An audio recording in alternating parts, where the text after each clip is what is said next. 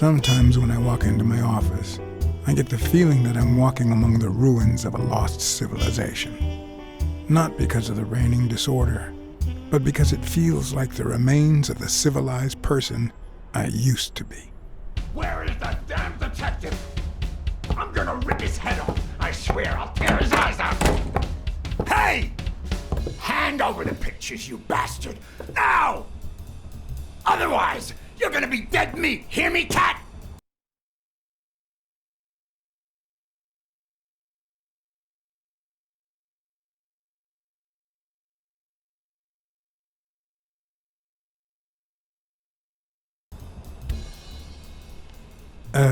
What kind of pictures are you looking for exactly? You know which ones. Me and a lady. 2 days ago. Ah, curious, are you? Plenty of things you could learn through. I'm gonna kill you!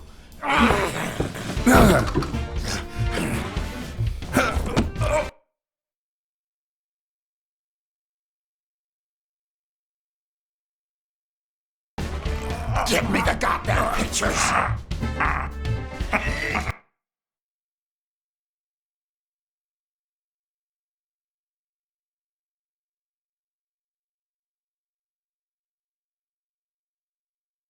It wasn't the first time I regretted hitting a guy like him. Or at least I bought enough time to aim at his soft spots.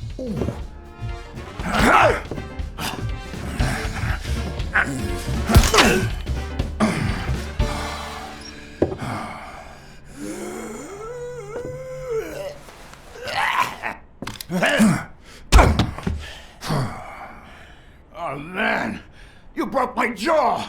Well, now it matches your marriage. If you show my wife those pictures, I'm dead meat. You'll ruin my life, please! I don't enjoy meddling in others' affairs, but it's my job, and I've got bills to pay. You're the one cheating on your wife, buddy. This is on you. Hey, I'm no two-timer, I swear. It only happened once, for God's sake.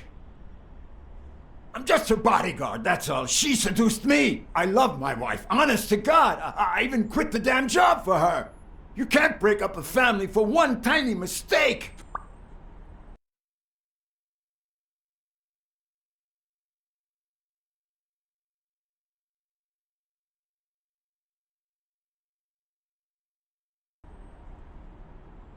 Breaking up your family? I don't think you need my help there, buddy. Okay, how about this?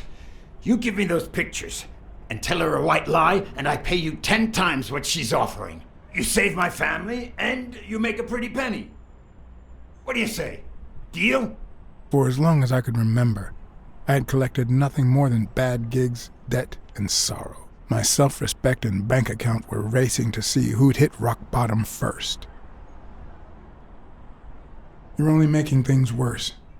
You better leave before I lose it. Look, partner, I've been asking about you.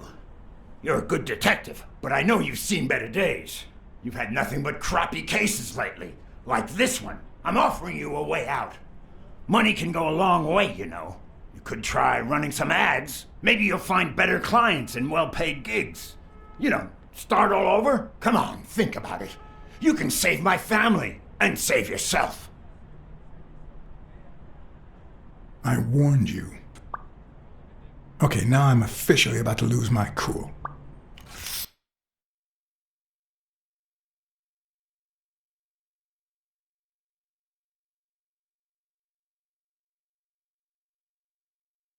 Three. You son of a... 2. Wait, man, don't shoot! 1. You are gonna regret messing with Eugene Colbert. I swear to God you will. My uninvited guest had left me several gifts. First of all, a swollen hand. That guy's skin was hard as a rock. Second of all, an empty wallet. Business as usual. Third, the feeling that my moral compass was far too calibrated for my own good. Last but not least, the certainty that more gifts were yet to come.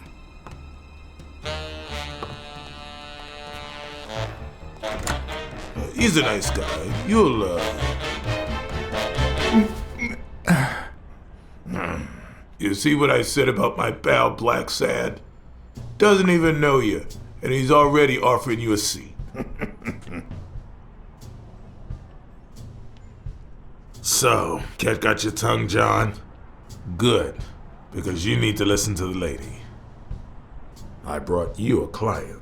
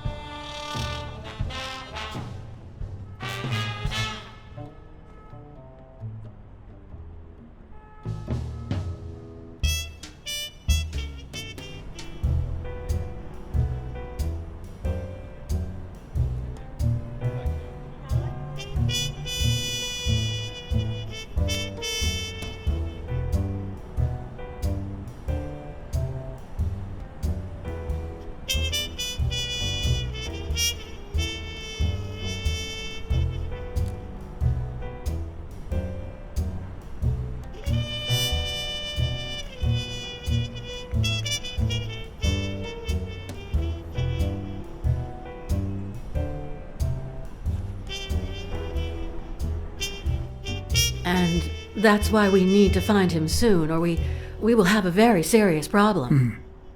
Thanks for the information and the picture. They'll really come in handy. Let me see if I have this straight.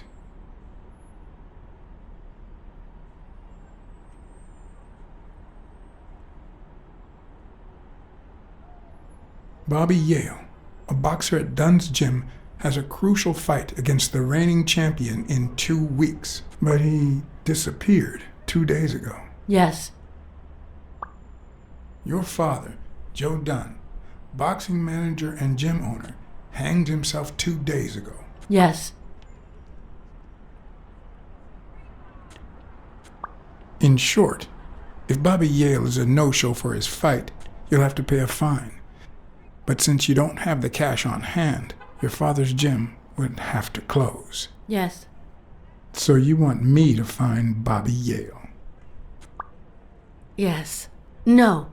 Jake wants you to find Bobby. Oh, I see. Well, first of all,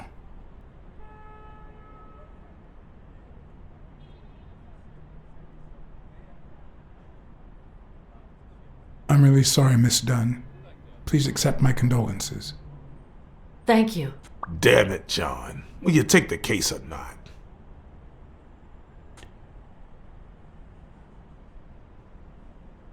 I will, but we're talking about Madison Square Garden. The stakes are high, which can only mean things will get ugly behind the scenes, not to mention pricey. Yes, Mr. Blacksad. If you find Yale and he fights, I'll be able to pay you whatever you ask for.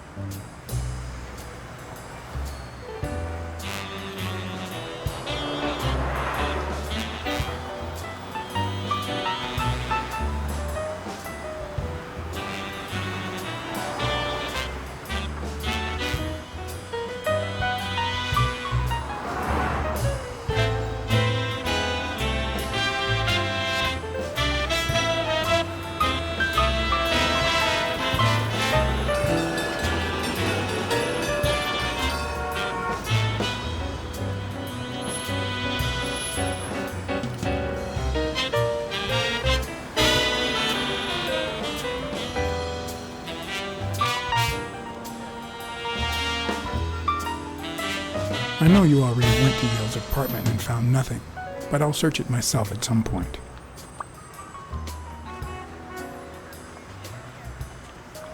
That cleaning lady, Mary, Purnell, the one who found Joe Dunn's body, she works part-time at Sam's Diner, just down the road on the left, right? That's right.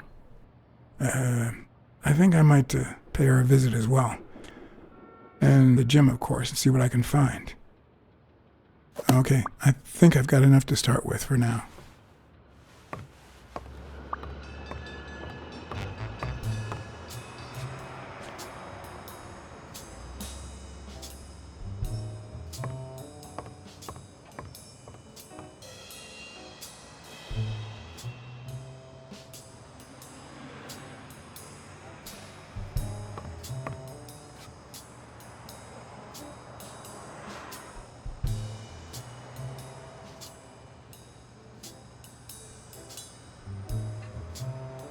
Is that done? Wow.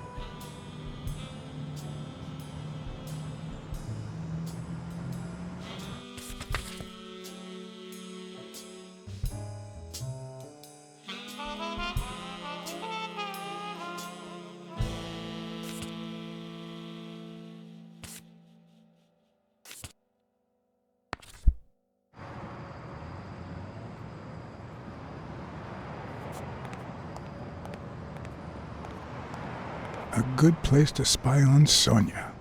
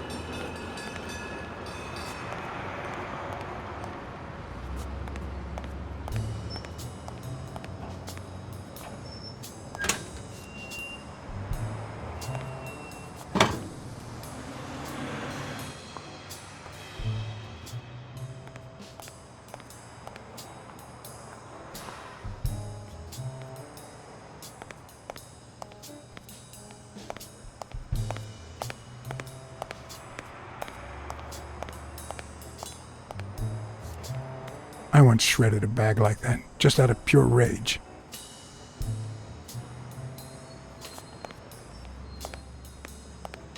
On the surface, it seems dry, but there's no dust, and it's damp under.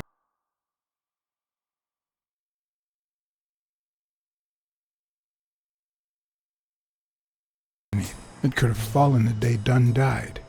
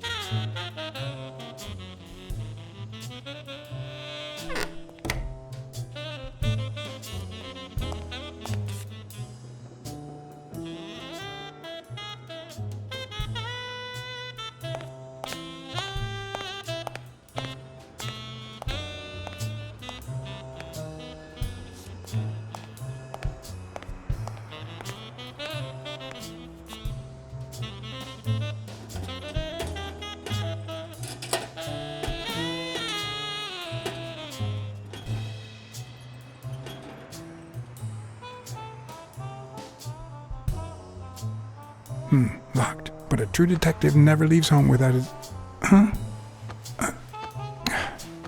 Sometimes even the most experienced detective has to go home to get his lockpicks.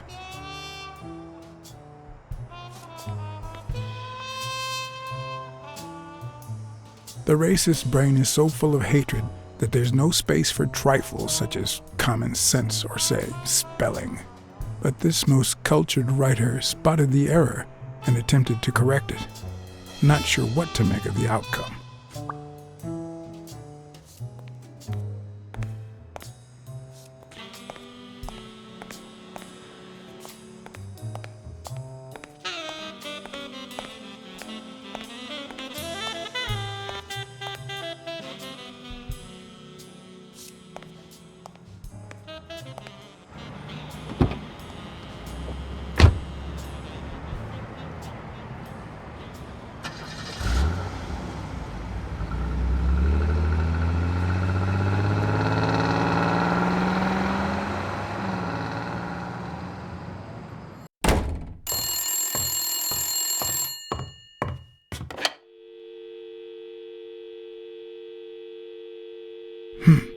I hope that wasn't a client, although probability would suggest a cold call, or even worse, the War Veterans Therapy Group.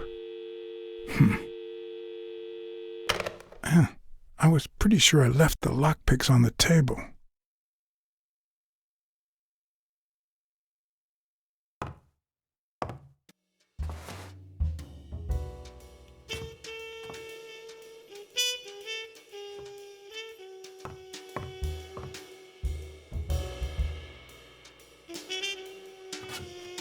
What if the only thing that keeps you going is the very thing that won't let you move on? It's too soon to say goodbye. She wouldn't hear me anyway.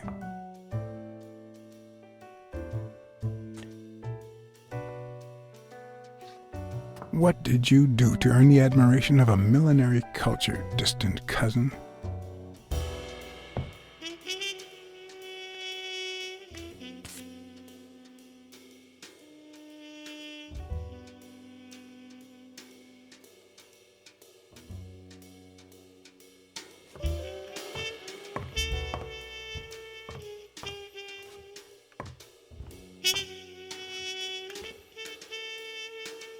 Police Commissioner Smirnoff smoked that cigarette.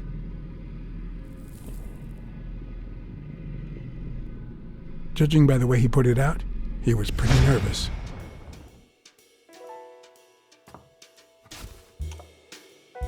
Smells good. Tasted even better the day Smirnoff brought it, in exchange for a favor. A favor no cop should ever be paid for.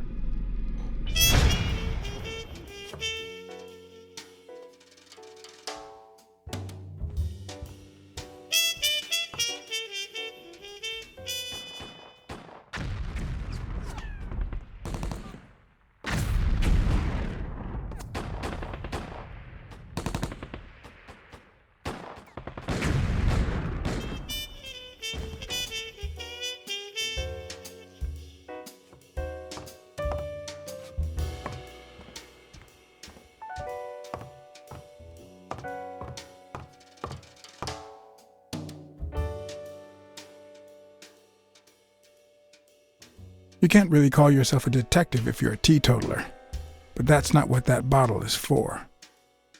The truth? I use tequila to clean my lockpicks. In fact, I just finished cleaning them when that rhino walked in. Maybe we knocked them down during the fight.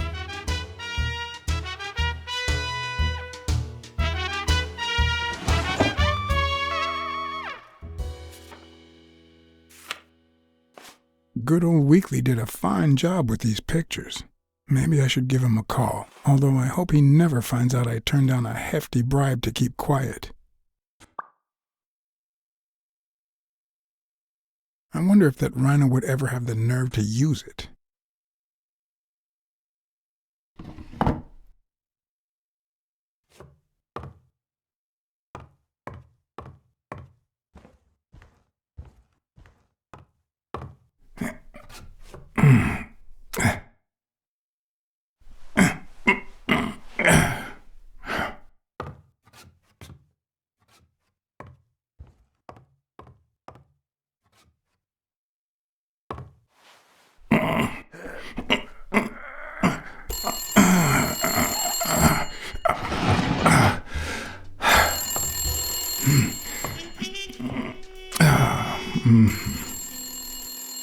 Most detectives feel safe with a gun in their pocket.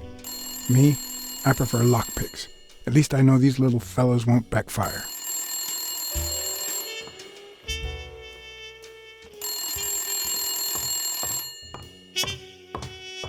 Sometimes, I also use it to type out reports that nobody reads and invoices that nobody pays.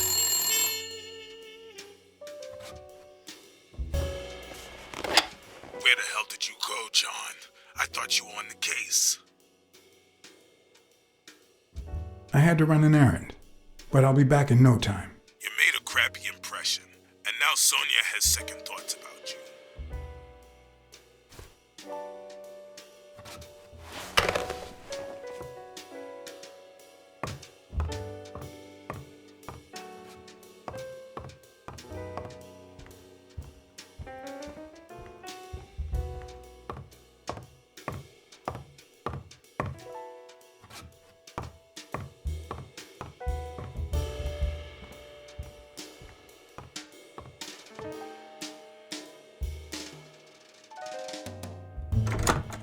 Looking back, I wish I'd never found my lockpicks.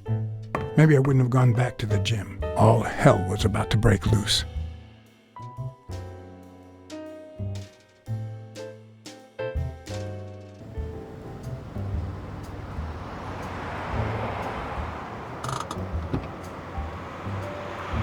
Bobby Yale's place was on the way, so I decided to drop by, lockpicks in hand. The gym could wait.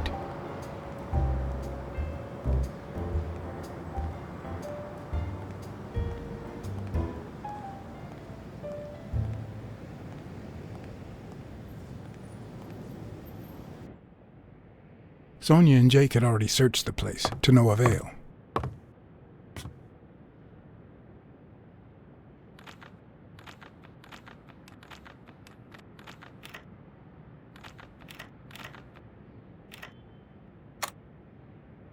But a good detective would have better luck. I know it might not seem like it, but...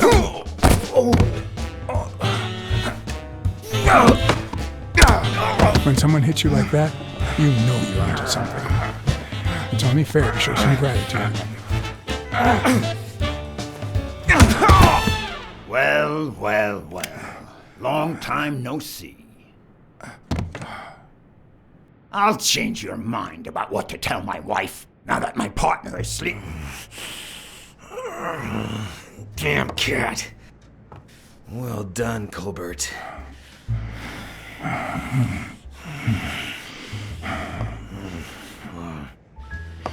Now.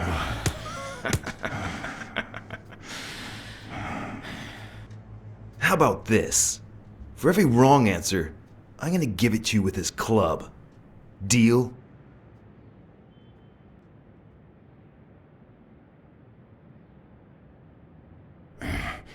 Didn't we just witness your lack of aim? Wrong answer. First, well, second question. What the hell are you doing here?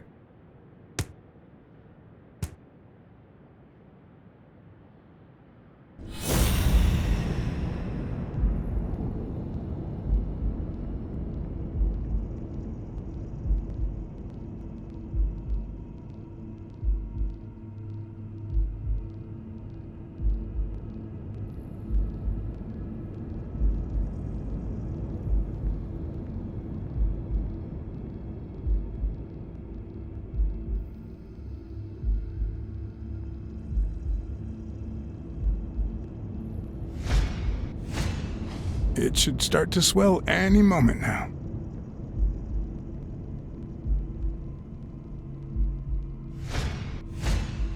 A shamrock? Is he Irish?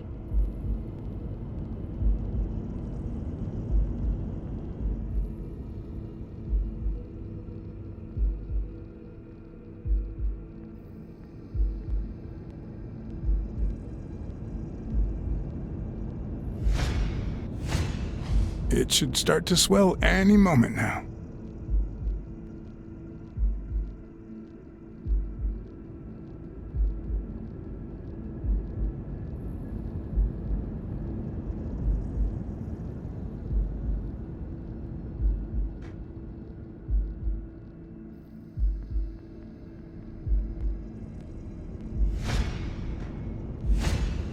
A shamrock? Is he Irish?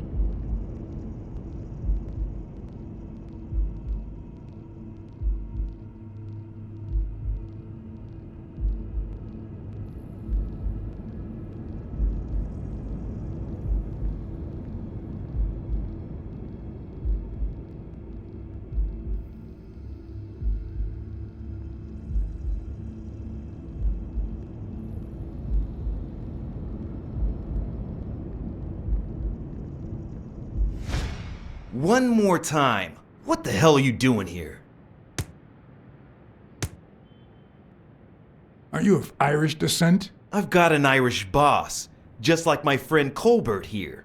I'm sure the name O'Leary rings a bell, right? Desmond O'Leary. If you live in New York City, you've certainly heard of the richest bookie in town. After everything that's happened, I was beginning to feel like this case was finally moving forward.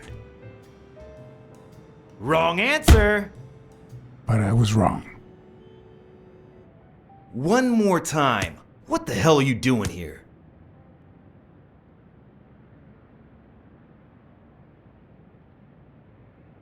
I know your friend Colbert and his wife. Now he wants to insult you. All right then. He's all yours. All right. Now it's your turn. I'll call the boss.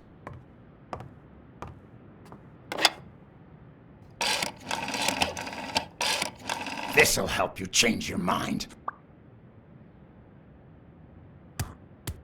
Desmond, we caught some damn detective snooping around Bobby Yale's place. Yeah, hired by Dunn's daughter. Safe and sound? What do you mean exactly? Oh, sure. Will do. Colbert, stop hitting him, you beast. What a shame. We were just getting to know each other.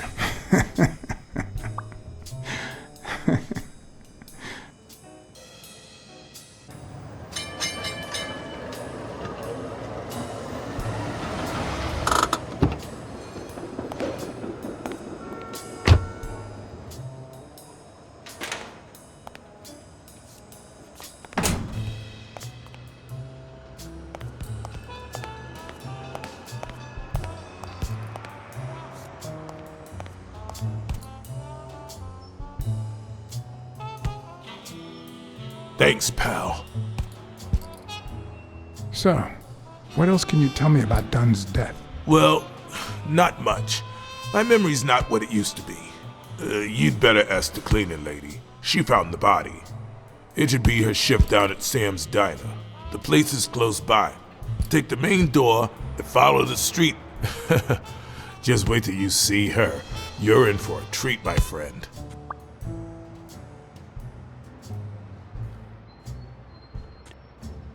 What can you tell me about Sonia Dunn? She's hot, ain't she?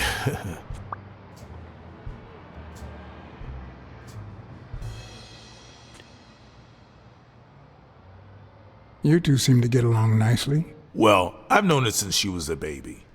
But she sure has grown, if you get my drift. I hadn't seen her since she left for college about 4 years ago. It seems like her father's death didn't really upset her. Well, she likes to play it cool, which makes her really hot.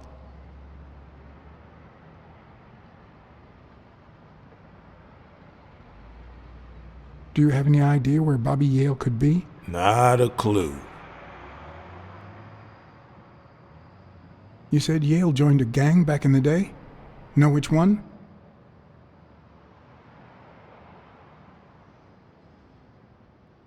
Hell, I don't know, John. This is New York City. There are more gangs than people.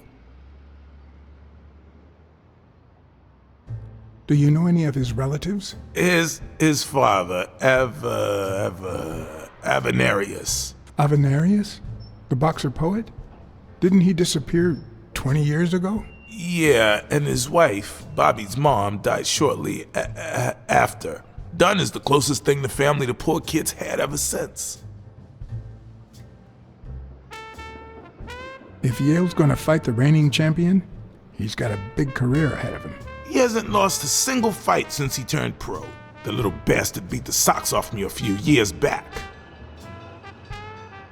I dropped by Bobby Yale's apartment. I think he might be involved with O'Leary, the bookmaker. You sure? Yale had some dark years, no doubt, but Dunn turned him into a decent guy. I'm no detective, but I wouldn't follow that lead.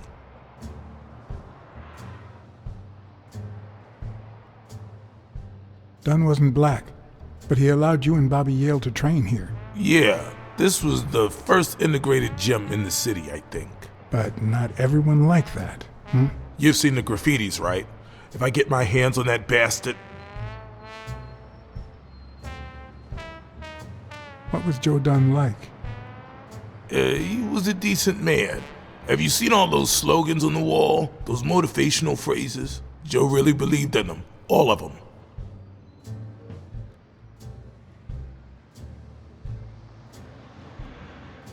He played the saxophone, right? Yeah, pretty well for a white boy. But he quit when his wife died. Makes no sense, right? I mean, nothing draws chicks like the brass. Why quit when you're finally free? Ha ha ha ha.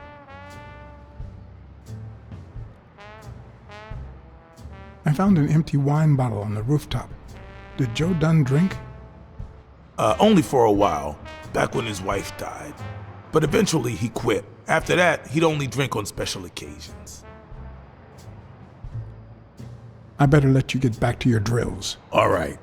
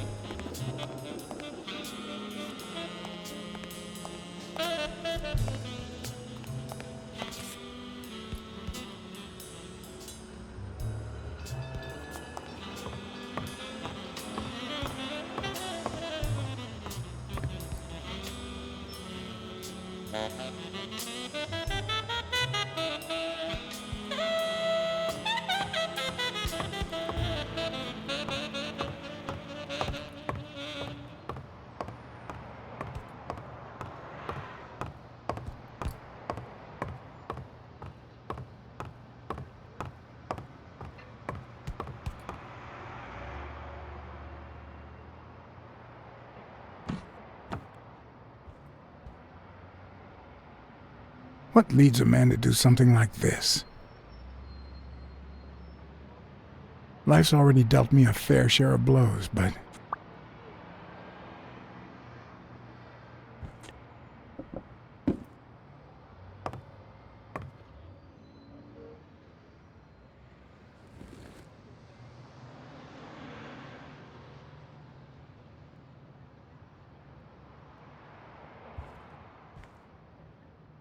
I don't know why. Something just doesn't add up.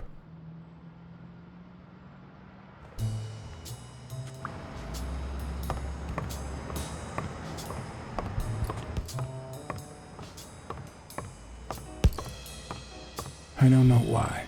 Something just doesn't add up.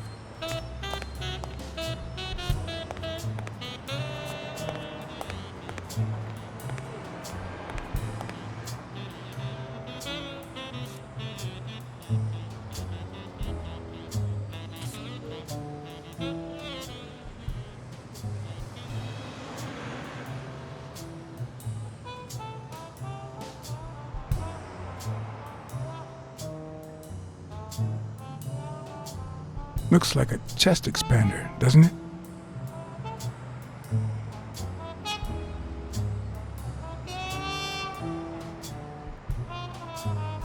Good morning, sir. Good morning to you. John Blacksad, Private Eye. Would you mind if I ask you a couple of questions? Not at all. Proceed, Your Honor. Were you here on Sunday afternoon? Yes, indeed, kind prince. I came down to watch TV after having run the New York City Marathon in record time.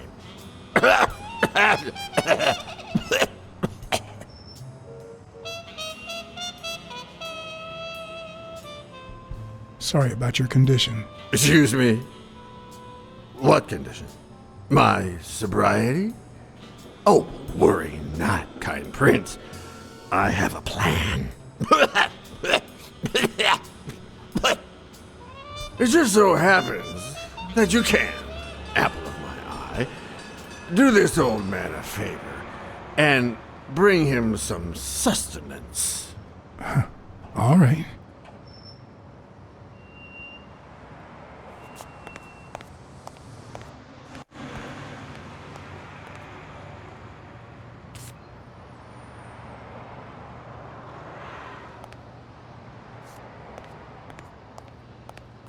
I might just be the last person in New York without a TV.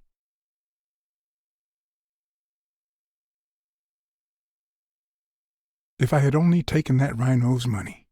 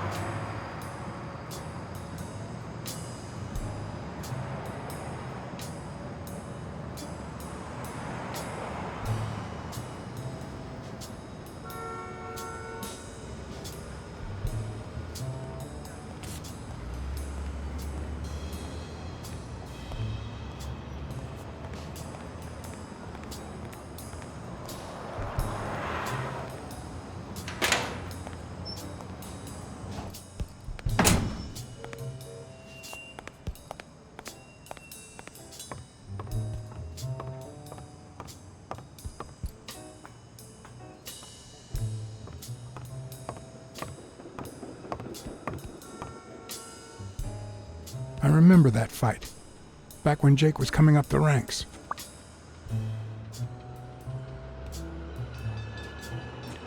Looks like Dunn liked to measure his daughter and Bobby Yale each year. Sonia's measurements stop at 18, and there's a gap in Bobby's between ages 15 and 17.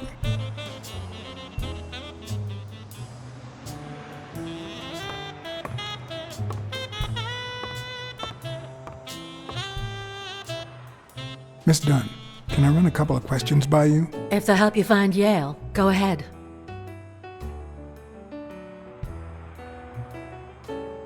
Did you and your father get along?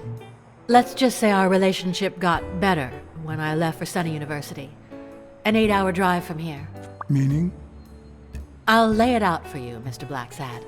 My father, Joe Dunn, disappeared the day my mother died. He became a shell of himself. Joe Dunn, my legal guardian. A man who gave me food, shelter, clothing, and an education. And that's more than you need to know.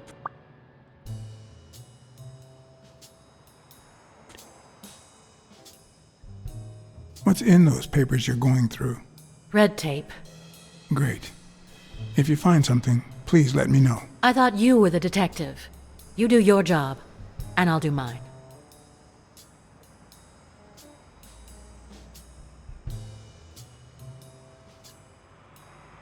What can you tell me about Jake? I thought you were friends.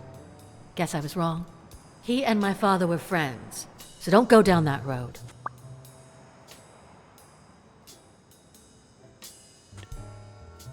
Did you get along with Bobby Yale?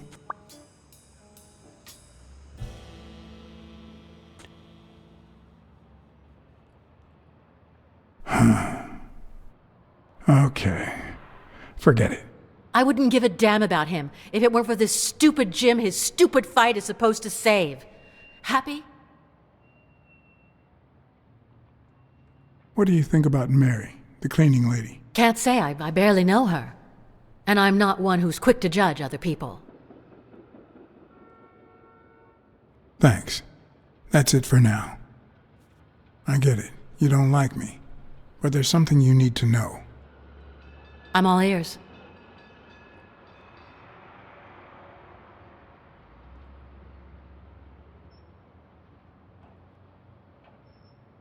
I know this must be tough, but it's no excuse to treat me like that. Duly noted, Mr. Blacksad.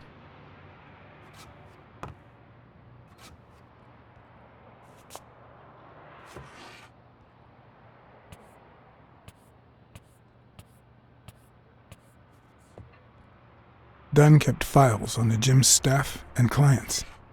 Name, address, and date of birth.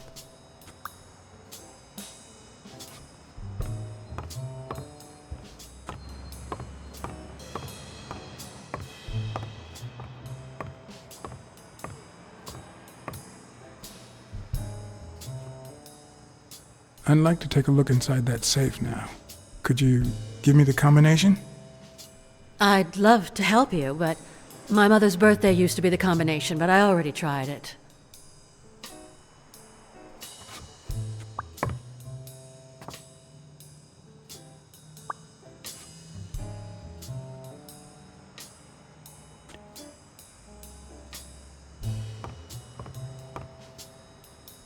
Seemed like a happy family.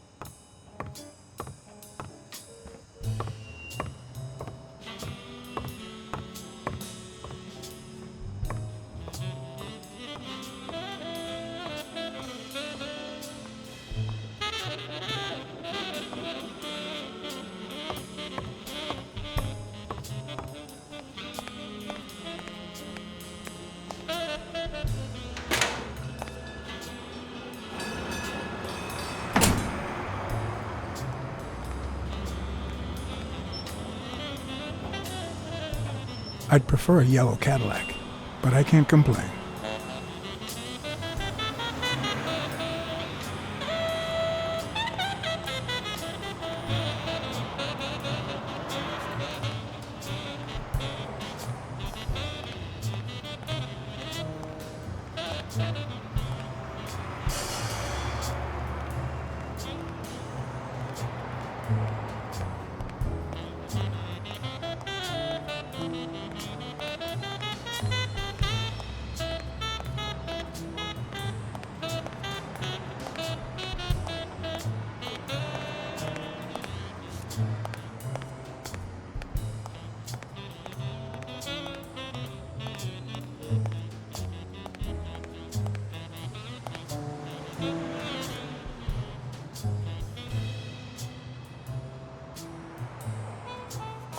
Hi, Who are you? Oh, yeah. You bring my lunch? You hound. I mean, cat. do you want anything in particular? Nothing particular. Just something that fits in my mouth. Anything with cheese. Yeah, cheese. Lots of cheese.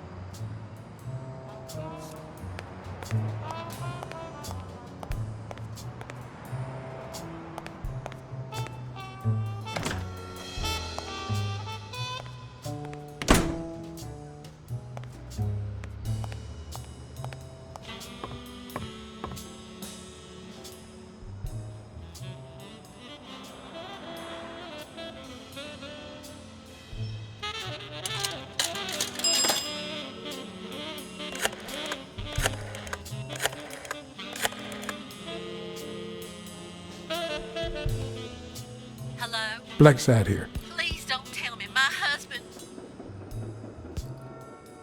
Yes, Mrs. Colbert. I'm afraid you were right to hire me. Oh, that filthy good for nothing. I'm gonna rip his horn out.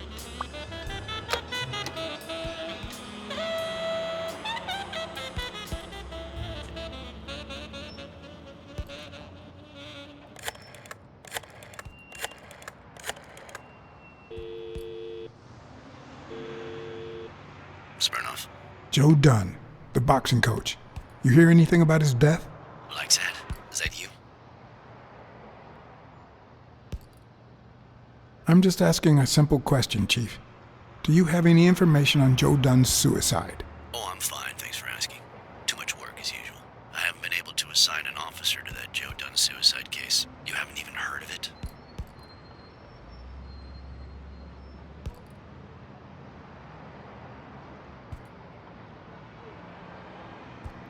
You know I'm bound by client detective confidentiality privileges. And you know I'm bound by law enforcement confidentiality. If you find anything relevant or start feeling a bit more talkative, give me a call. Always a pleasure, John.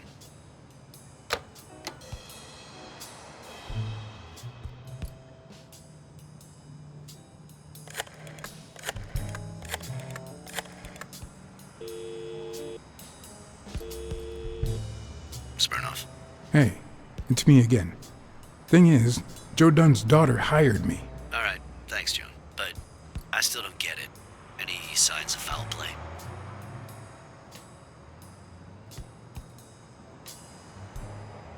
His pupil, Bobby Yale. No one's seen him since Dunn hanged himself. Well, his coach killed himself a few weeks before his big fight. Must be drowning his bad luck in booze in some gutter somewhere. So, are you gonna help me? Why should I, Mr. Client Detective Privileges? Anyway, I'm afraid I don't have anything useful to share. And it seems like you don't either. But if you do find something, give me a call. We've been friends for a long time. And you think this is what two friends talk about on the phone? Good to hear from you, John. Take care.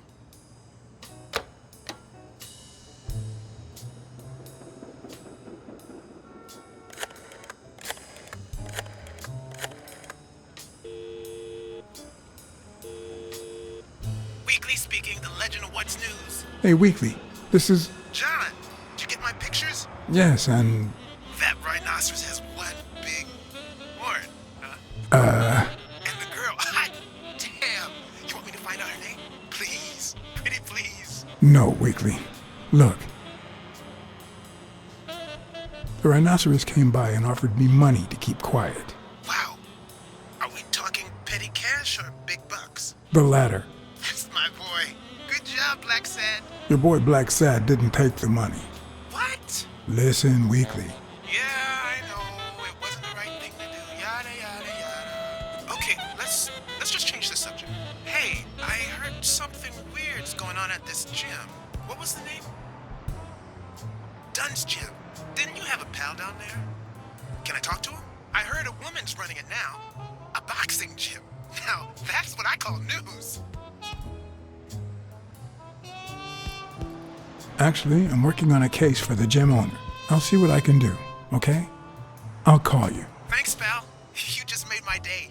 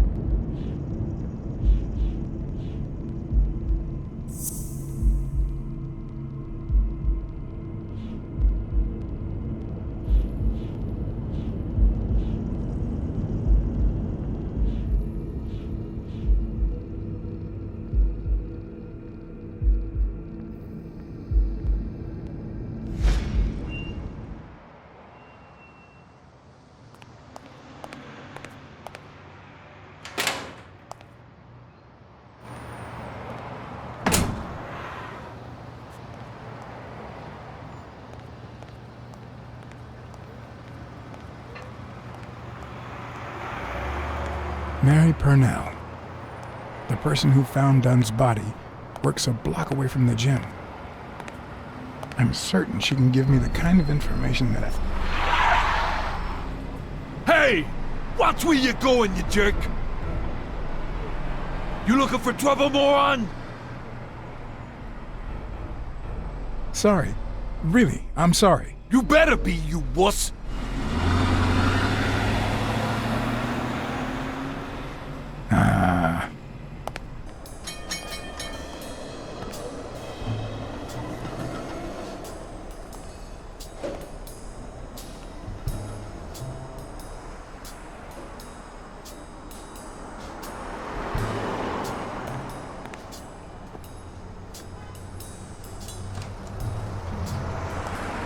And there you go.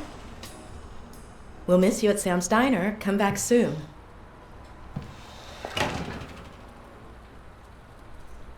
Welcome to Sam's Diner. What can I get for you? BlackSad, Private Eye. I work for Sonia Dunn. I need to ask you some questions about Joe Dunn. Sure, but I'm working right now. Maybe later? I only see one customer sitting at the counter, and he's asking for your cooperation. All right.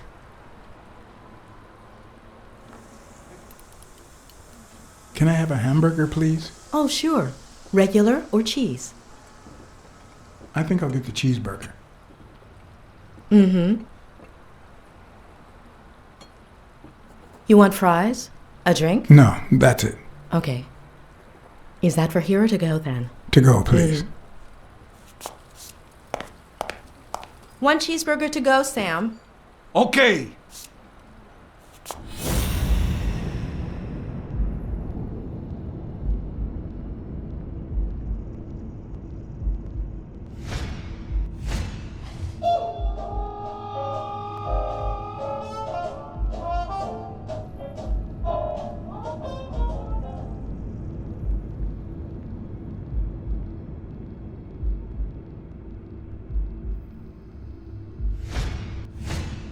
They look puffy and tired. Sleepless nights? Hectic days? Or has she been crying? Perhaps all of the above.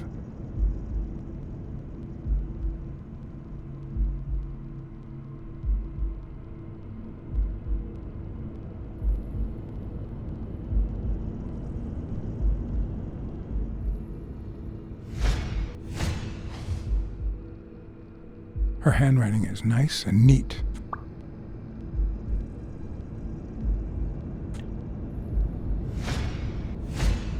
Smells like cinnamon.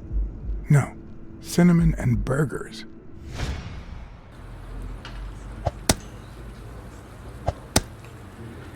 Your burger is ready.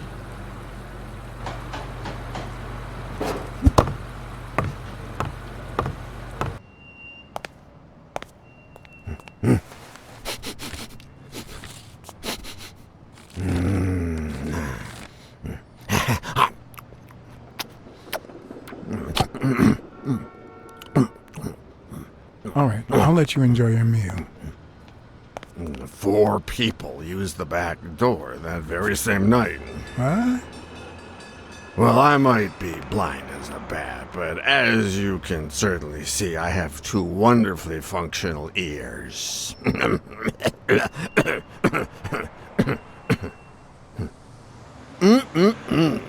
Thank you very much for remembering the cheese, by the way. 4 people used the back door 2 days ago? Yeah, that's right. Who was the first person to use the back door? Someone big. Unlocked the door, stepped inside, then came right back out.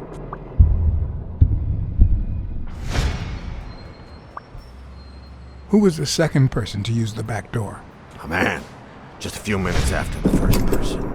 He came back out muttering, "Ungrateful bastard." Then he threw something in the trash and walked back in. Oh, no, wait. Before that, he gave me a coin. A coin? I mean, do I look like I need spare change, huh? I mean, I'm staying at the million-star hotel, for God's sake.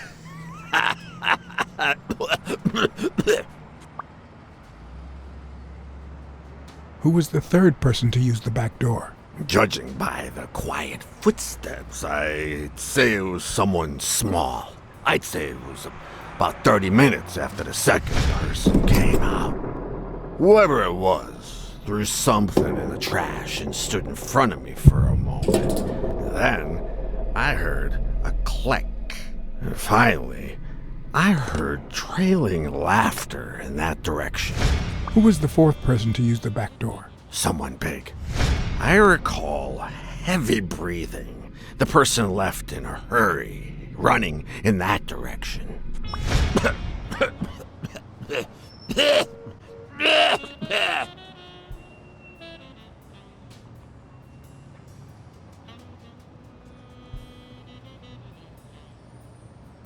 There's a chest expander in your cart. A what expander? A thingamajig with 3 springs. Oh, the thingamajig with springs. Oh, I got it from the trash, back there. You were acting a bit strange before, but now you seem fine. Why is that? Hey, you got great vision, sense of smell, and hearing. Why is that? Well, I'm a cat. Well, I'm a goat.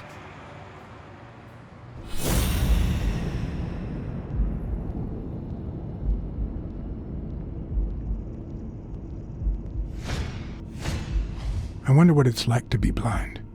Would I cope?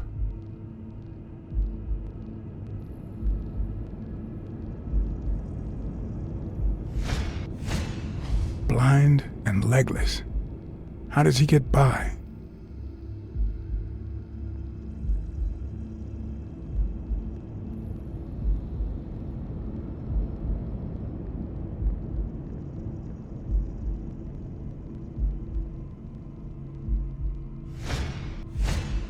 Looks like someone used it as a punching ball.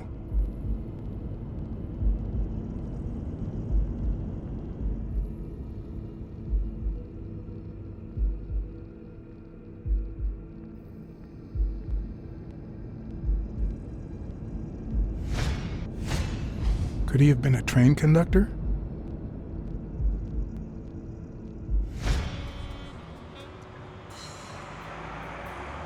Where did you get that paint can?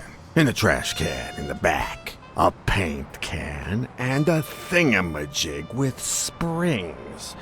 What a night! That's all for now. Thanks.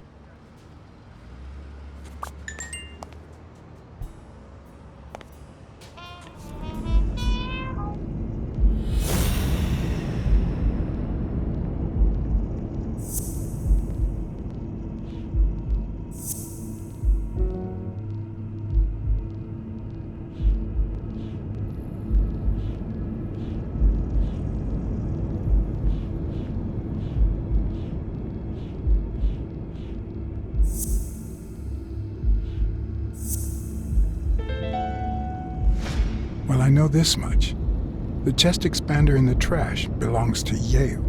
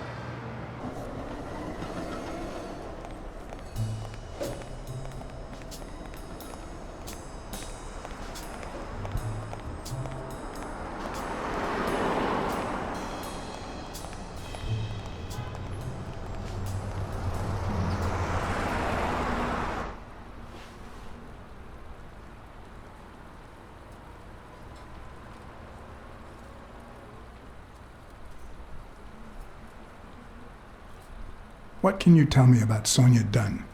I barely know her, but she looks like a smart girl, poor thing.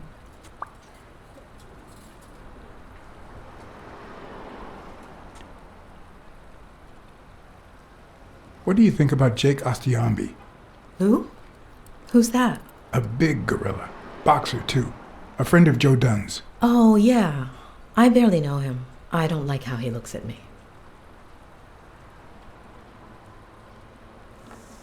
Can I ask you about your job? Which one? How long have you worked at the gym? It's been, 4 or 5 years? Although, I don't think I'll be able to set foot in there again. This must be really hard for you. I'm sorry. Tell me about your work here in the diner. Oh, it's wonderful. I love it. My boss. Oh, glad to hear that.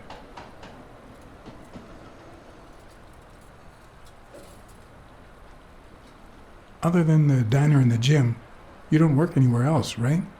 I wouldn't have the time, although I'm not sure I want to continue working at the gym.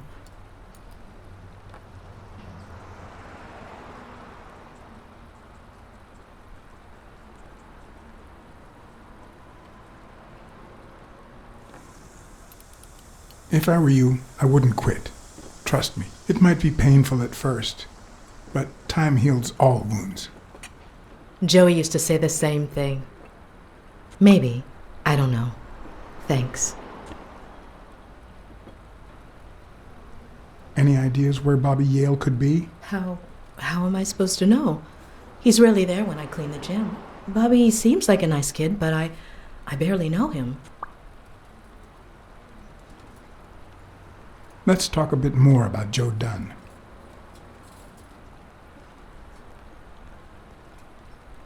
What kind of boss was Joe Dunn?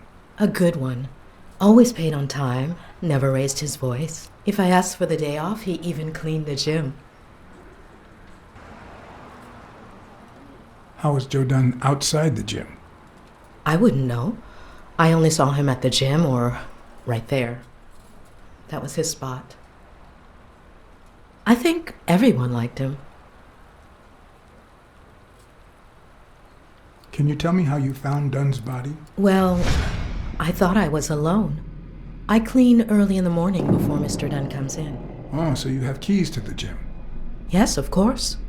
There was paint on the floor, so I thought it'd be a busy morning. And then I saw him, hanging there, like a baby mobile over a crib. Then I think I panicked. When I calmed down, I called the police and waited outside. Sorry, that's all I can say. Don't worry. But if you remember anything else, let me know. Thanks, but I still don't get why he'd commit suicide.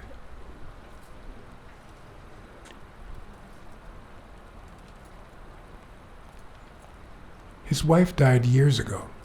Maybe he never got over it. Yeah, I don't know. Or maybe he did. That was a long time ago.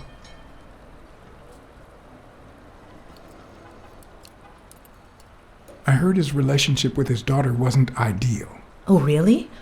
Poor man. I don't have kids, but that has to be really hard.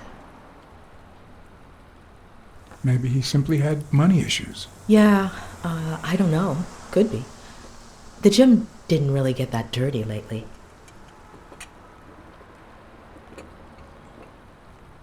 Have you remembered anything else about the moment you found Dunn's body? I'm afraid not.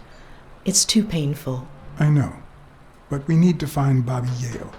Anything, any minor detail, could really make a difference. I'll try.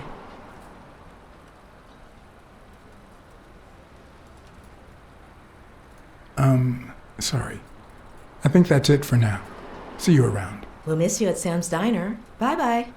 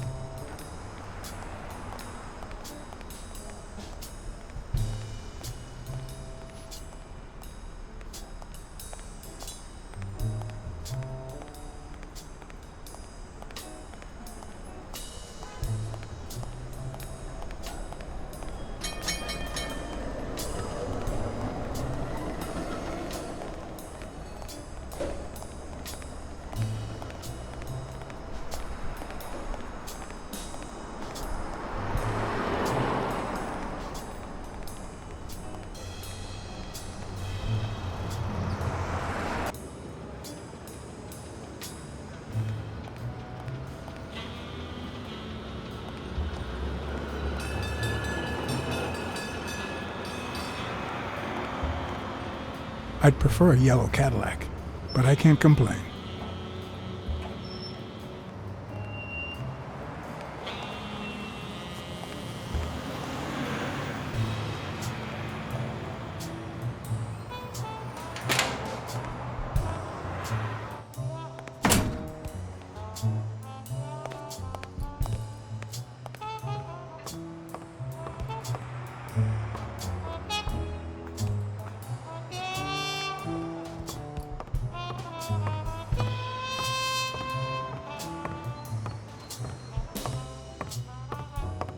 Dunn's room had quite a view.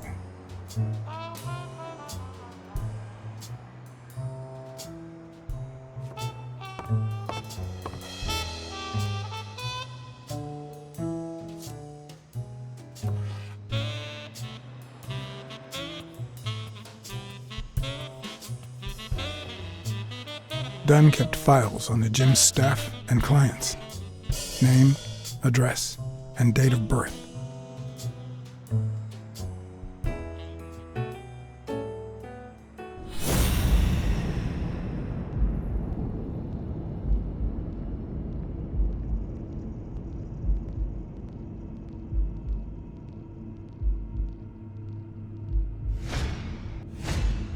Big, bright eyes, looks well rested.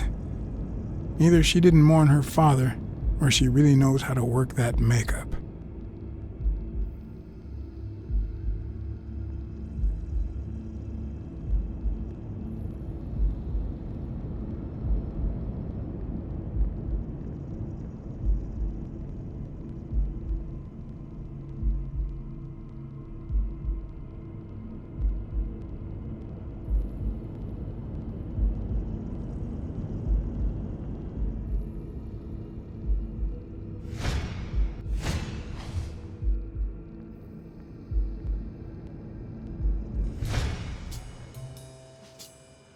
What the?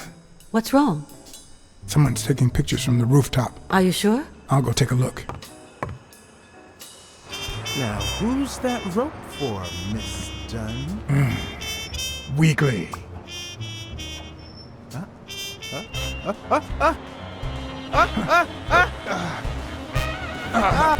What the hell are you doing here?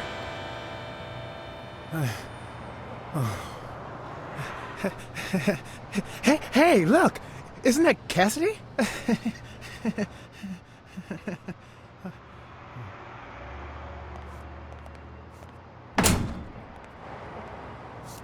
Don't change the subject, you sad little... Why don't we settle this over ice cream, huh, John? Just like in the good old days. How did you get up here? I don't want anyone to see you.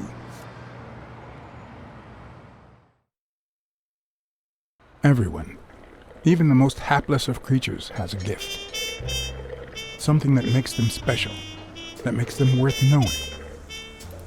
Foul-smelling Weekly is no exception. No matter what he does, it's impossible to stay mad at him for too long. This bourbon shake is delicious. Want a taste? You know I don't like milk. Your loss. So, Joe Dunn hangs himself and leaves his gym to his daughter, which makes her the first woman to run a boxing gym, I think.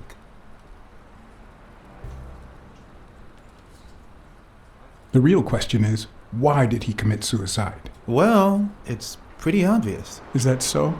Care to shed some light on this, Sherlock? Oh, there's no need to look for reasons. People hang themselves every day out of sadness. And stuff like that. End of story.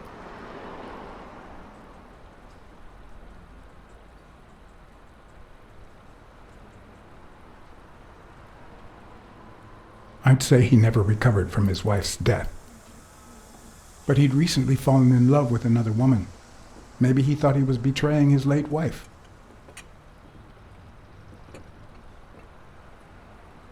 Well, it doesn't really matter. It's just a hunch. I wouldn't bet my life on it. I've got other suspects, like O'Leary, the bookmaker. Desmond O'Leary? The same O'Leary who used to date Helen Moore? America's sweetheart? Now that's a woman. And then there's the walrus. Who was that guy? Come on. You've never heard of Frank Cassidy? The president of the Boxing Managers Association? Who's also Stone's agent, Bobby Yale's rival. He might know why Dunn killed himself, right? I decided to ask Weekly to investigate Cassidy. My reasons?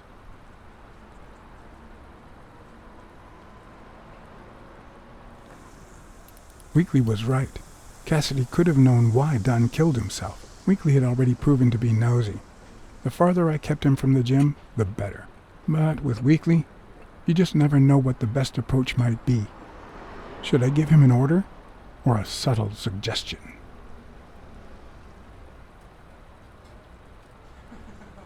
Yeah, you might be right about Cassidy. But, it won't be easy to make him talk. He seems like a pretty tough cookie. Only a thorough and efficient detective could pull it off. But the problem is, I already got enough on my plate. You're a lucky man, John Blacksad. I don't follow. You just found the thorough detective you need. Oh, of course. What a great idea. How did I not think of you? Hey, don't sweat it. But you'll have to do me a favor. Tell Sonia Dunn that a legendary journalist from What's News wants an interview. Weekly, please. Well, if not, bye-bye, Cassidy.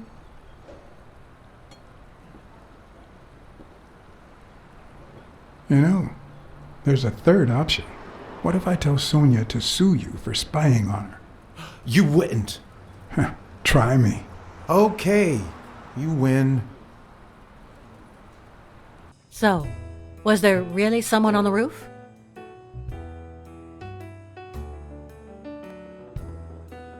No one. I must be seeing things. A hallucinating detective. This must be my lucky day.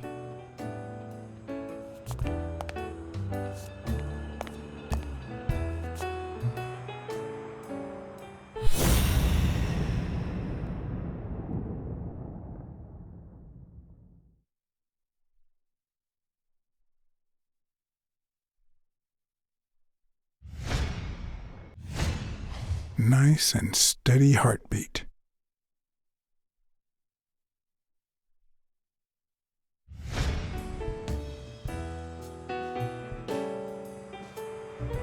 I saw you arguing with a guy named Cassidy.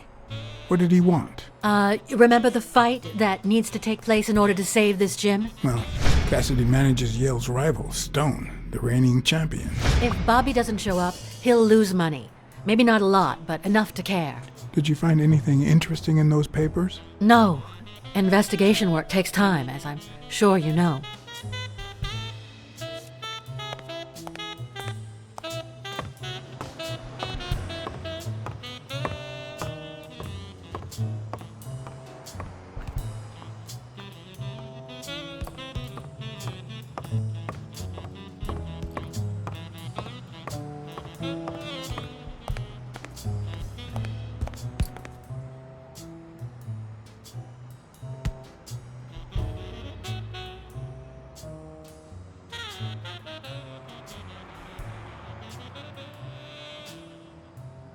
Joe Dunn or Joey Dunn?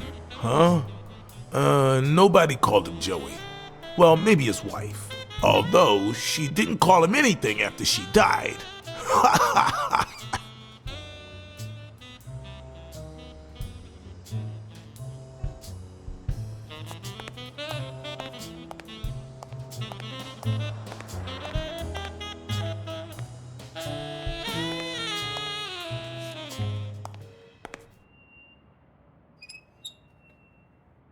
Of course.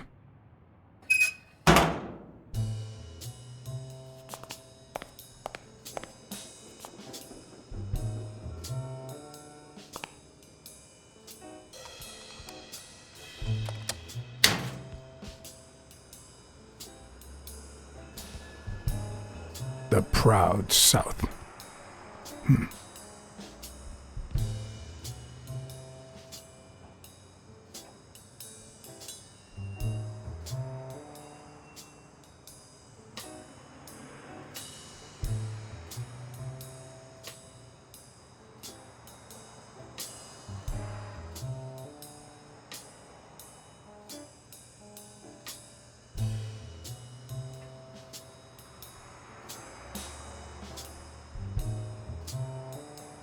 Bastards. Smells like paint.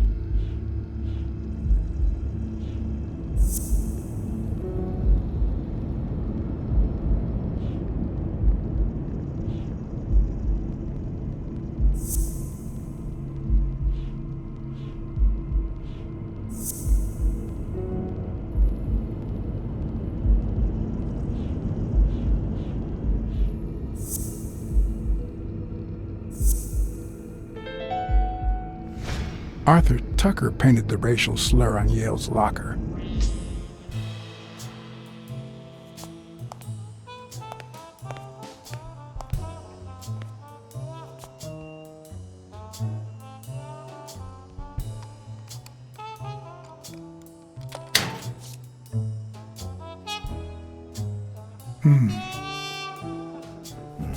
What the hell? Jake, give me one good reason not to smash in your face. What the hell are you doing in my locker?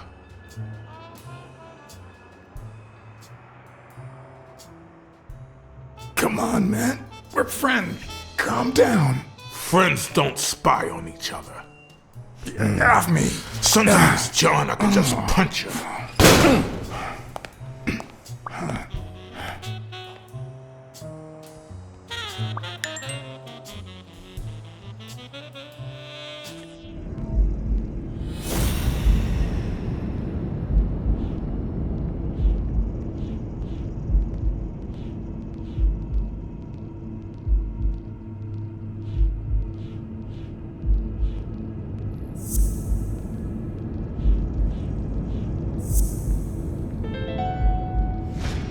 Why do you have that pen, Jake? What mess are you in?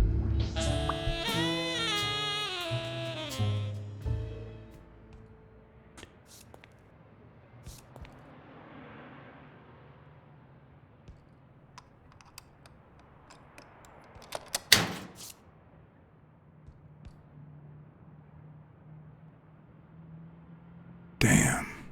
I'd forgotten that Jake used to work for Natalia. This proves I was right. It's too soon to move on.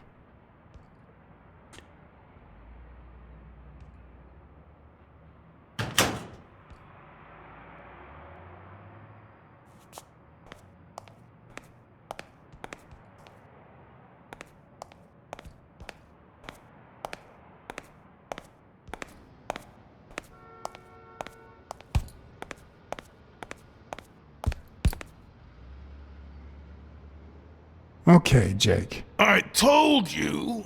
Desmond O'Leary. Huh? I know you work for him. Now you're just making stuff up. Why would you say that?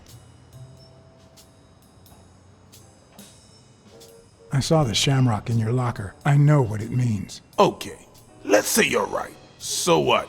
What are you gonna do, huh?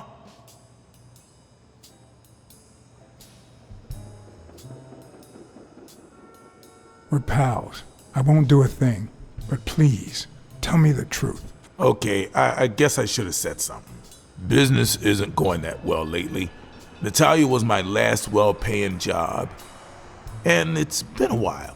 Then O'Leary shows up and offers me a bodyguard contract. What was I supposed to do? Yeah, I understand. Seriously, you don't seem like the type to accept shady offers.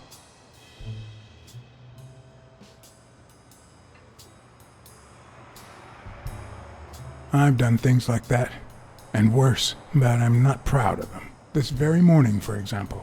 Hey, O'Leary might run an illegal gambling operation, but it's not like he's killing people or conning widows, and I'm just a bodyguard. I make sure no one gets hurt.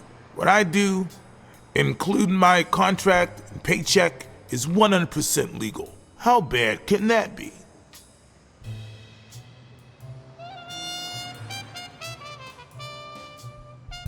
O'Leary pays you with dirty money, and you're part of a criminal organization.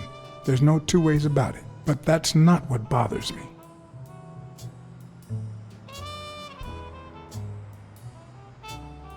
I know you're covering up O'Leary's role in Joe Dunn's death. Huh?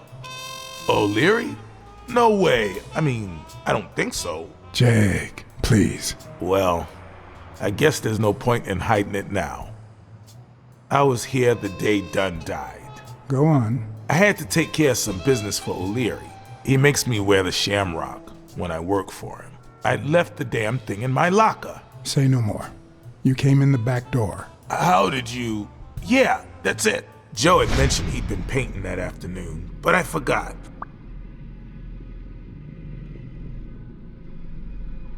I stopped in my tracks when I saw him screaming bloody murder at Bobby Yale at the top of the scaffold.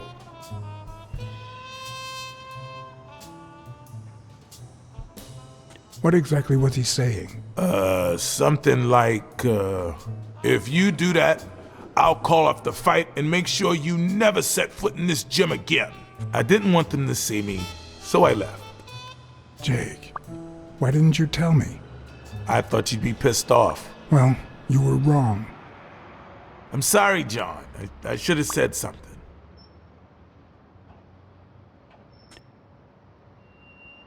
Don't worry. We all make mistakes. Time to go. I need to think about everything you just told me. Thanks, John.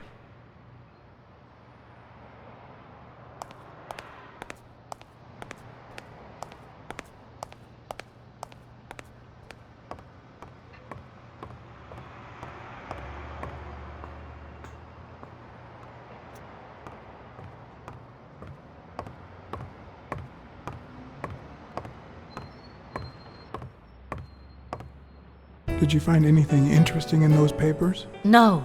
Investigation work takes time, as I'm sure you know.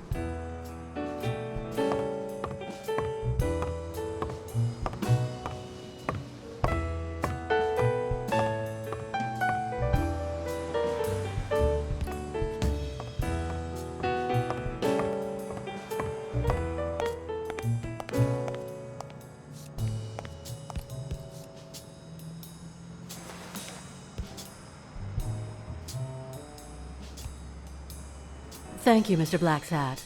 Does the postman always leave your mail on the floor? I don't know, I...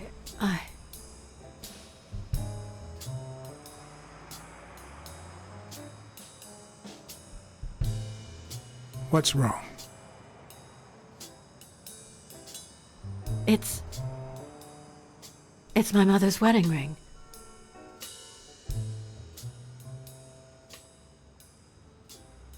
Who had it?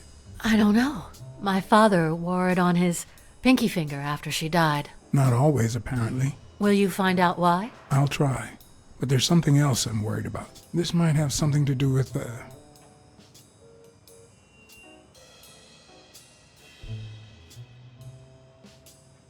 with your father's death. Oh my, yes. It could be. Will you please give me a moment? Of course.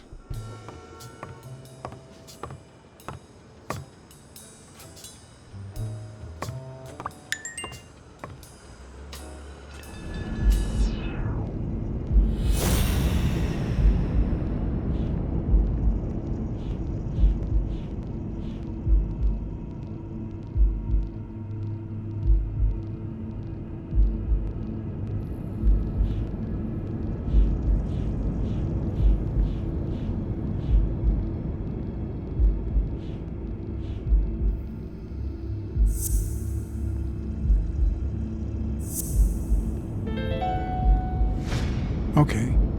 Mary put the wedding ring in the envelope and wrote Sonia Dunn on it. But why did she have the ring in the first place?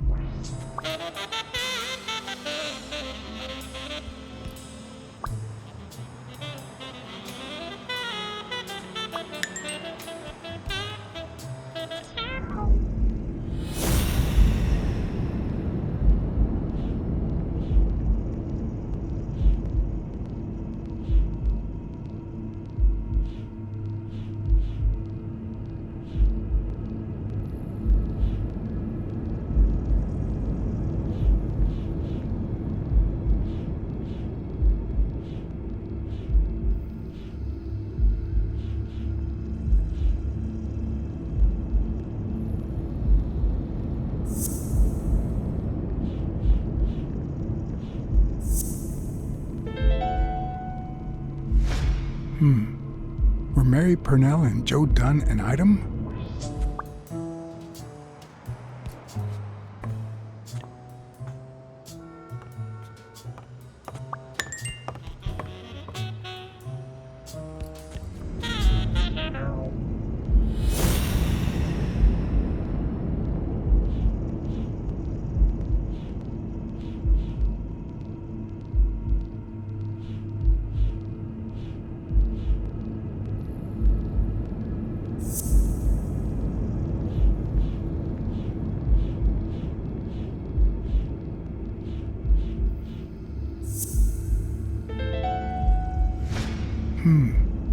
What if Mary's birthday is the combination to the safe?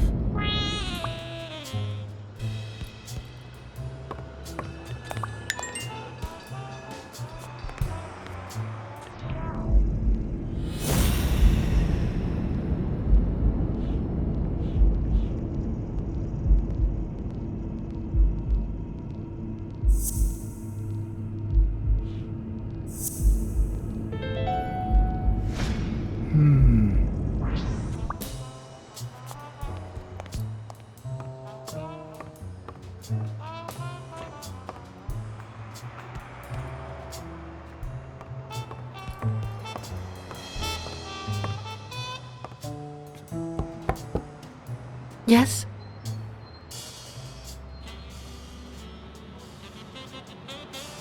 I need to search your office. Go on.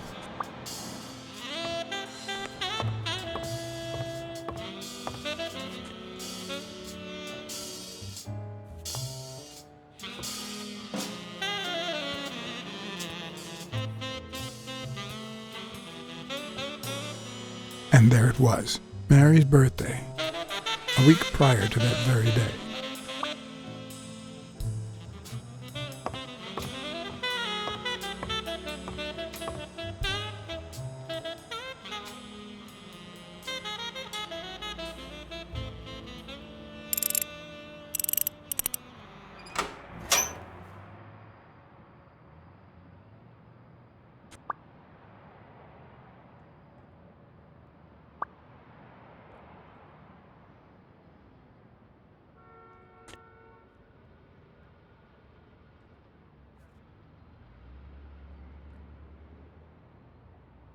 You opened the safe? Yeah, and I think you need to see this. Can you tell me what it says? All right. I think this might be useful for the investigation, Mr. Detective. He left everything to me, except some boxing trophies and knickknacks that'll go to Bobby Yale.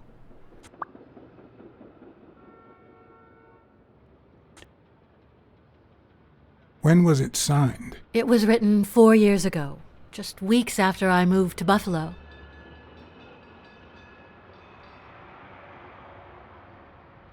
Do you think Bobby Yale read it before he disappeared? Maybe. Congratulations. You're one lucky lady. I'll pretend I didn't hear that. All right. Thanks.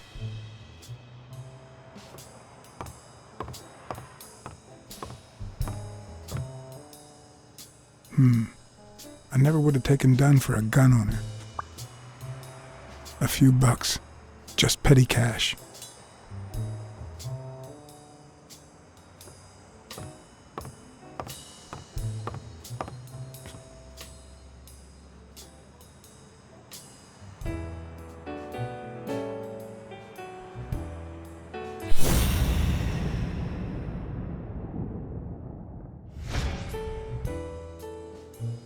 You see, I've got this friend.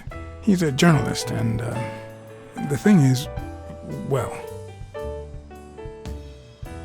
he would like to interview you. Why? A woman running a boxing gym? That's quite the story. And how did this friend of yours find out, exactly?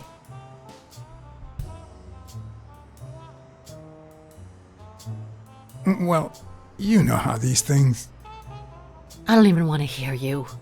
I just hope you prove your professional worth before the day is over.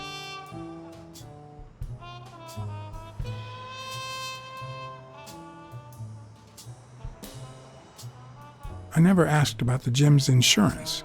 That's exactly what I'm reading now. So far, it looks like your standard small business policy. I think I know who had your mother's ring. You do?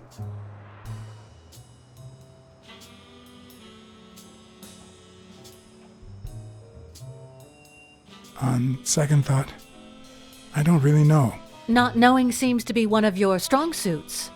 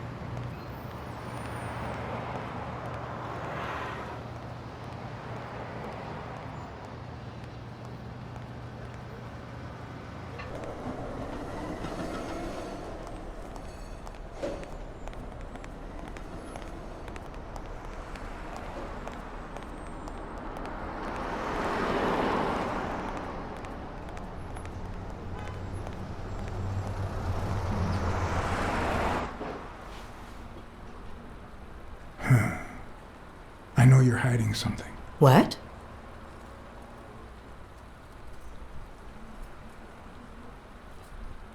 I know how much Dunn meant to you.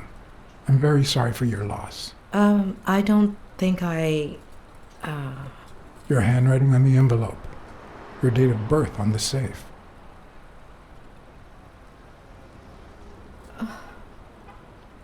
My goodness. I can't talk here. My shift is over in 10 minutes. Can you wait a while? Can I get a refill over here, Mary? Coming right up.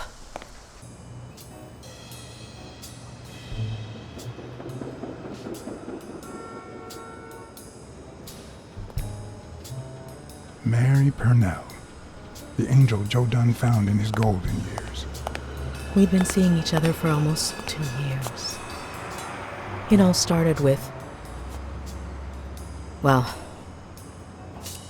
Weekdays, I start cleaning the gym at dawn, before my shift at the diner. Joey always came in early, just a little after I got there.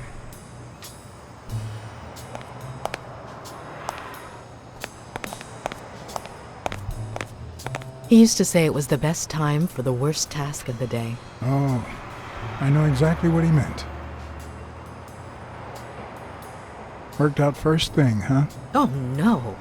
He used to say that showing his boxers how to fight was exercise enough. Paperwork. He just hated it. But that was just him. Instead of putting off the things he couldn't stand, he did them as soon as possible. One morning, he saw me crying. I was having a rough day and...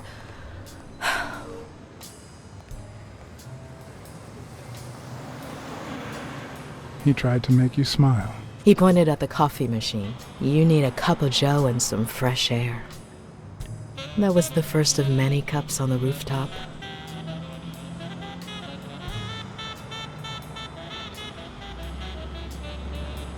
Which is where Dunn seduced you. That word is a bit too much, Mr. Blacksad.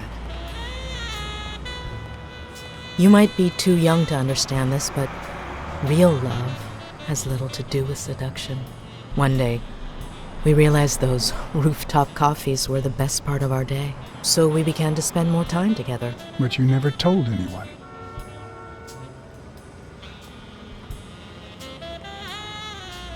Why did you keep it secret? For Sonia's sake. She and Joey drifted apart after her mother's death. He was afraid that our relationship would only make matters worse. Until one day, on the rooftop, we realized just how serious our relationship was, and we decided to turn those moments into a lifetime.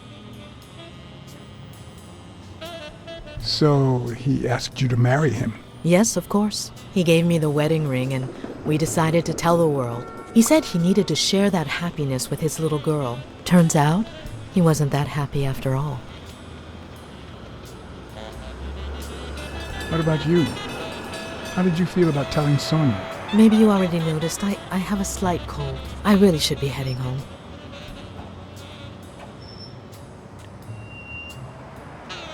Maybe you should cover your neck. I lost my scarf a while back, not sure where. And now, if you'll excuse me, that's my bus stop.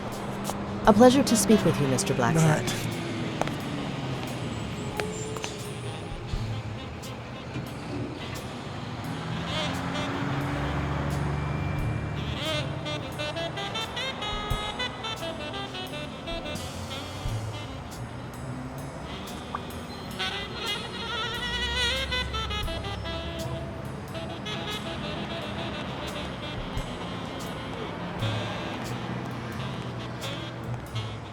I'd prefer a yellow Cadillac, but I can't complain.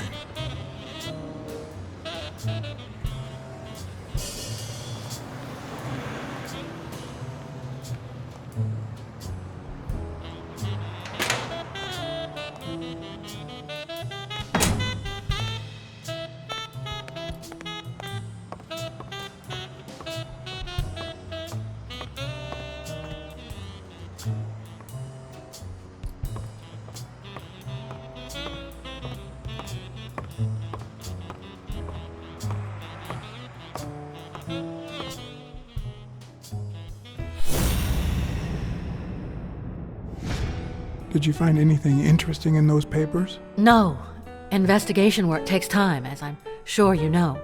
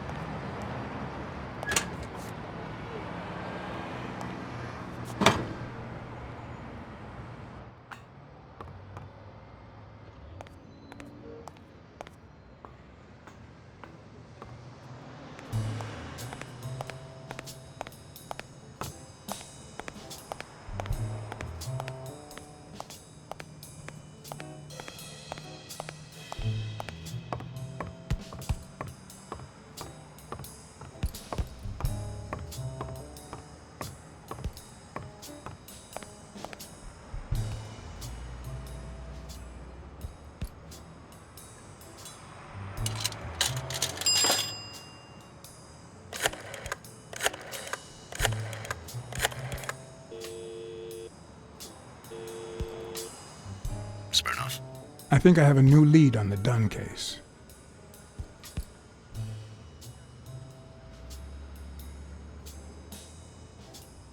I went to Yale's place and ran into O'Leary's men.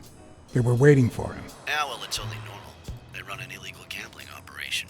If a fight's canceled, they lose money. I'd love to take a swing at O'Leary, but we can't base the case on a hunch. I'm not finished yet. I think I have a new lead on the Dunn case. A close friend of Dunn's works for O'Leary. You mean that gorilla? Your ex's bodyguard? We know. O'Leary is a respectable citizen, until we prove otherwise. So there's nothing wrong with him hiring a bodyguard. You're gonna like what I have to tell you about the Dunn case.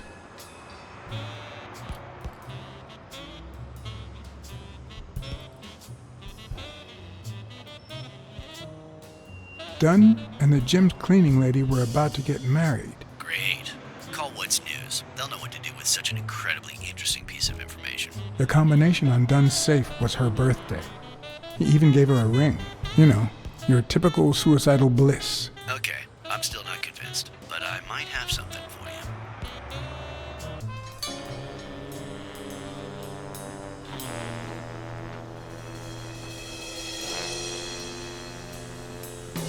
Life is often off-key, like a bad song. The notes come together but feel flat, unable to create anything resembling music. And yet, there are ways to string them together to create harmony. Ways that are not always entirely in our hands.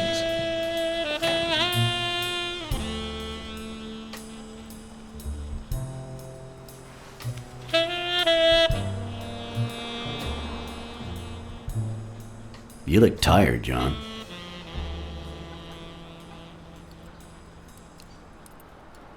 You look pretty tired yourself. Yep, I'm beat. I'm starving. Just got back from the annual police medical. Not only did I have to fast, but I also had to chug 2 enormous glasses of water. John, you alright?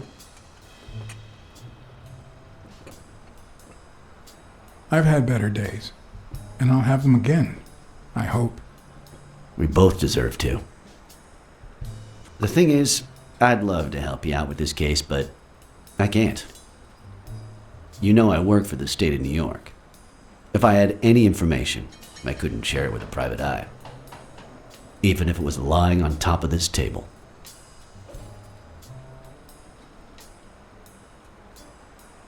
You drank 2 huge glasses of water. How are your kidneys coping with that? Yeah, you're right. Maybe I should go to the... If you'll excuse me.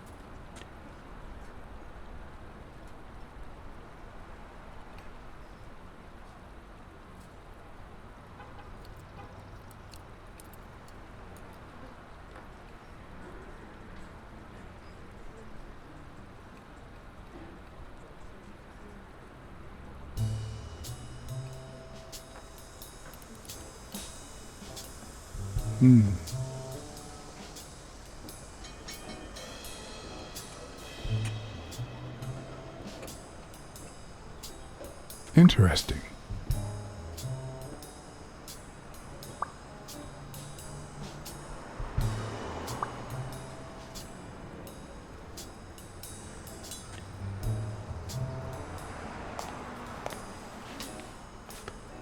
Now I feel even thinner. So do my kidneys. Thanks. Truth is, John, It all seemed clear to me before, but now? Please, promise me you won't take the law into your own hands. I'd like to think we're not just vigilantes. I'll try, but sometimes there's no alternative. All right. In any case, keep me posted, will you? Friend, you can count on it. Take care, John.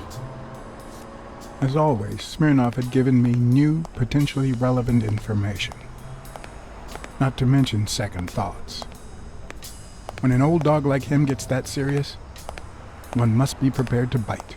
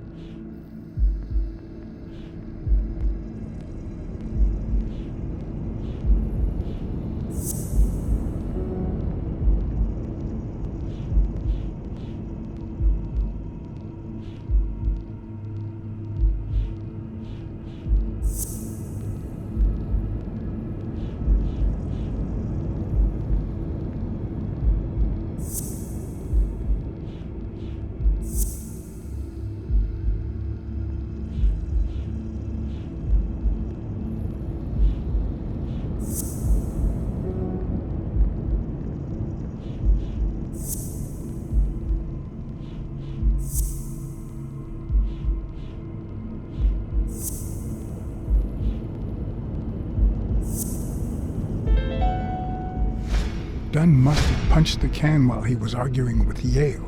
I guess that explains why he threatened to call the fight off.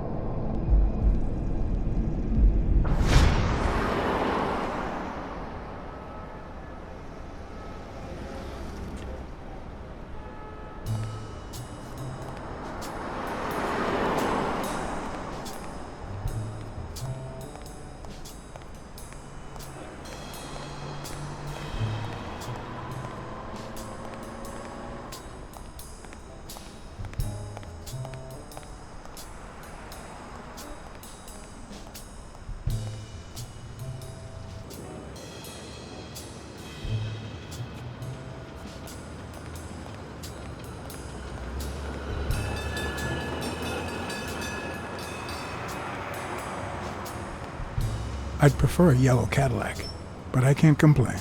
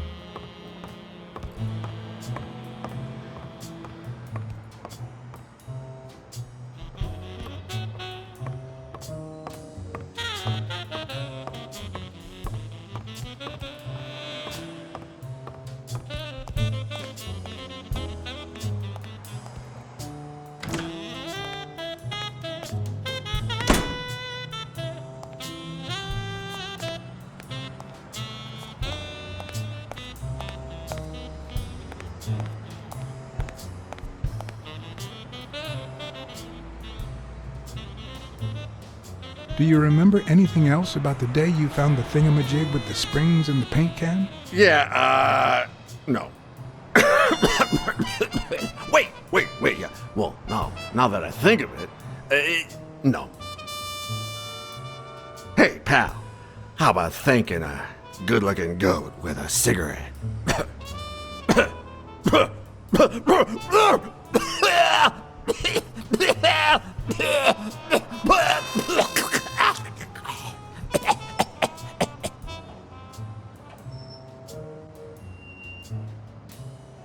Of course.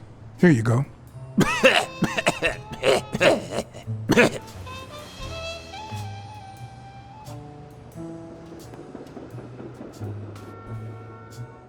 Yeah, you think you're not responsible for my pathetic state? Think you're not to blame? It's the government that shipped me off to war. They shipped me off too. Oh, right. So then you know what it's like to kill too. Well, then another sad hobo shouldn't be a problem for you, Professor. Yeah, I killed people. And yet, you don't want to help me die. Wait, but that's not what I wanted to say. Oh, well, you know we goats tend to jump from one thing to another.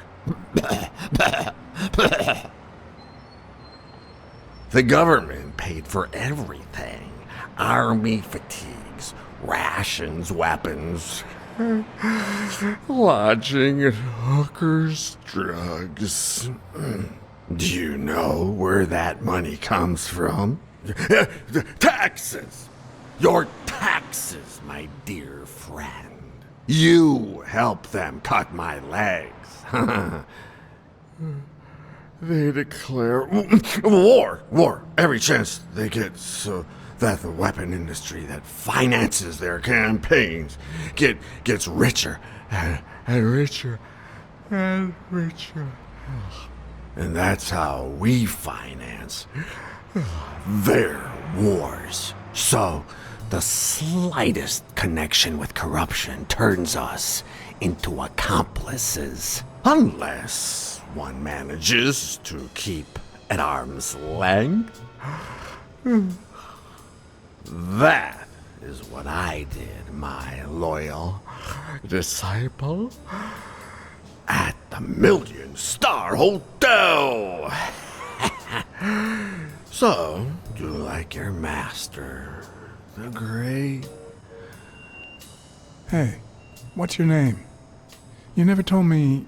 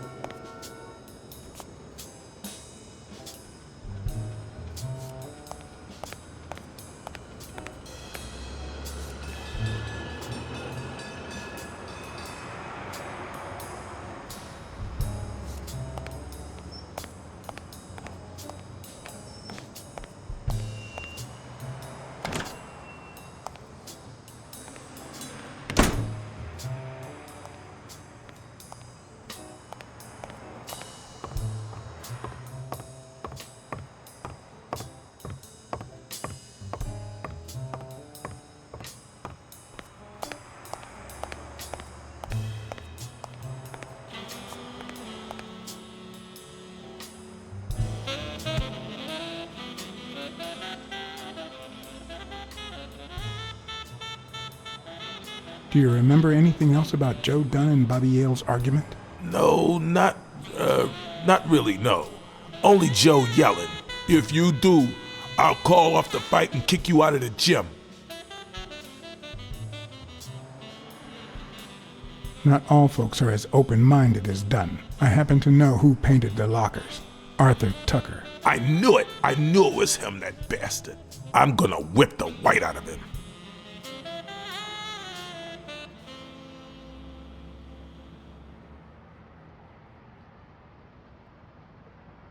Did you know Joe Dunn had a gun in his safe? No way, man. He hated firearms. Although... when Bobby Yale was a teenager, He went through a crazy phase. Even dropped out of the gym and joined the gang. Nothing serious. Early one morning, he broke in the gym. Joe was already here and caught him red-handed.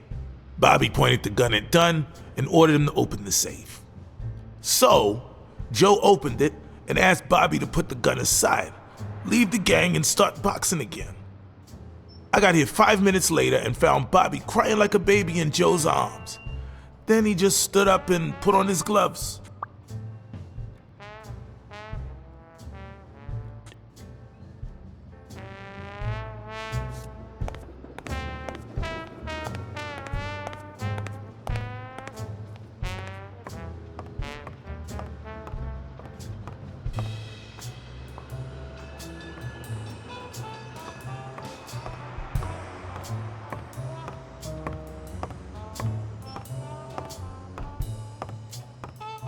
Did you find anything interesting in those papers? No. Investigation work takes time, as I'm sure you know.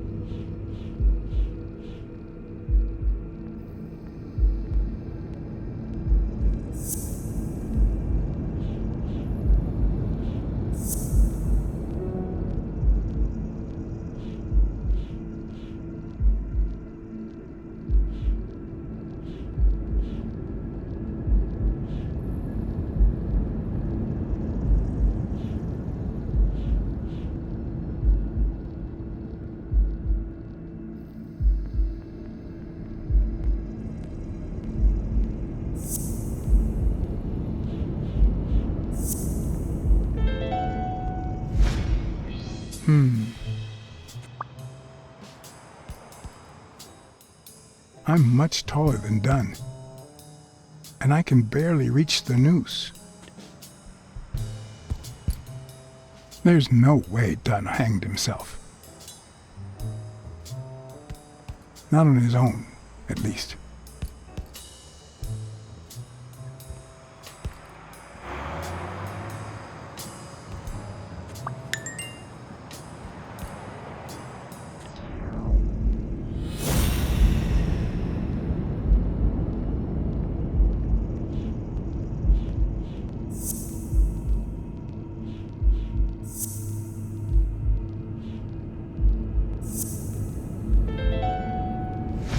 Bobby Yale. I don't know if you had a motive to kill Dunn, but you certainly had the murder weapon.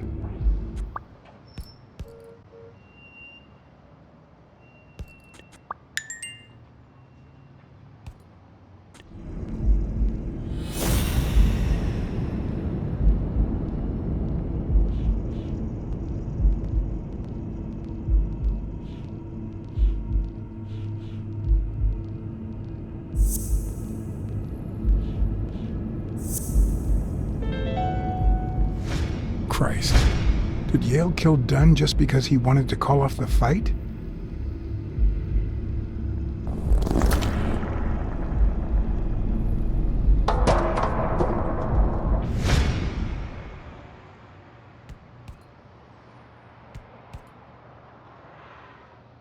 I always knew Bobby had issues.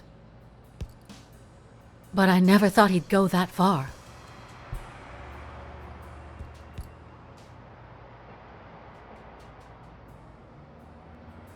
I couldn't say. In my line of work, you really shouldn't jump to conclusions.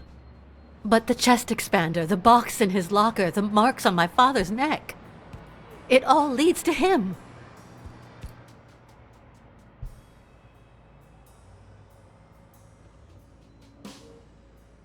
In any case, that doesn't change a thing. It does, actually. Now we know he didn't kill himself. My father's still dead, and you still haven't found Bobby Yale. Nothing has changed. Opening the safe and finding my father's will won't help us achieve anything. So please hurry. Time's wasting.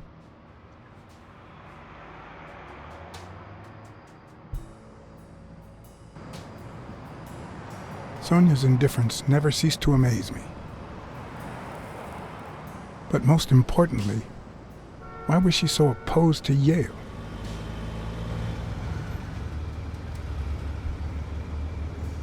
John Blacksad? I think I owe you an apology.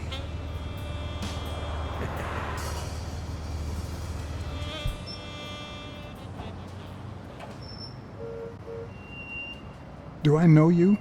I don't seem to remember your face. Well, maybe you remember my boys. I'm so sorry they wrinkled your suit. The thing is, they didn't know we shared a common goal. Bobby Yale. I want to find him and get to the bottom of this as much as you do, Mr. Blacksad. So please, kindly accept my invitation. Why not share our findings? Come on.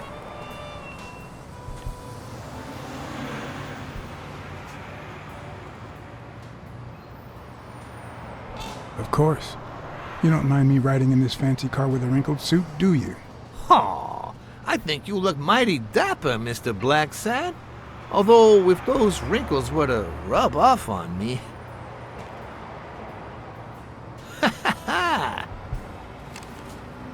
I always play it nice and safe.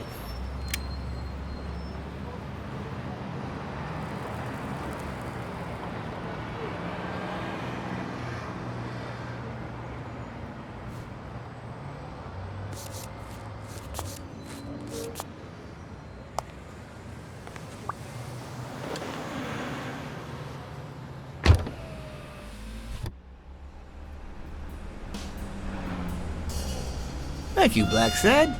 You won't regret this. So let's cut to the chase. I need Bobby Yale to fight Stone. There's just too much money at stake. So, I'm offering you my help to find Yale. Let's work together.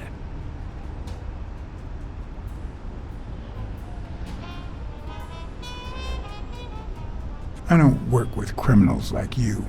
Oh, I didn't expect you to play the morality card so soon. Please, hear me out. Let's say I bet a beer that we find Yale in 3 days, and you bet a beer that we don't. In 3 days, one of us has to buy the other a beer. Is that so bad? We're simply two grown men using our money and free will to conduct a small private exchange. And most importantly, we're not hurting anyone. So, yeah, I run a gambling business. What's so bad about that?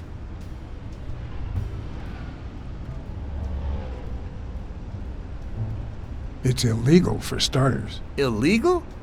Let me tell you what should be illegal. The way our government is ruining America. We live in a so-called free country, a place where honest people can make a living, provided they don't hurt anybody. We're not communists. Well, at least I'm not. I would have never thought otherwise. As for me,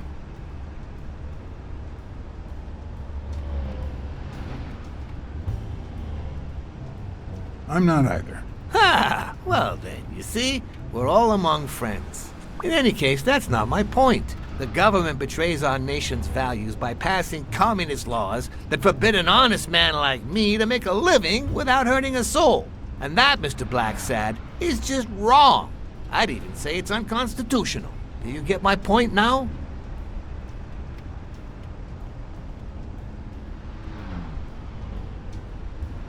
Okay, but that doesn't justify what you do for a living. Oh boy. Did you hear anything I just said?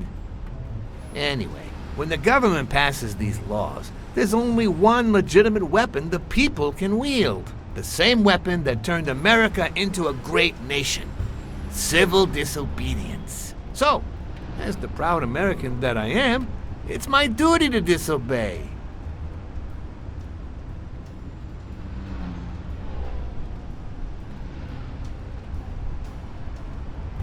You're bending the truth to justify organized crime. Oh no, it might have been organized crime, but not anymore. I wasn't always a boss, you know. No, sir. I started at the bottom, when Lucky Blitzen ran the show. That good for nothing. His was a reign of terror, extortion, violence, you know, that sort of unpleasant thing. When I took over, I decided I'd make people want to do my bidding, not out of fear, but out of gratitude. I decided to help people so they would help me. That beating your thugs gave me was really helpful. Thank you so much. Those poor bastards didn't even know you were a detective, that you were on our side. Maybe at first. But when they tied me up and beat the socks off me, they knew very well who I was. Seriously? That goes against my rules. Who was it?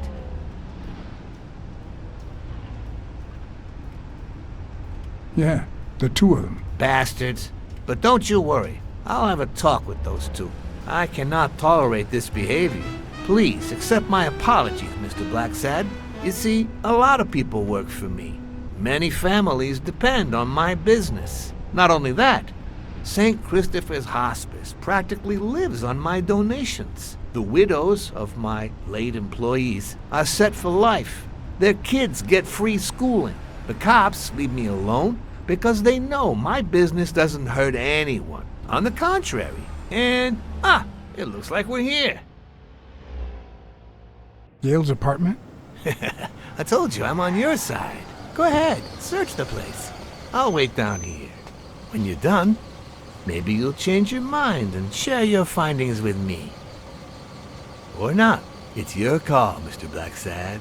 I'll make sure you're suitably compensated. Colbert! Wilson!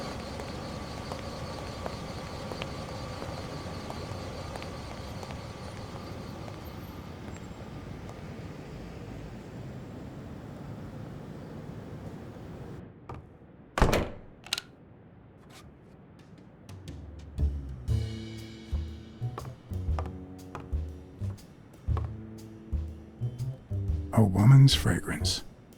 Almost angelical.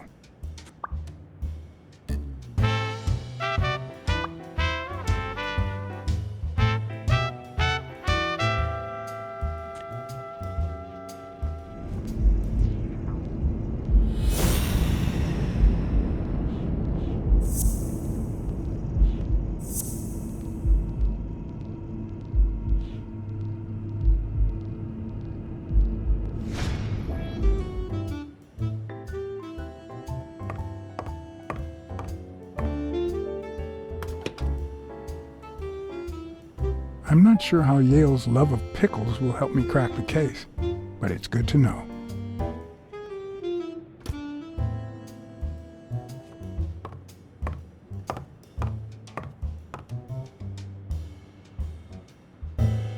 The worst thing about O'Leary's boys dropping by isn't the beating, but the fact that I can't tell what's theirs and what's Yale's. Can't say this is the ideal drink for an athlete. Then again, it could be your classic bookie thug lunch.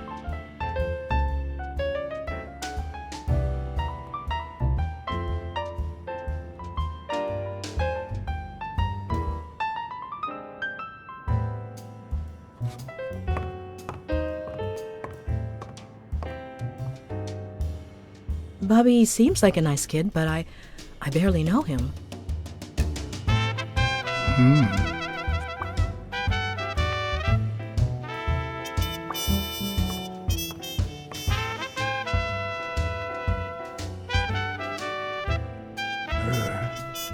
17th century French fables. There must be one boring old lady.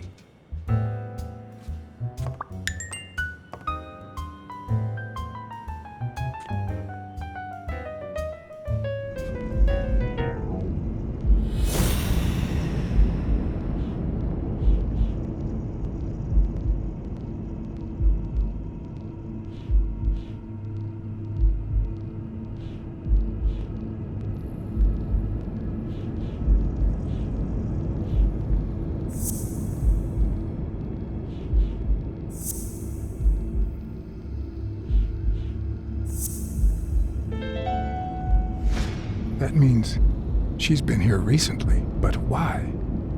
What does Sweet Mary have to do with Yale, the murder suspect?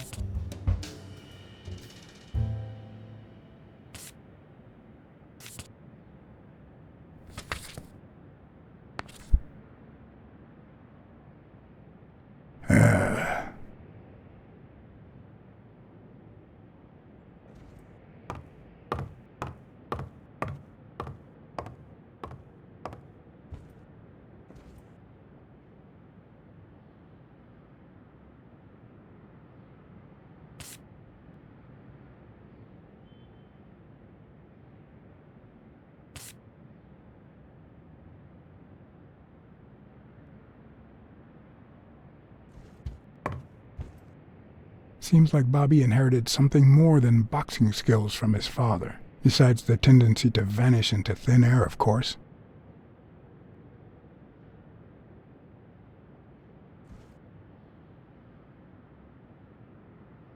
So, you like your mob stories, don't you, Bobby?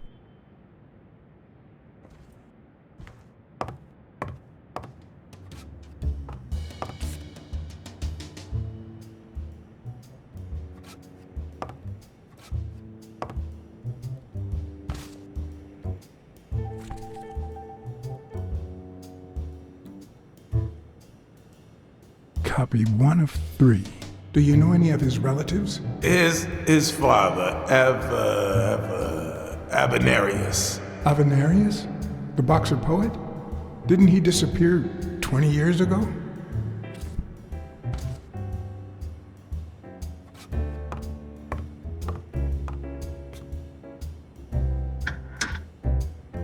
Why would you want such a big closet for so few clothes?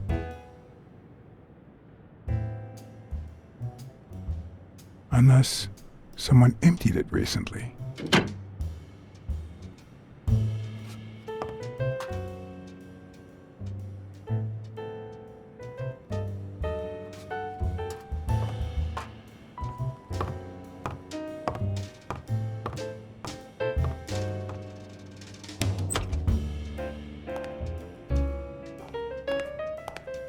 Judging by the general state of the apartment, they were leading a quiet life.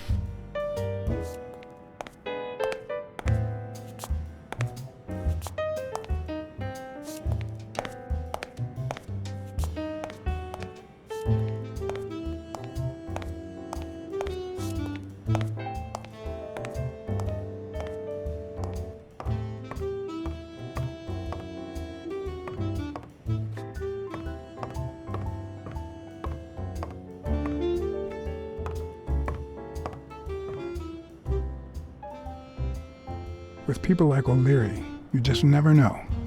I didn't want to put Mary at risk. Why not take her a little something instead?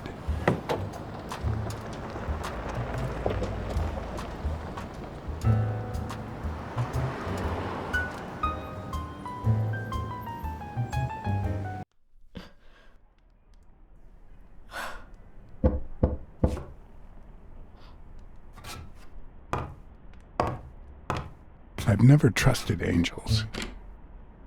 Mr. Blacksad? What a... Surprise? When they fall, they turn into demons. Joey told me he was going to spend the afternoon painting the gym and that Bobby would be fixing something up on the roof. So, after I found the body and called the police, I went to Bobby's place, but he wasn't there.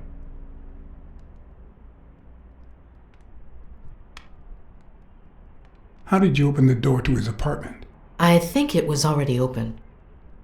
Everything is so confusing. I'm sorry, Mr. Blacksad. Don't be. I'm here to figure it all out.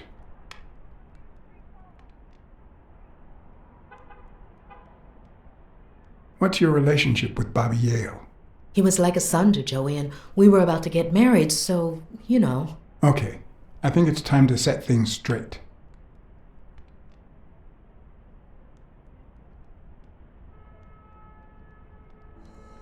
I knew you were cheating on Dunn with Yale. Or was it the other way around? No!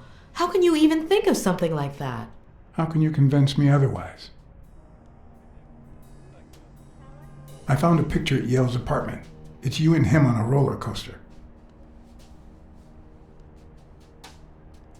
Care to explain, Miss Purnell? I'm not white, Mr. Blacksad. What? 7 of my great-grandparents were white. The 8th was black. According to law, I'm a black citizen, even if my skin says the contrary. Do you know what that means when you're born in North Arlington, Alabama?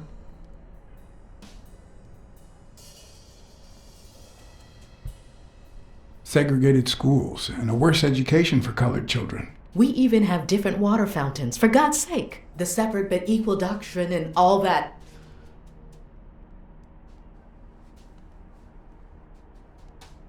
That damn nonsense. And all the lies. That's why I moved here. No one knows what color my great-grandparents were.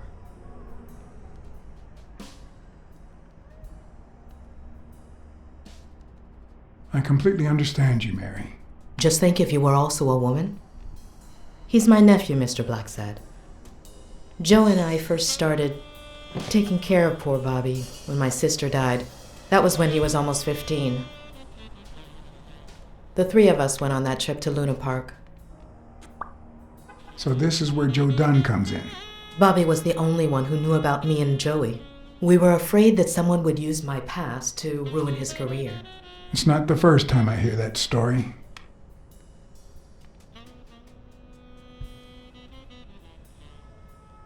I'm sorry I accused you so lightly.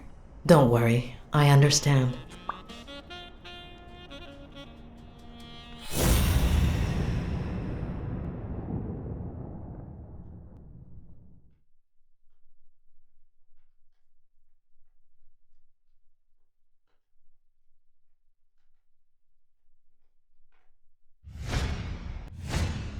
Mary smells like... Actually, the whole room smells like a pie fresh out of the oven, so I can't identify any other fragrances.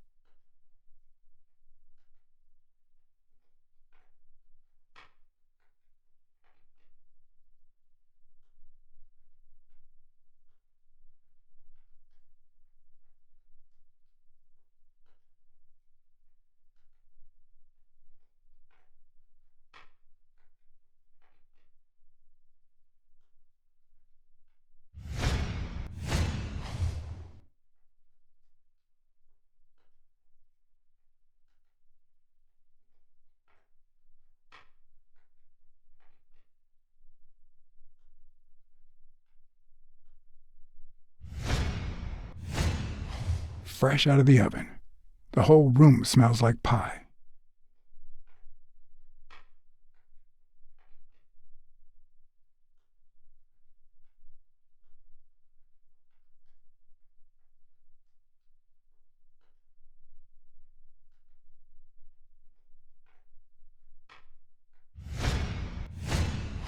TV and radio all in one. Where will these mad times lead us?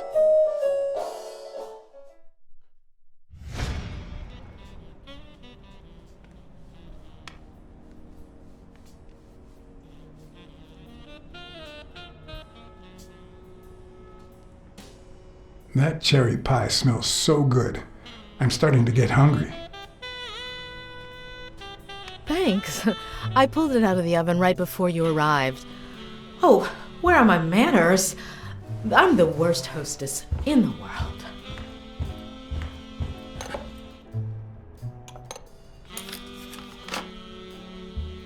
Let me go get a knife from the kitchen.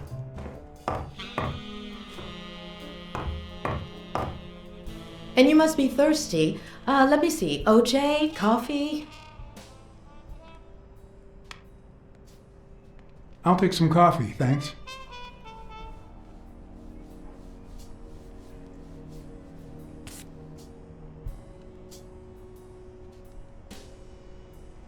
She's wearing the same clothes in both pictures, so she's probably telling the truth.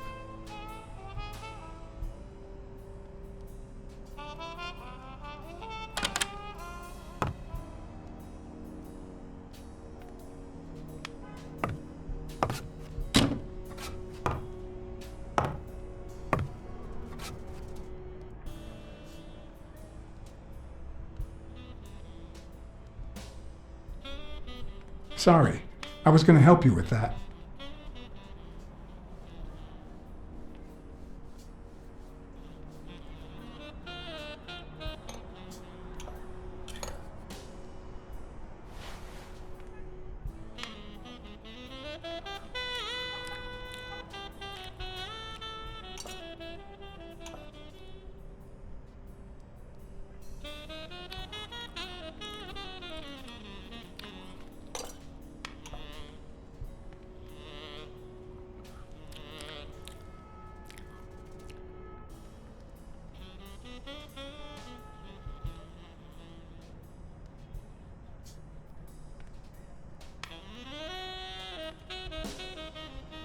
About Sonia Dunn and the ring.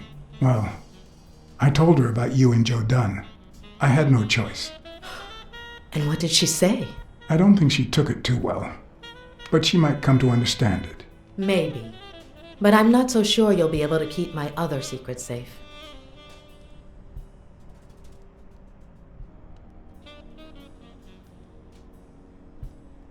Are you sure you don't know where your nephew is? I've looked everywhere. He's nowhere to be found. Don't worry. I'll find him. Thank you. You should open a bakery and sell these pies. Thanks. Joey used to say the same thing.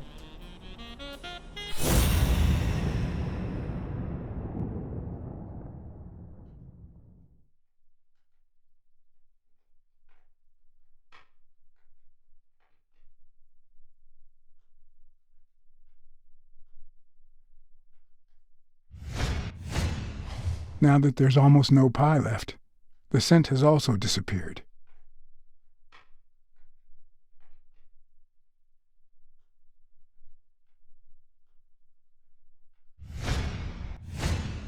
Interesting. Now Mary smells like a huge dog. Mary, when are you going to stop lying? I know your nephew is here. I can smell him. What? No. I already told you I don't know where he is.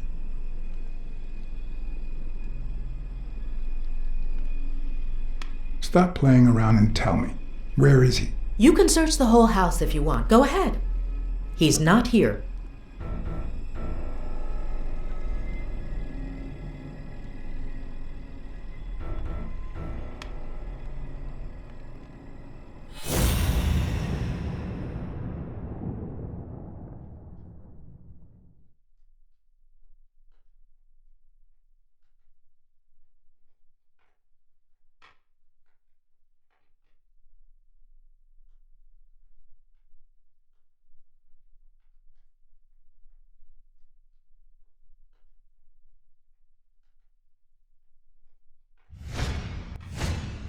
Wait a minute.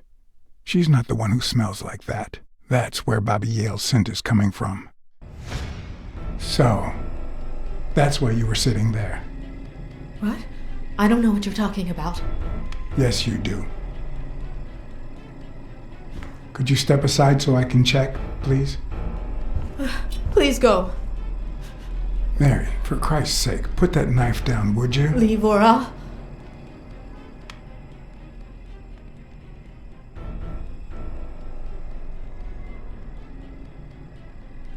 Mary, I came here to help. I mean it. I don't want to hurt you. Leave her alone! Bobby!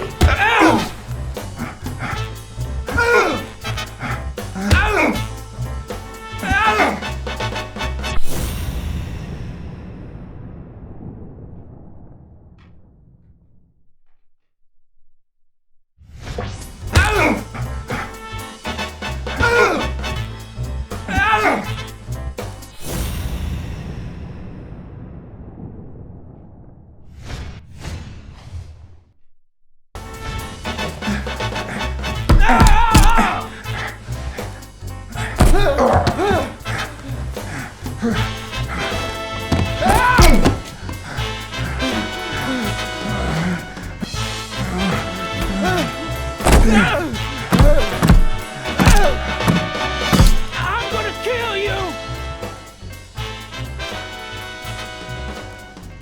I'm on your side, Bobby. But I'm not on yours!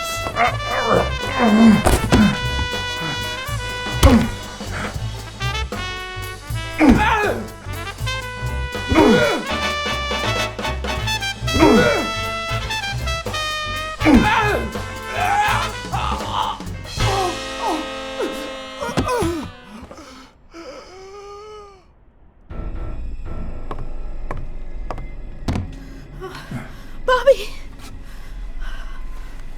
Call an ambulance. Do as I say. Go on, call an ambulance. Do it now.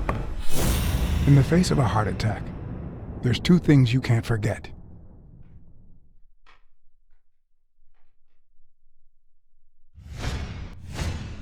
One, stay calm. Two, 1 chest compression per second. 1 Mississippi. 2 Mississippi. 3 Mississippi. 4 Mississippi. 5 Mississippi. 6 Mississippi. 7 Mississippi. Bobby! Oh, Bobby! Thank you, Bobby.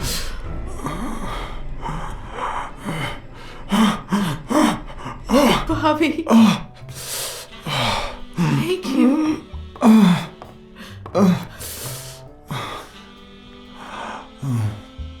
I had lots of reasons to consider this a great day.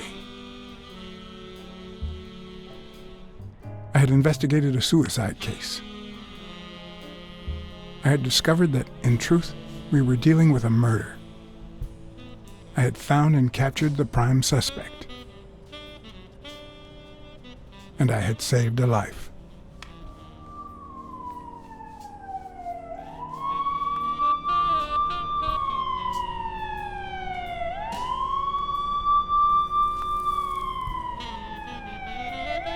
And yet, everything in me screamed that something was going wrong.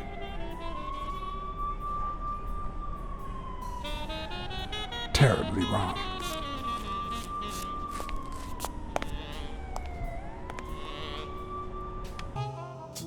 Promise me you won't take the law into your own hands. I'd like to think we're not just vigilantes. I want a gun! What the hell? Bang, bang, bang! A fair amount of violence, extortion, and casualties.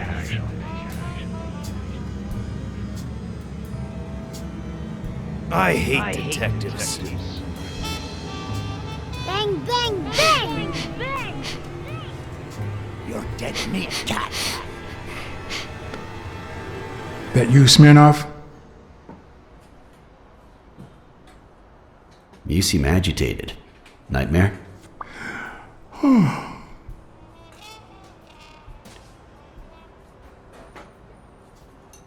Yeah, I have a lot of those. Yeah, that makes 2 of us.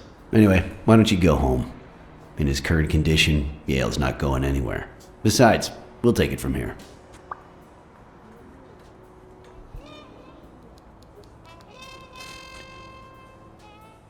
Who is that? Can we trust him?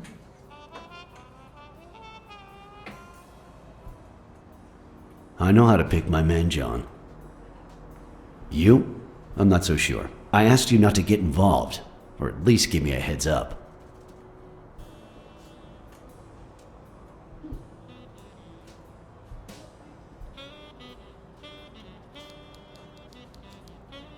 I didn't make any promises. Well, then I can't promise I'll give you any more information. Anyway, what's done is done.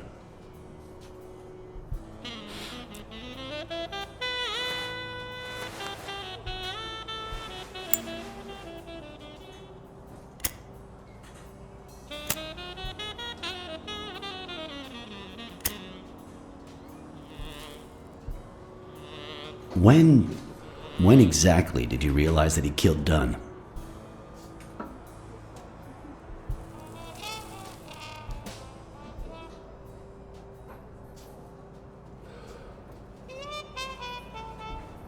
Out of sheer curiosity. I'm a cop after all.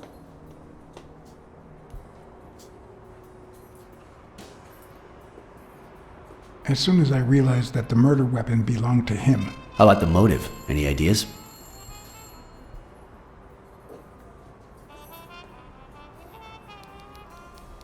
I know Dunn wanted to call the fight off after something Yale did, but I still don't know what. In any case, hopefully Yale will tell us more.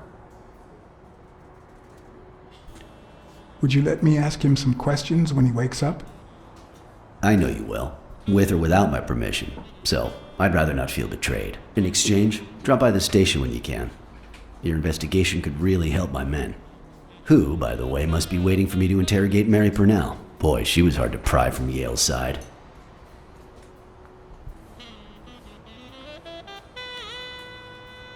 She's been through a lot in the past days. Be nice to her. Of course. In spite of it all, we're not just vigilantes. And as for you, go get some rest.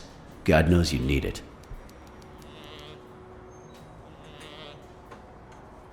I will. Thanks for the advice. Tell the nurses to look at that face of yours. You look like a film detective in his last scene. I'm afraid this film isn't over yet. For your sake, I hope you're wrong. You're in charge now, officer. Okay. I'll send you relief in 6 hours. Understood? Doctor. Who are... Oh, detective. Congratulations. You fared pretty well against that kid. Better than most would have. Now, if you'll excuse me... Let's just say I got lucky.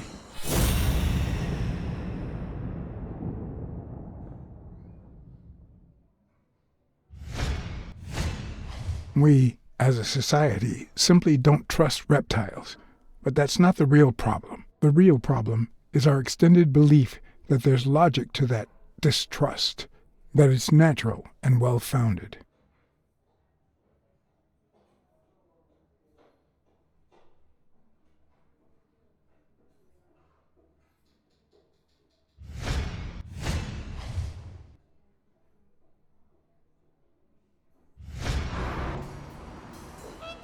How's Yale? Is he awake? Oh, yeah. Go check on him before he falls asleep again. Although, try not to bother him with too many questions.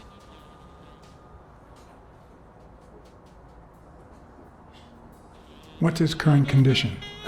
It's too soon to tell. He did have a heart attack after all.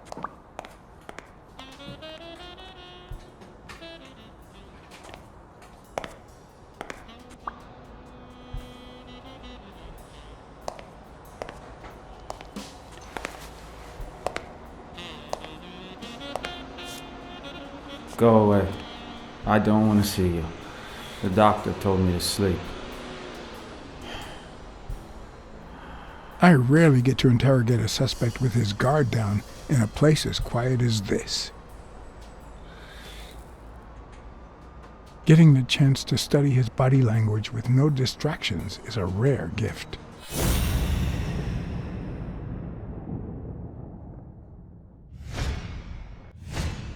His heart rate is increasing. It could mean that he's lying, but it could also just be pure, unadulterated rage.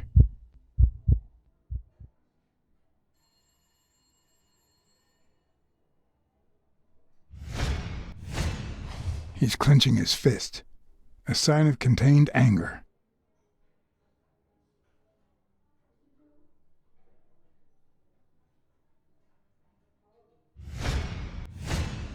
He's looking straight at me. If he couldn't hold my stare, I'd think he's lying. But that's not the case. Clenched fist, fast heart rate, fixed stare. He feels some genuine rage towards me. I'm sorry you don't want to see me, but...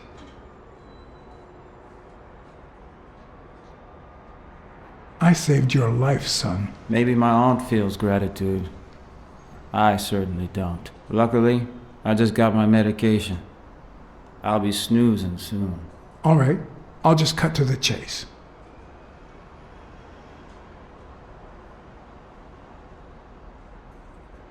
Who killed Joe Dunn? What? Are you trying to confuse me? Joe hanged himself. Dunn was too short to hang himself with that rope. So, it's true? He was murdered.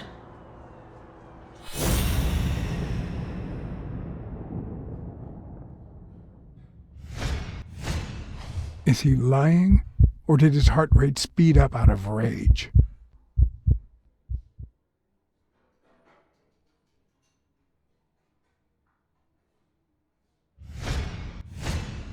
Is he holding back his rage?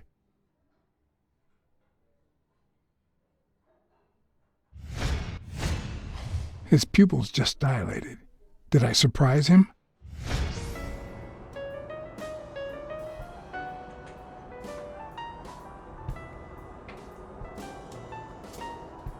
I know the murder weapon was yours. What? The rope? I don't get it. What weapon do you mean?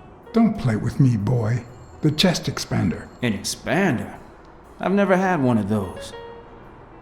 All right. Let's just say that I believe you.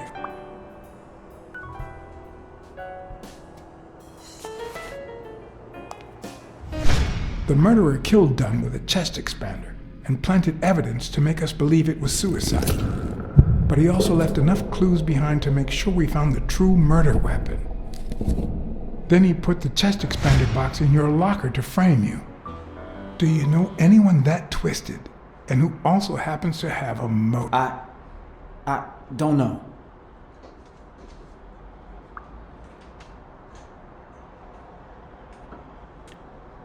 Desmond O'Leary certainly seems twisted enough. Did he have anything against Dunn? I'm not sure if they knew each other. At least not in person. About a month ago, Joe kicked one of O'Leary's men out of the gym. He was trying to give a business card to... James Giambi. Yeah, exactly. Did Jake tell you about that? Something like that.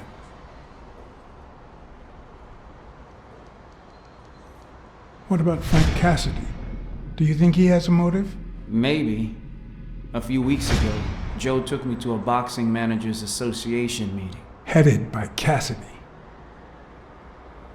Yeah. He was obsessed with making it illegal for boxers to fight without a manager, or without an associated manager. Everyone seemed to go along with it until Joe spoke up. He said that would lower us to mob status, that Cassidy had founded the association just to make money by monopolizing the sport. That made others think twice. And Cassidy ended up empty-handed. Poor Cassidy. Maybe it was... What am I saying? Jake could never pull off something like that. Nothing. Never mind. What about Sonia Dunn? Sonia? I doubt it. She's odd, but she's his daughter. I've seen worse, believe me. BlackSad. I think I owe you an,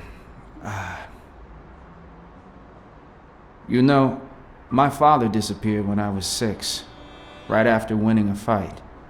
We never heard from him again. Do you know what that does to a kid? Who knows where I'd be if Joe Dunn hadn't been in my life. Even when I lost my way and put a gun to his head years later, he still took me under his wing and managed to steer me in the right direction. And now that he's gone, you're risking your life to find his murderer. Thanks.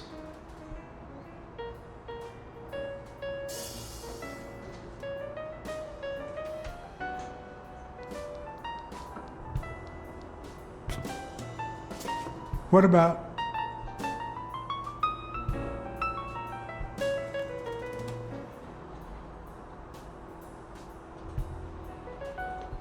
The number of cigarette butts is inversely proportional to my hours of sleep. Ah, damn.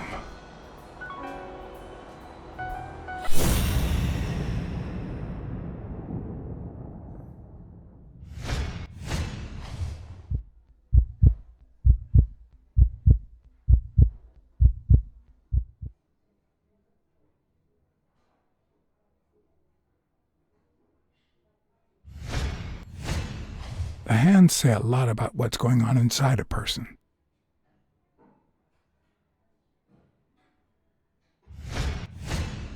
Is that eye movement normal? He seems restless. Should I tell someone?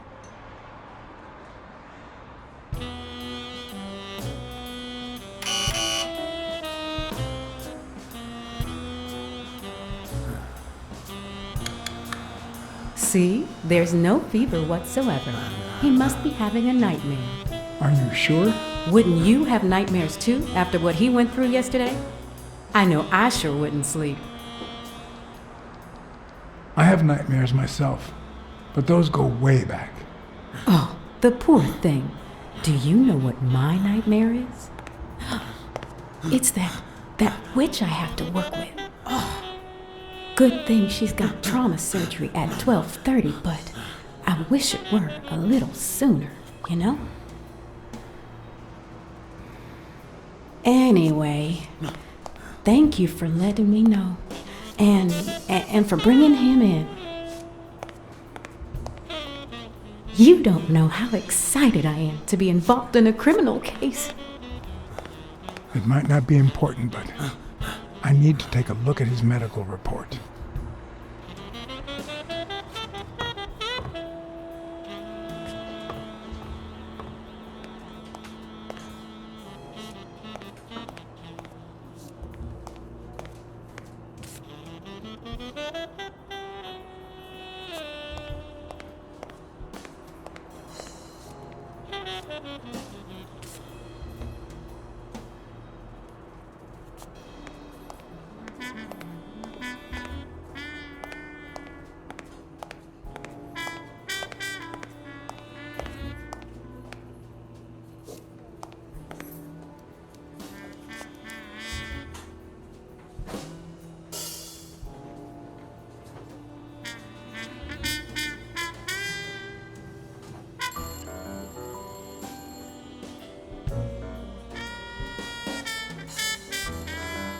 Hi.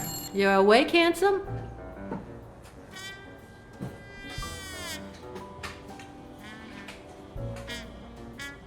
Can I have a Morley's, please? No, but I'll sell you a pack. Honey, get me a pack of Morleys for Mr. Handsome.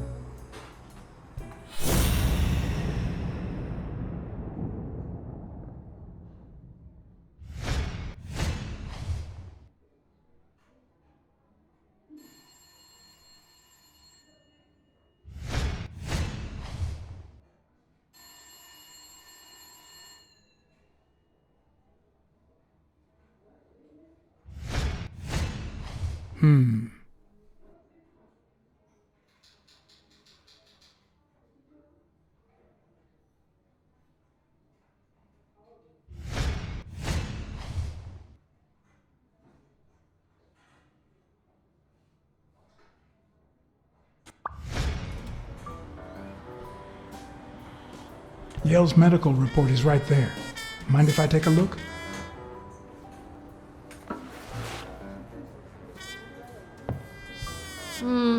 No, I don't think so, handsome.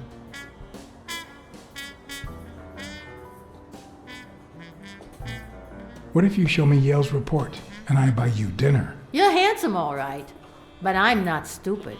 I won't be able to read Yale's medical report if she's around.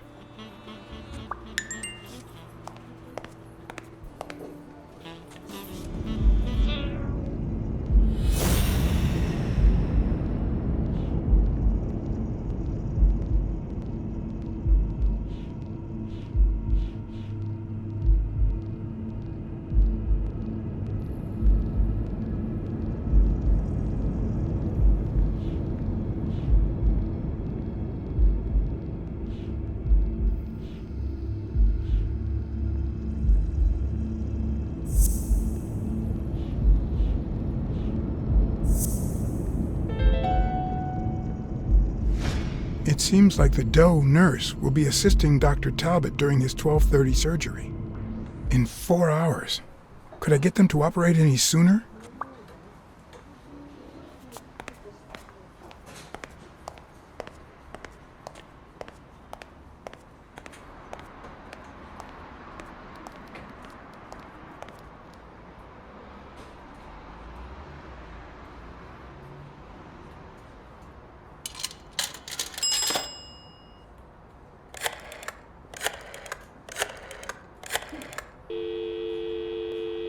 Trauma? Sherry speaking. Get Dr. Gregor Talbot, please. Yes, 1 minute. No, actually, Dr. Talbot won't be in until 12:30 according to my registry. Can I ask who's calling, please?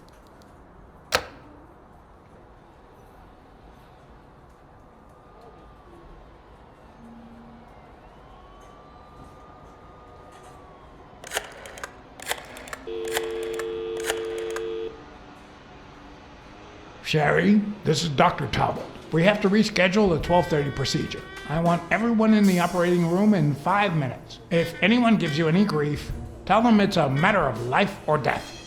Understood?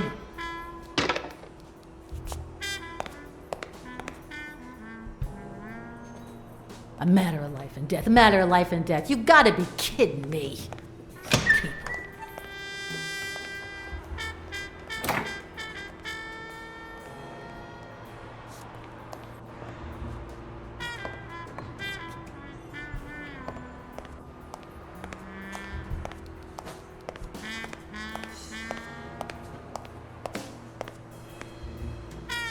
All right, now. How do I put this? I need something that you have. Oh, only if you guess why I'm giving it to you.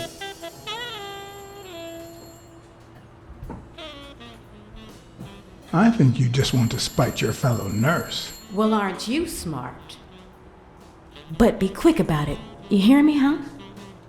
If that witch comes back.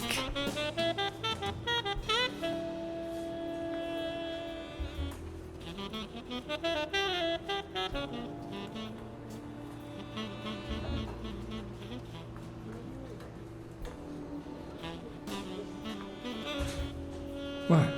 What does it say here? Ah, you know doctors. The top handwriting is mine. Let's see. Extra systole and dehydration caused by panic attack. Extra what? You know, arrhythmia, like skipped heartbeats. What about this here? It's a good thing I know that Mr. Yale is in Dr. Ferguson's hands.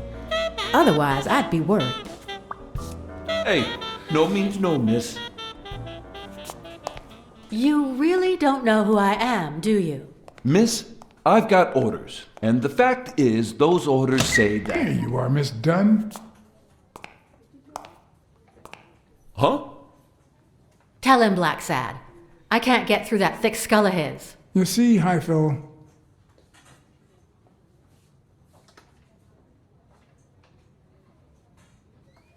This is my wife, Jerry. I'll be damned. You didn't even say you were married. Well, future wife. Between you and me, I knew you'd settle down eventually. Just you wait. You'll even quit smoking with this one. All right, let her in, but don't do anything naughty. So now we're married.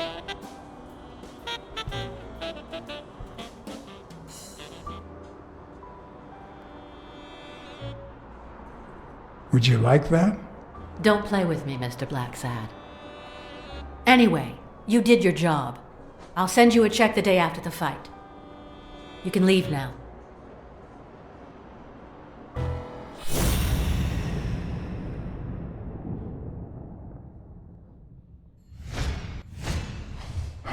No.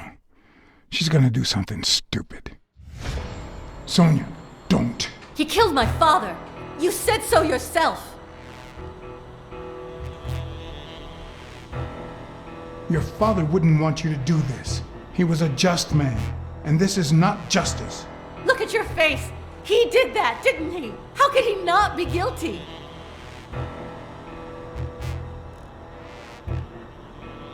You can't take justice into your own hands. Believe me, it will haunt you as long as you live. Shut up! None of that matters! How could he not be guilty?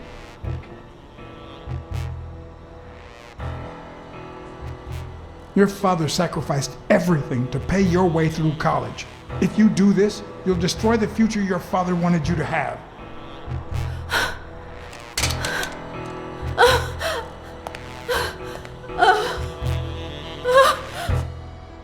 Shh. It's okay.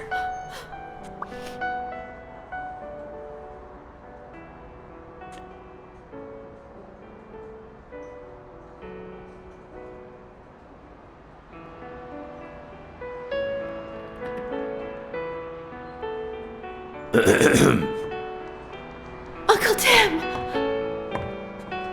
Sweetie, I came back from Los Angeles as soon as I could. I told you not to rush back. Come on now, honey. Aren't you going to introduce me to your friend? No, this is John Blacksad, the detective who found Bobby. Oh, so this is strictly professional. I thought you had some good news for your uncle. No, Uncle Tim, don't be silly. Come on, we'd better let him rest. I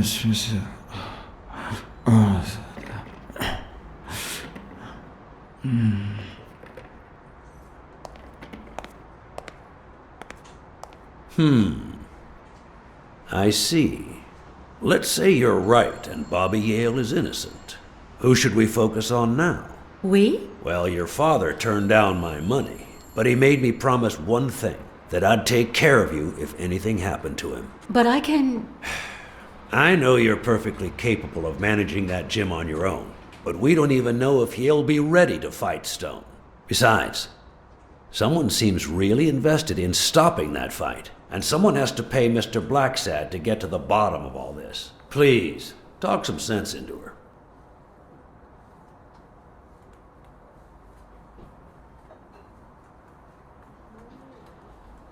It's your life. As much as you love your uncle, it's up to you to decide whether you want his help or not. Blacksad, I was just starting to like you. All right. Thank you, Uncle. Thank you so much. All right, stop crying or you'll ruin your makeup, honey. Now fix yourself up and I'll buy you some breakfast. Wait, my purse. I'll get it. It must be... Blacksad, wait a minute. I think she needs some time alone, just like you and me. Listen, boy, do whatever it takes to find Joe's murder. Whatever it takes. If things get messy, don't worry. I'll clean them up. Deal? Sure. I'll do my best. Thank you. I trust you to get that ball to the end zone. No. Are you telling stories about the great Iron Arm again? Wait a minute. Of course. The Milestones quarterback. Tim Iron Arm Thorpe. It's a good thing folks usually recognize me sooner. Blacksad, you coming to breakfast? I'd love to, but I have to go ask for a favor. Jake wasn't at home or at his usual bar.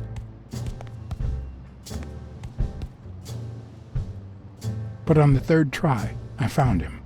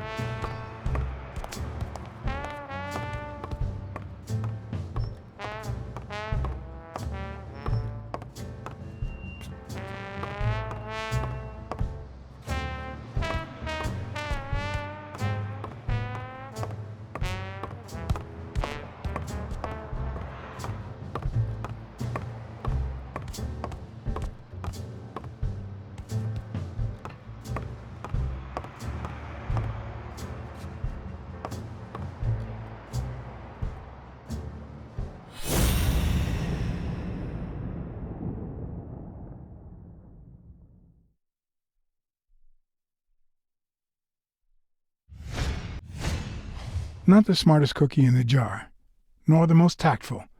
But do I trust him? No. Do I consider him a friend? Yes.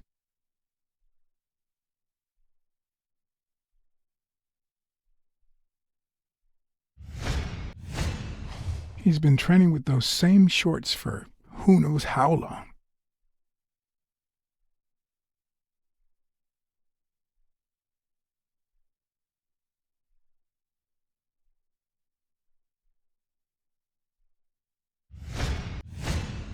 I hope he never feels inclined to hit me. He's twice my size.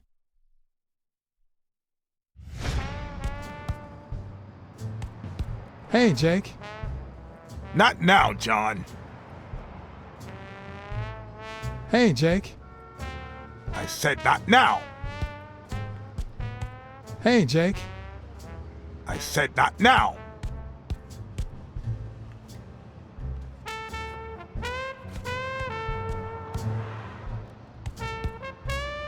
Hey, hi.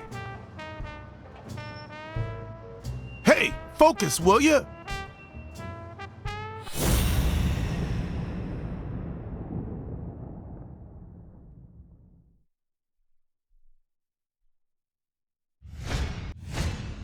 This one's got extra padding, just like Jake.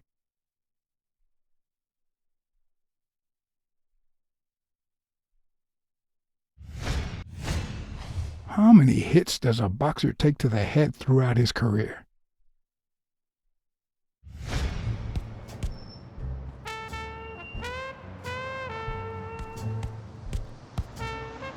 Hey, Jake.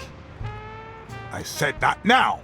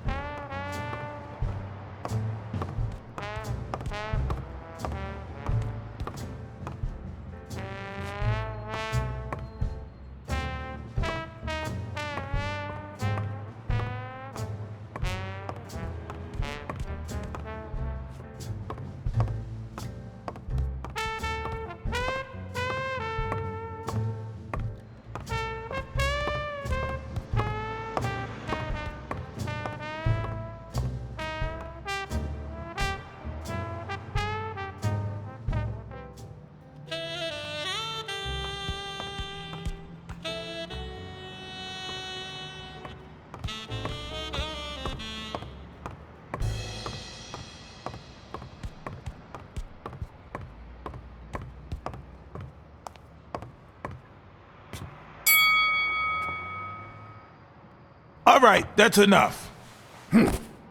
Take 5. Go on.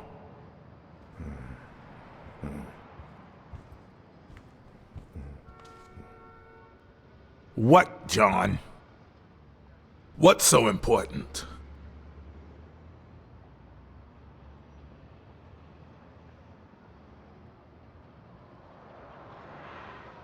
Could you tell me where O'Leary's headquarters are? What for? No. You could get me into trouble. No way.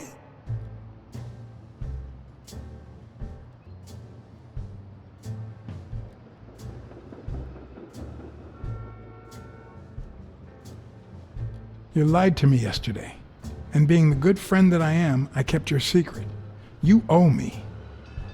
I don't think I'd keep protecting you if we weren't friends. Although, if we were friends, you wouldn't hesitate to help me. Tell me, Jake, are we friends or not? Damned cat. All right. O'Leary's hideout is in the basement of a Chinese restaurant. But I don't even know how to get in.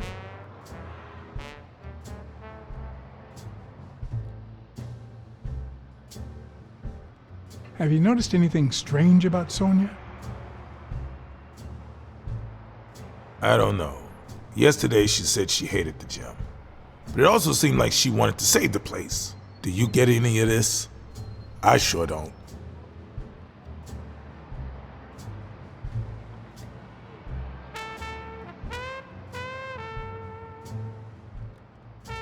It might not have seemed that way, but she loved her dad. Believe me, I've got reasons to be certain.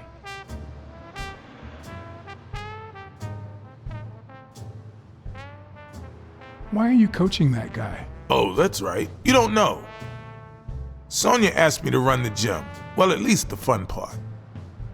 As soon as Bobby Yale's back on his feet, I'll turn him into a champ. I'll make him crush stone. Just you wait. What? Why are you looking at me like that?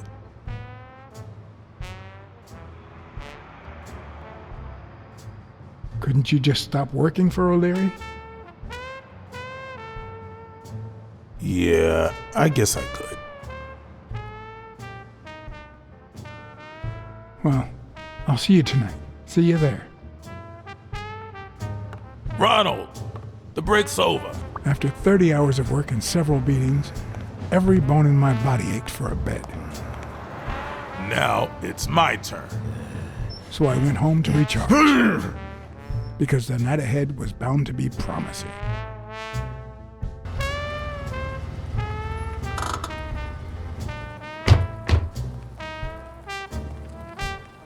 What do you know about that basement? Well, let me think. Nothing? Come on, Jake, for Christ's sake.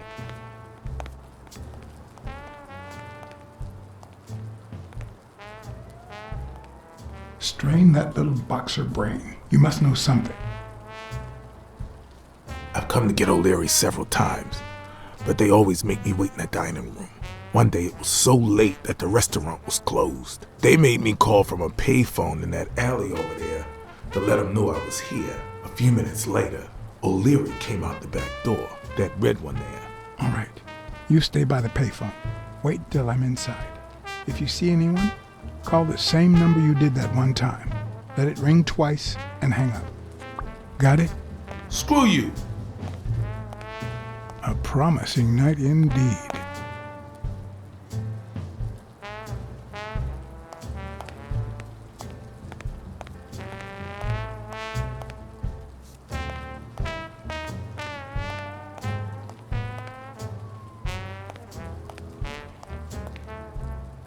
Stupid rabbit. Maybe it leads to the basement. Or maybe this is the way downstairs, not that door over there.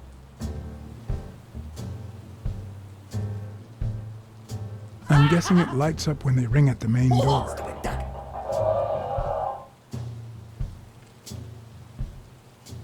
Does he need a shotgun to deal with suppliers?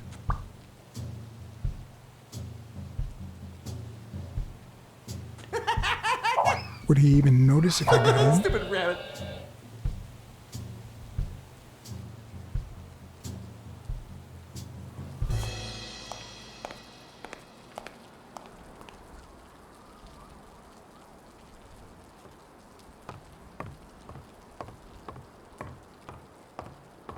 A bit too high to climb, if the basement I'm looking for were in that building.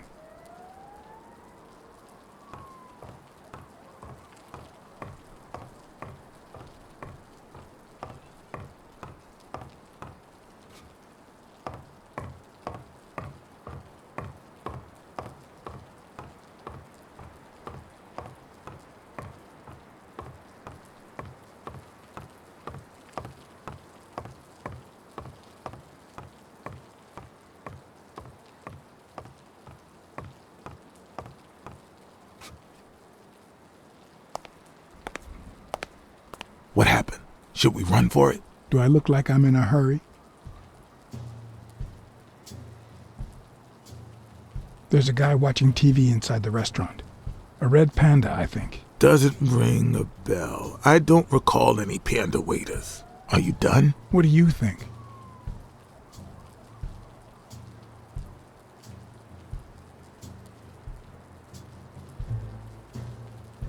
I've seen 2 possible ways to access the basement, but... You really think I can help you with that? What's taking you so long? You want to switch places?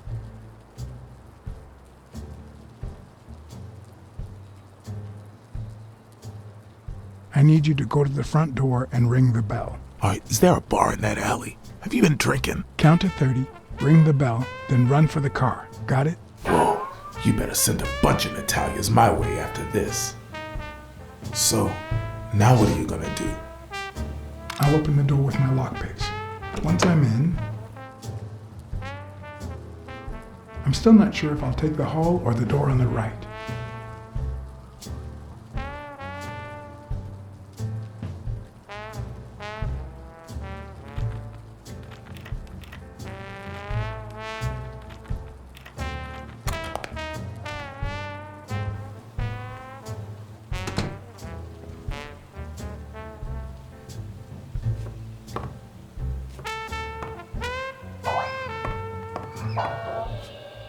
The lock on that door was not your standard model. I had to give it my all.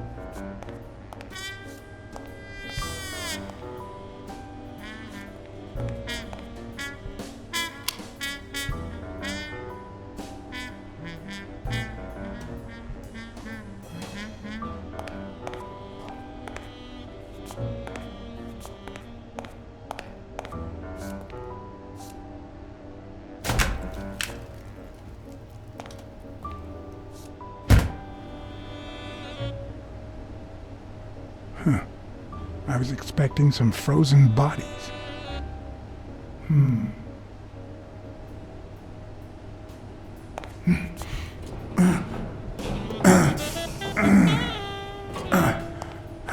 It won't budge.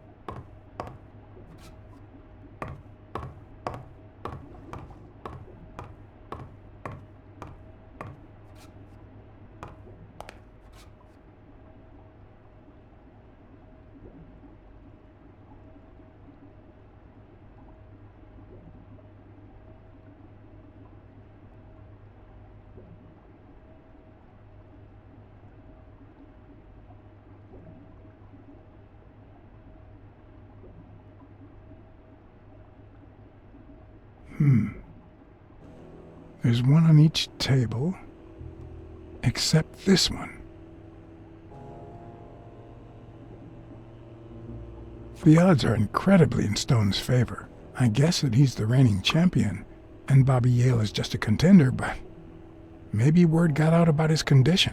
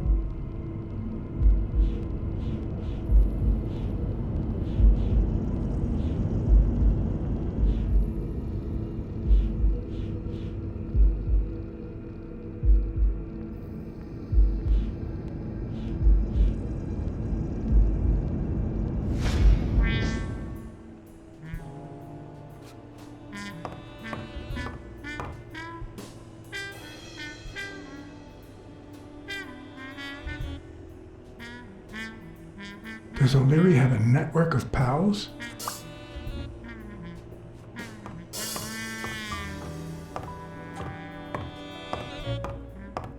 Wow.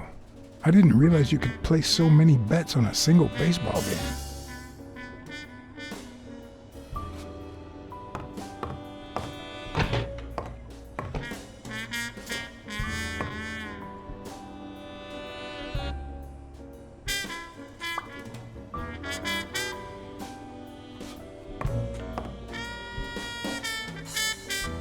Sometimes I forget that criminals, even the office variety, have family and kids.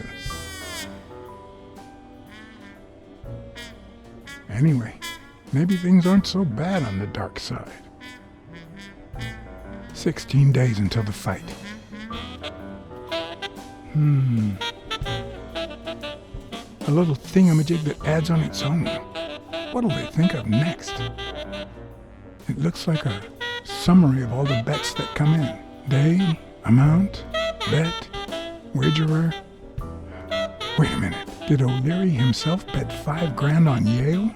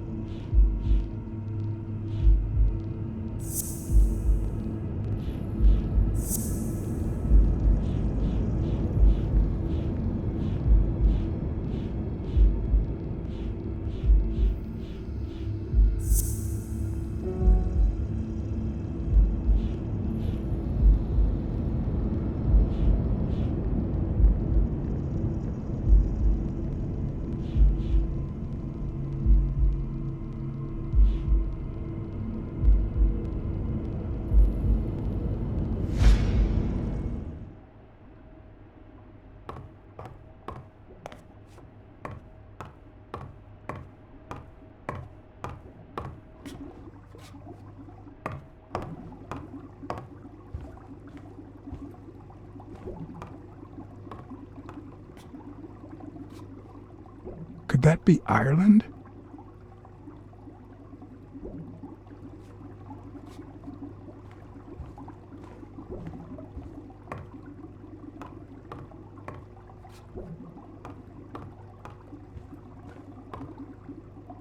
I'd say that's Ireland too.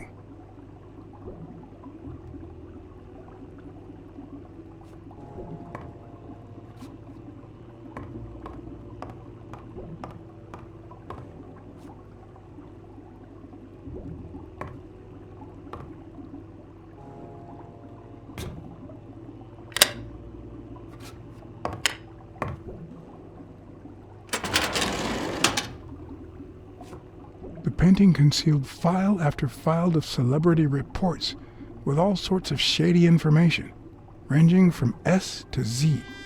Almost all of them were athletes. Is that what O'Leary meant when he said that detectives and police officers were his friends? I wonder how many spy for him. If I were to pitch in, who would I spy on?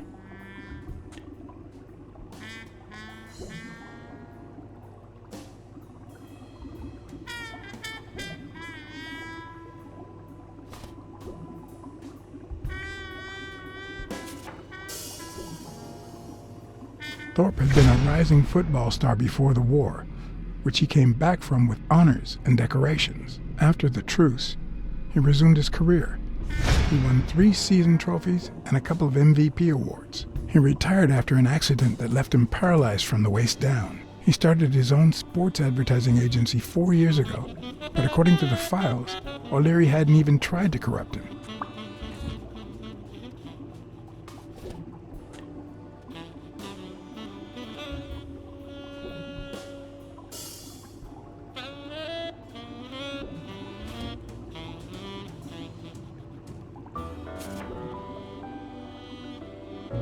In Bobby Yale's folder, all I found was a log of his incredible stats as an aspiring champion. 20 victories, 16 by knockout. Although, at the end of the report, someone had underlined one word several times: untouchable.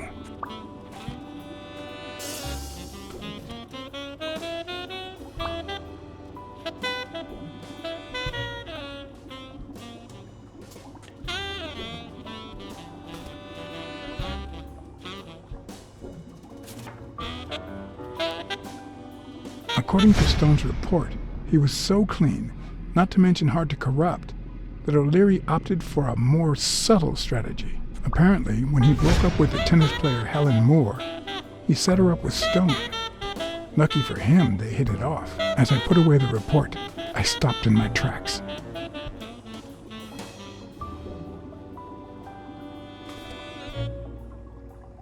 Did I really want to risk knowing what O'Leary had on my good friend, the incorruptible police commissioner?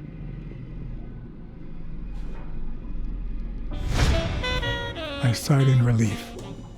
O'Leary had tried to buy Smirnoff on several occasions, but failed. Luckily, O'Leary had nothing on him, or me.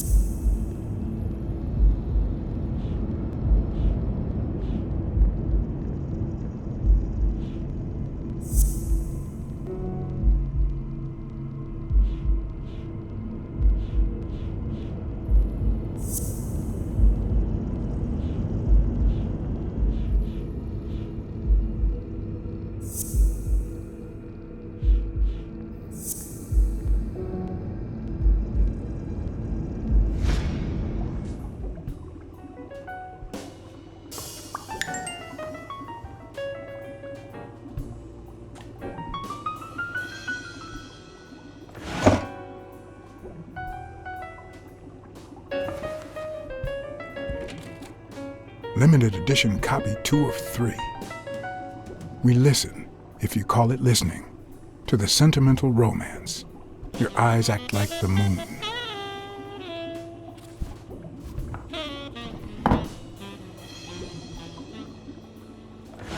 If they're not together anymore, why does O'Leary keep so many pictures of romantic moments with Helen Moore?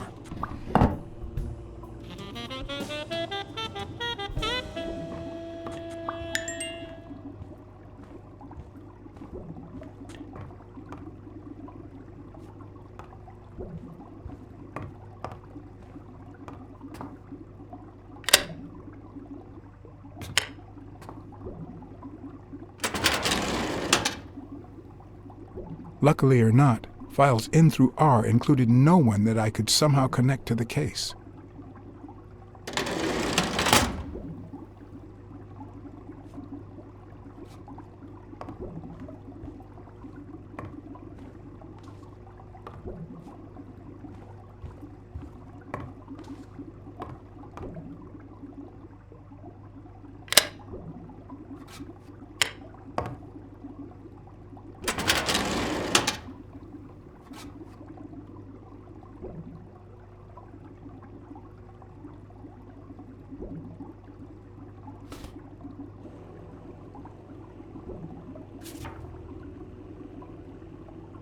The report on Yale's father was the shortest of all, since only his name was left. Why?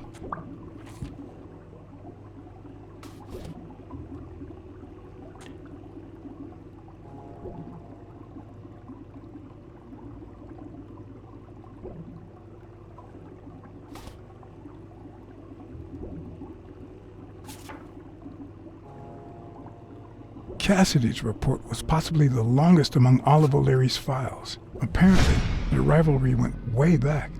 So much so that they spied on each other in the most unthinkable ways. At least I was able to confirm what Yale had told me.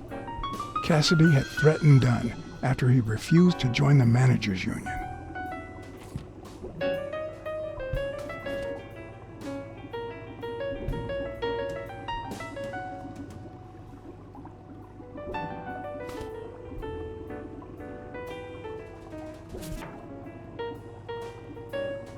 Dunn's integrity was legendary, even in O'Leary's shady reports, just like Yale had said. Dunn had kicked one of O'Leary's men out of the gym when he found him snooping around.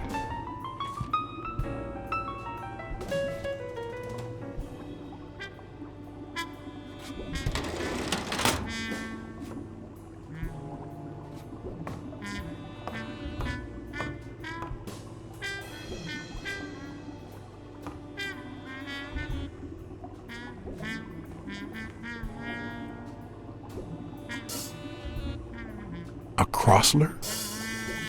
The good news is, I don't need lockpicks to open it. The bad news, I didn't bring explosives.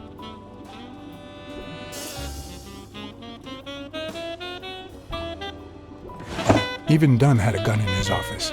O'Leary couldn't possibly be the exception. Dunn had $200 in his safe. O'Leary had about $20,000 in a drawer.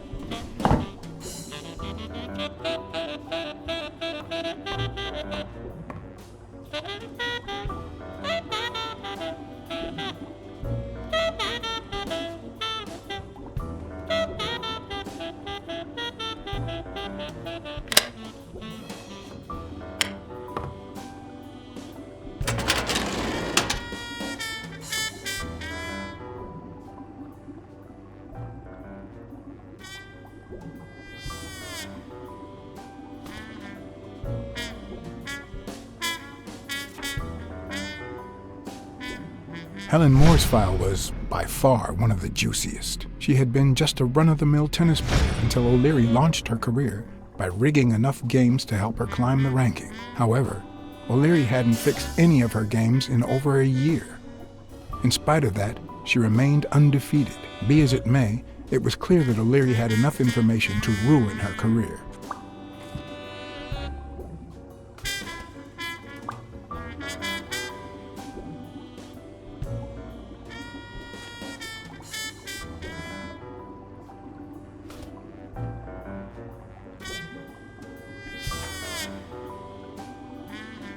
Strange as it may seem, the reports reveal that O'Leary had hired Jake as a bodyguard precisely because he was absolutely clean. Apparently, he liked to surround himself with honest people when he mingled with the high society.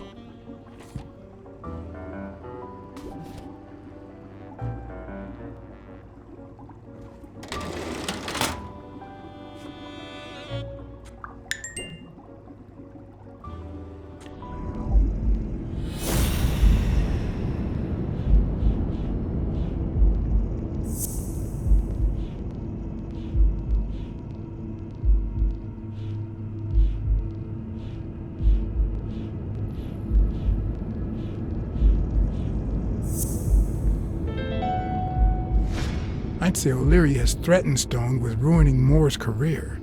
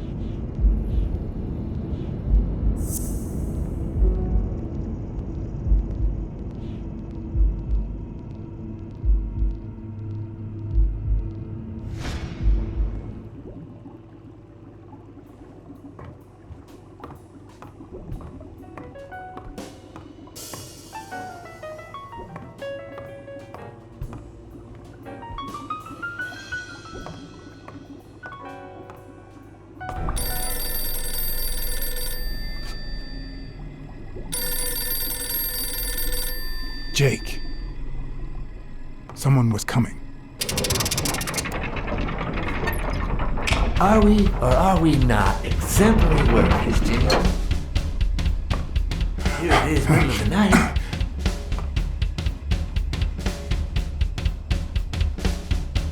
And we're working extra hours.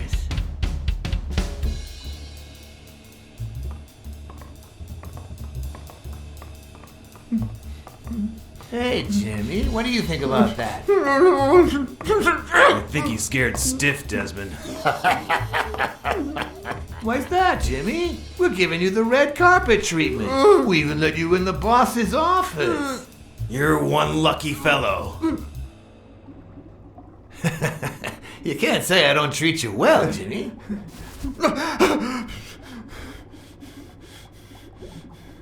Yeah. Speak, you moron. Yeah, very well. Why are you... Shh. Calm down. How long have you worked for me, Jimmy? 3 months. 3 months. Oh, yeah. I hired you right after your cousin Martin died. I need your opinion. How would you punish someone for ruining an innocent man's life with a hit and run, Jimmy? I don't know. Then tell me, what about you, Wilson? What would you do? No, please. I didn't do anything. I swear. He was a good guy. Of course, you already knew that. You knew him better than me, right? He was my cousin. That's why I hired you, Jimmy. You see, Martin was a dear friend. And his widow said you were a nice kid.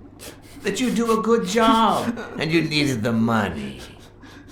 And I have a soft spot for those in need. Please. But, you know what? I talked to her just yesterday. She told us you did some naughty things to her with that gun, Jimmy. No. That's no way to treat a widow, is it?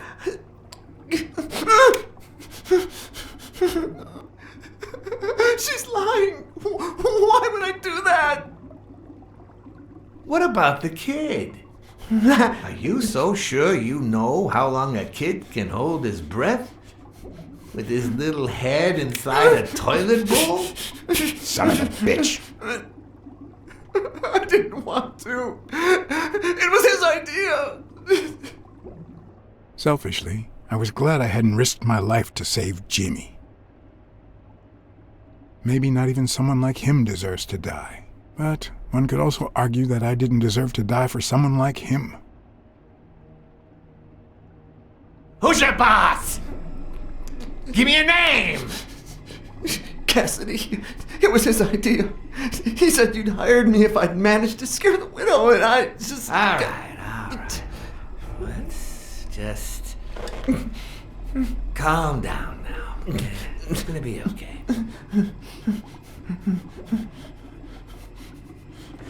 There are two sacred principles that rule my life. The first principle is the love for my family. I do anything to protect them. The second principle, I never put my future in the hands of fate. I always play it nice and safe. And I would even add a third principle, or better yet, a rule. If anything threatens either of these two crucial principles, I take matters into my own hands. You see where this is going? For the first time, I got someone killed, even though all I really did was rat him out. No, I just... Stop interrupting me, Jimmy! It's not polite! You're all the same. So rude! You know what? Let's leave it at that. You're going to give a message to that disgusting walrus Cassidy, aren't you? Yeah, sure. Whatever you say. Yeah, sure. Good boy. What's the message? Oh, Jimmy. You still don't get it, do you? You are the message.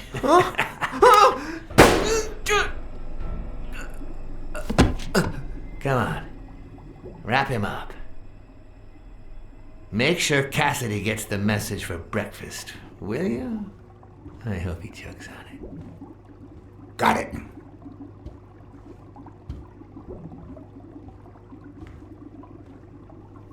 Where are you hiding, little fishy? Once again, you didn't get to hear the end of my story.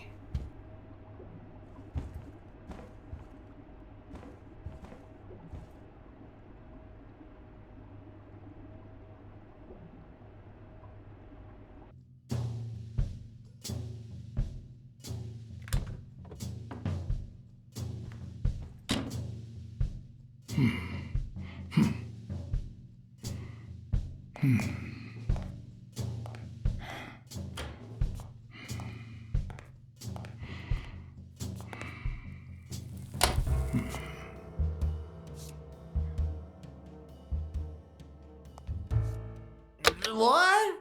Just where do you think you're going, putty cat?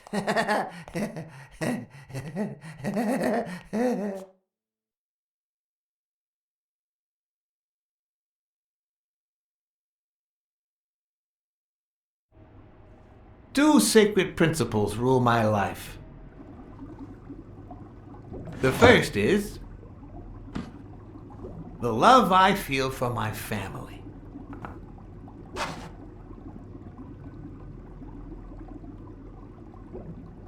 second.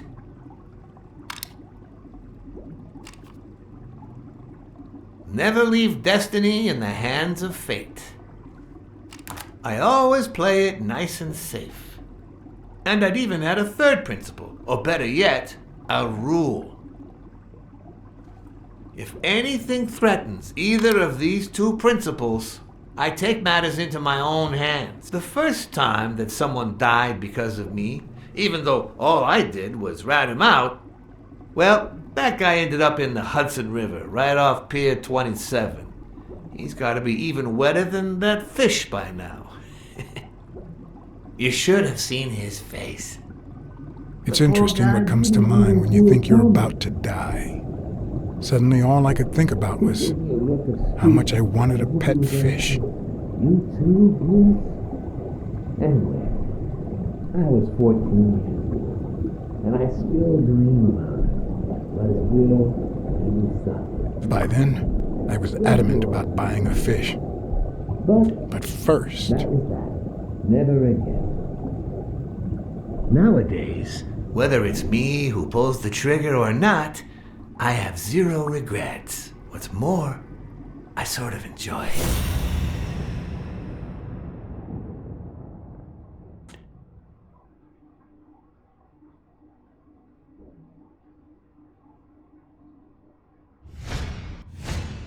In case anyone had any doubts about who's the boss around here, I'll put my dirty feet on his luxurious table to prove that all of this is mine.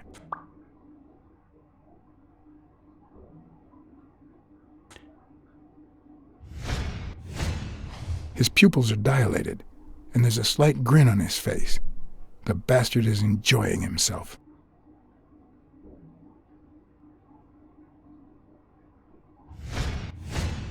When a mob boss declares his love of family, it can only mean that A, he won't hesitate to ruin yours, and B, he's cheating on his wife.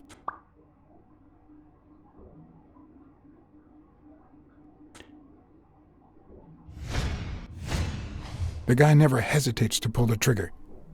Even if I hadn't seen what he did to Jimmy, I'd know he's not bluffing. I knew I had it in me to get out of that place alive.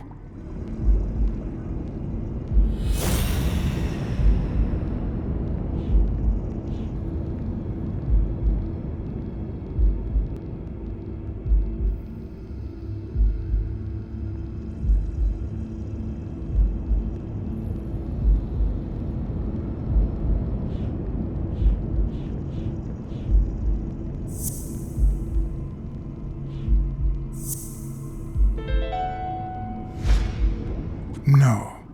O'Leary's wife is having an affair with Colbert? Should I serve this to O'Leary on a silver platter? Or threaten Colbert so he'll get me out of this mess? And, well, that's it, I think.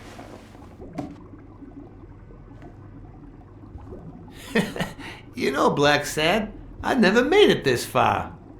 Congratulations, you're going in style. I didn't want to interrupt you because I respect you and your word, but I'm actually here to help. Your wife is having an affair with Colbert. What? Me? No way! Well, here's the thing. I don't respect your word. And since you brought me no proof...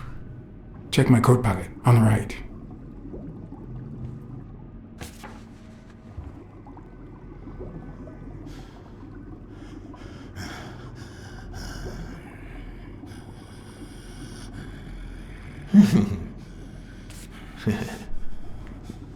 Oh, Blacksad, Blacksad, Blacksad.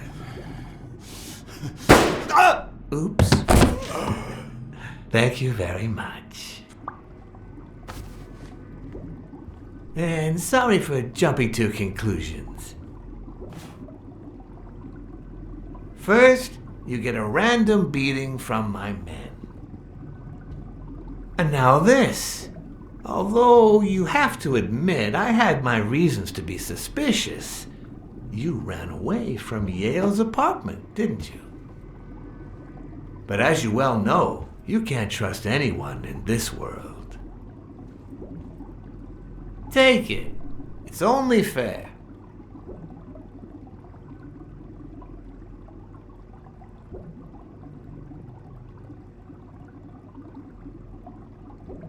I want to bet it all on the fight, on Sonia Dunn's behalf. Oh, what a romantic you are. We listen, if you call it listening, to the sentimental romance.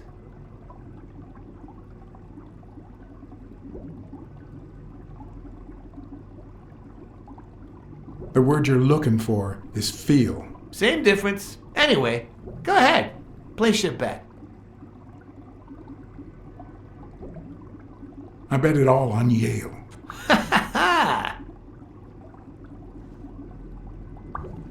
Oh, BlackSad. Aren't these odd hours to pay me a visit? Your message was important, but certainly not urgent. It could have waited until tomorrow, don't you think?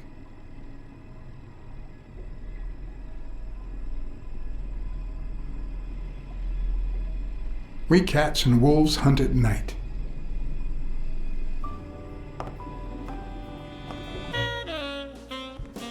I wish I was a noir fiction writer. At this very moment, I could write a couple of pointed, ironic remarks for the narrator to recount what I just lived through. The dark, crooked alleys of New York reminded me of the state of my own soul. No. Fall loomed over me with the... Fall struck me with the full force of my long-lost youth. Nah, not that. Fall descended over me with the full weight of a guilty conscience. God, that's worse.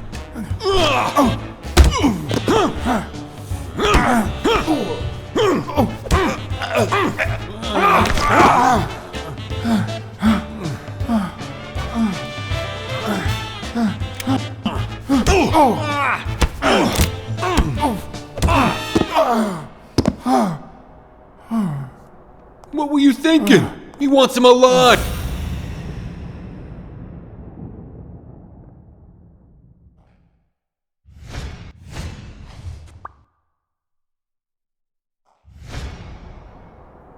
I felt fall seep through my bones like the pain of a good beating.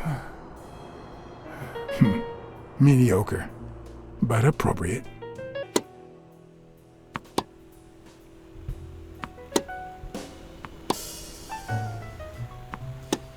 Against all odds, next morning I got up bright-eyed and bushy-tailed. And I had my kind, unknown assailants to thank.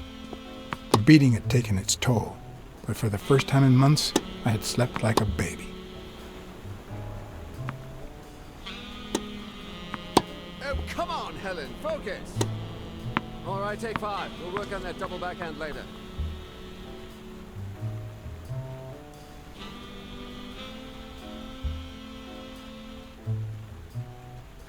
Well, Mr. Blackmore, what can I do for the FBI?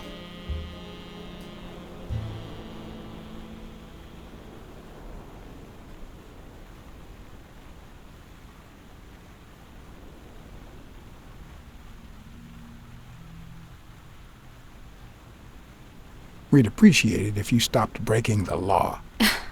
I see you like to cut to the chase. Are you going to handcuff me, or can I ask you what I'm being accused of?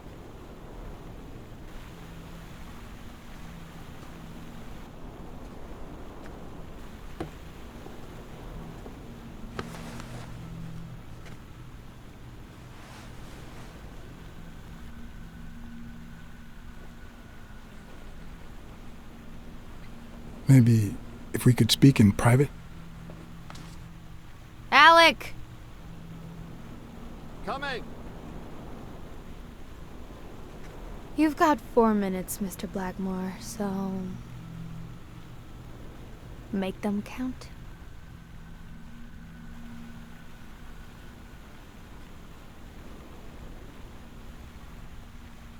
We know about you and Desmond O'Leary. Wow. The FBI sure knows what it's doing. So, out of the 100 million Americans who know about that, who did you extort to get such highly confidential information? The thing is, well... You see, I'd love to wipe out that part of my past, but whatever. Do you have any regrets? Ads pay more than trophies. Can you believe it? Being associated with such a shady character could only damage my reputation. Trust me, never get involved with a married man. We're aware of at least 6 rigged games during your first year as a professional player. And? You won all of them. Are you trying to offend me? I give my all on the court. I can't be held accountable if my rivals don't do the same. Go interrogate them. In any case, now I know why you mentioned O'Leary. We know you smuggle contraband during your international tournaments. Oh, really? Are you sure? Like, what exactly? I think she called my bluff. Or did she? Should I follow through or say I was kidding?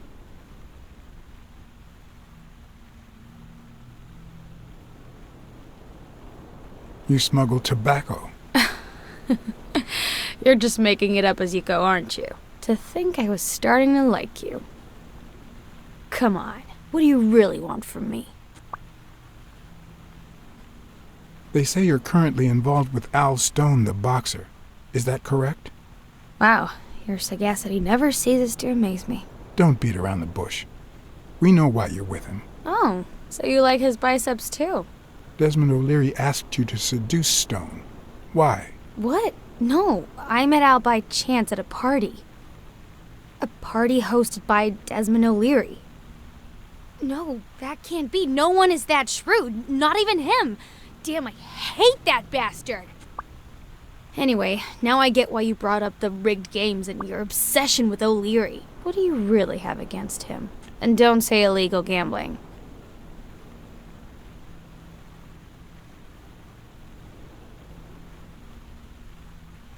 We've got reason to believe he's working with the Chicago mob. This isn't just illegal gambling anymore. It's organized crime. I think I know where you're going with this. Smuggling tobacco. I'm serious, Miss Moore. America can't afford to let anyone shake its foundations like that. And America's sweetheart can't afford it either. Help us out. Talk to us. And why should I, Mr. Blackmore? What do I stand to gain or lose?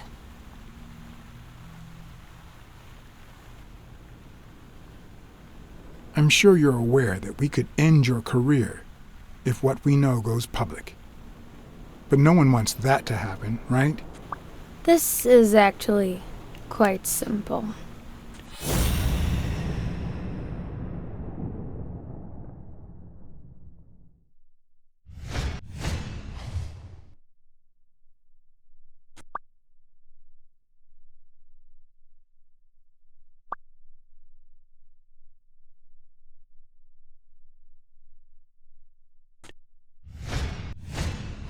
One lucky gal. You have a light, sir?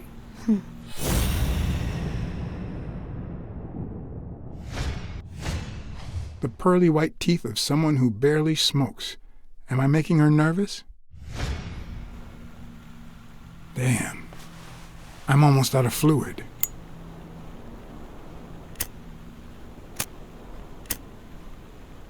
Wanna know my trick? Go down to start, then up with it, and then down again.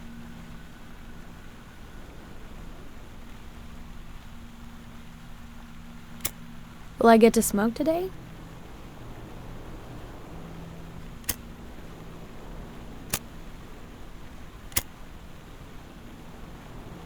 Thanks.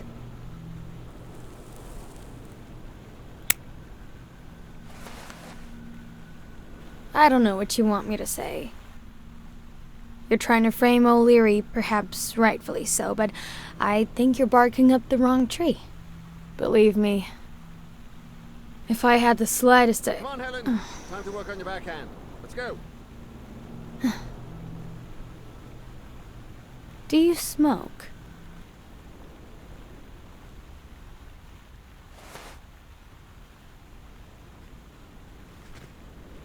Nice meeting you, Mr. Blackmore. Did you bring my water?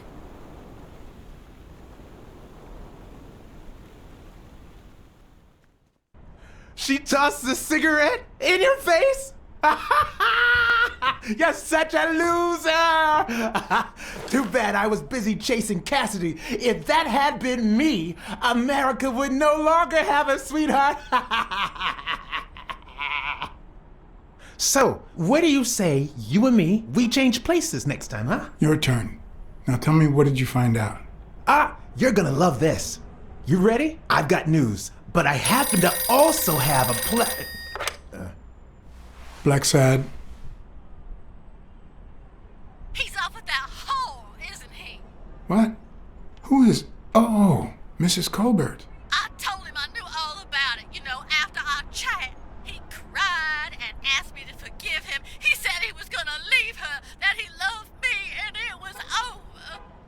But last night he got a phone call.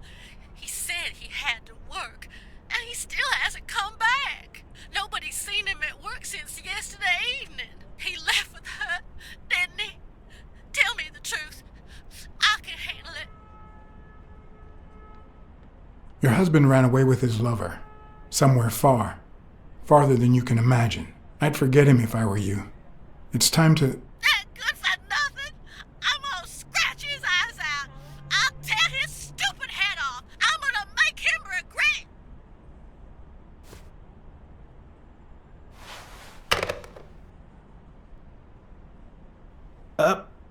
But what just happened? Is there anything you didn't tell me? Maybe. But now it's your turn. Tell me about Cassidy. Come on, spit it out. I didn't find anything suggesting that Cassidy had anything to do with Dunn's murder, but... That's quite the tale. But I know Cassidy will be playing poker tonight with one Howard M. Farnham II, a Texas tycoon looking to get his claws on the boxing business. I also know that he and Cassidy have never met in person, and that Farnham, who's staying at the Balford Hotel, hasn't left his room. Apparently, he spent the night with 3 bottles of bourbon. So, here's my incredible plan. I'll go to the hotel, I'd knock him out, and then take his place in the poker game. That way, I'll get Cassidy talking. What do you think? Incredible, right? Didn't we agree that you would handle Helen more while I dealt with Cassidy next time? No?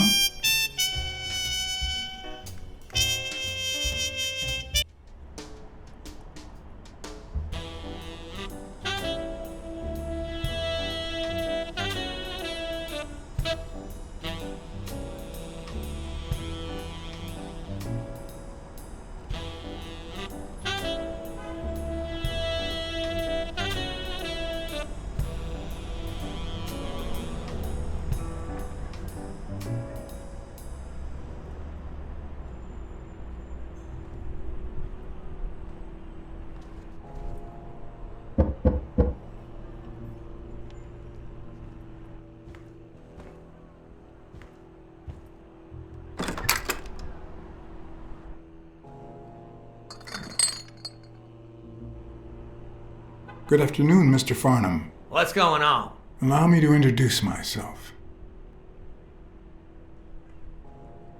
John Blackmore. I work for Frank Cassidy. He asked me to bring you these bottles so you could choose which one you prefer for the game. Oh, sure. I was fixing to leave, but I guess them monuments ain't going anywhere. Well, come on in then. Getting in Farnham's room was easy. Earning his trust was another story. But I always have an ace up my sleeve. Blackmore? You okay, partner? The best way to earn someone's trust is to make them believe they've earned yours. And sometimes, the best way to fake it is to tell the truth. I don't know where to begin.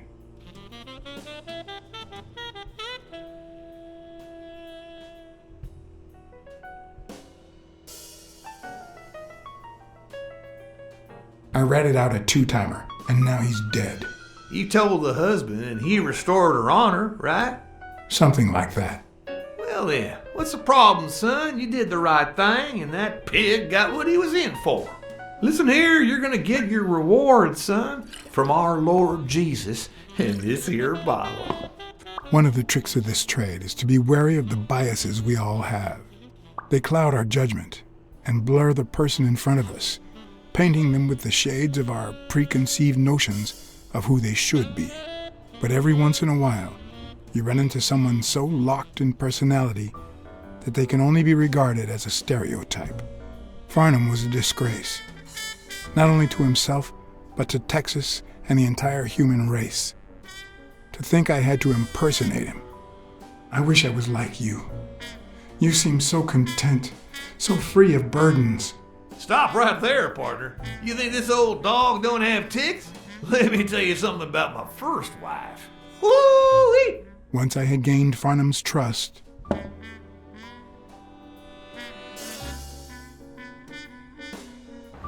the hard part was deciding what I needed to know to become him and not get myself killed.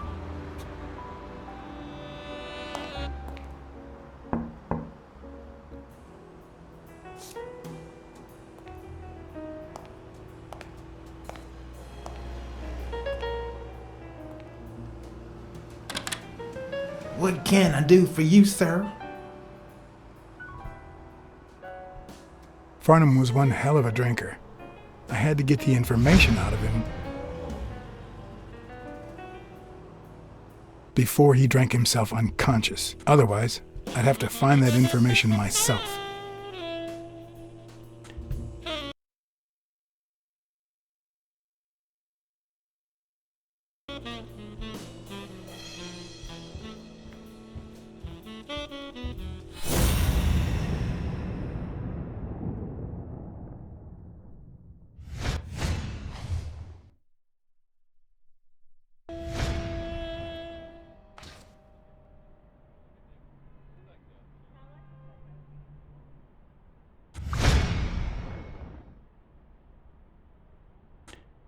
Yes, I got a Vietnamese shave last time. No, please, come in.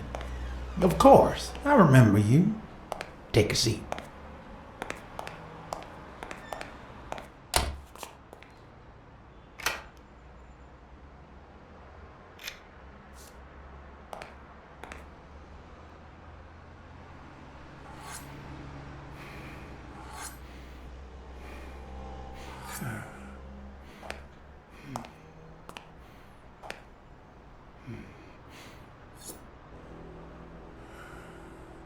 I'm sure you'll understand we can't be too careful. Our host has many enemies, and someone has to keep them at bay. Sure, I get it. I'm glad to hear that. Now, please answer my question. How much does it cost to get yourself a clean Vietnamese shave?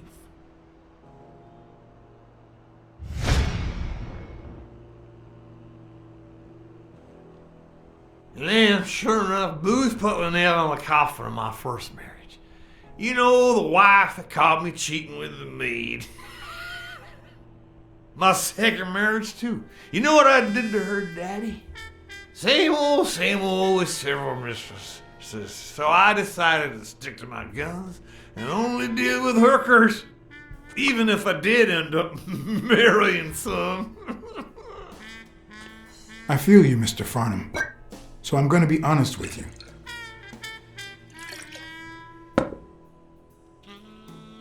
I'm Cassidy's slave. He lent me the money for a game deposit, and I lost it all. Now I have to work off my debt. Oh, Cassidy's not your problem, son. It's poverty. Sure enough, I had to pay my own deposit this morning to y'all, and that was just petty cash to me. Petty cash, to be honest. I asked you how much. Of course they gave me one of the receipts. These things I am, boy. Wait, I'll show you. I got it somewhere.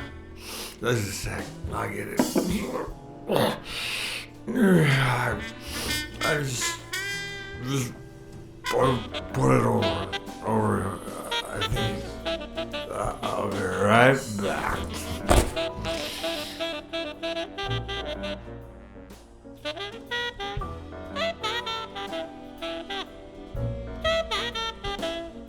Ding Dong? Interesting name for a town.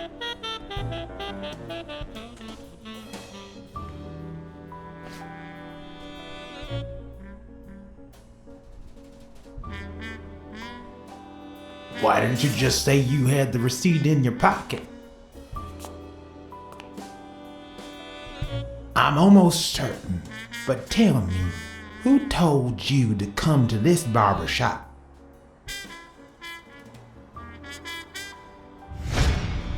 Let me tell you a little secret about my first wife, sonny boy. When I met that woman, she had no manners, no money, no nothing.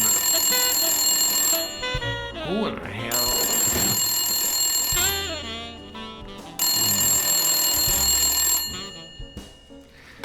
Farnham. My God, if it ain't the hero of the day.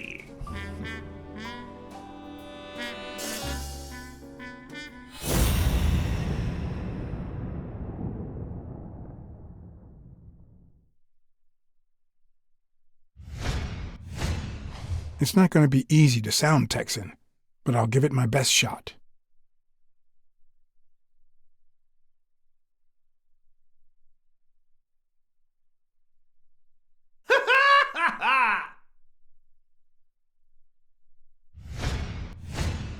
This'll surely imbue me with the Texan spirit.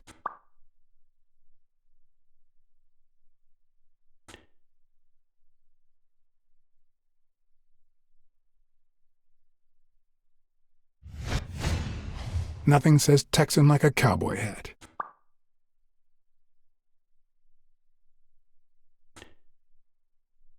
I'll be damned.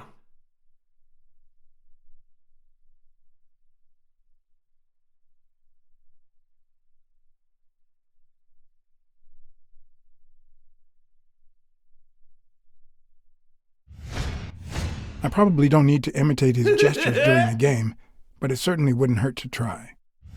Yes, sir. Knowing Sure Farnham, enough. the owner of this bra only came here for business.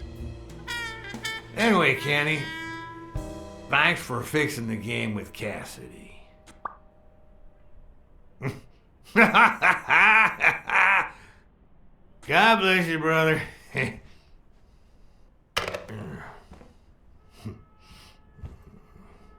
Craziest goddamn Texan in New York. My good old friend Kenny, craziest goddamn Texan in New York. You know how many Kennys there are in New York? Kenny who? So besides when and where the game will be, the password, and the money Farnham dished out, what else do I need?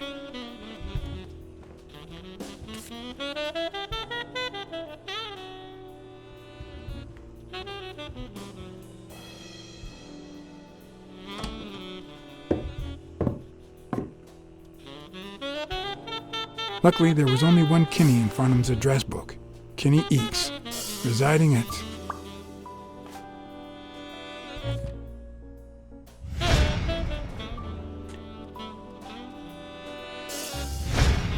Cornell Plaza, Manhattan. Stunning penthouse. I'm not surprised. Mr. Eeks has excellent taste. Do you happen to know what he asked for the last time he was here?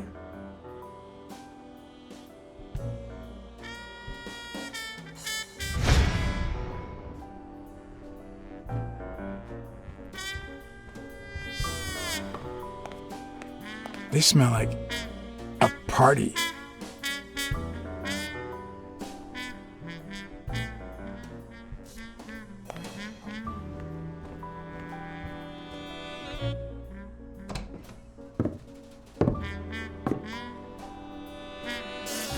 No matter how superficial someone may seem, there's always a way to win their heart.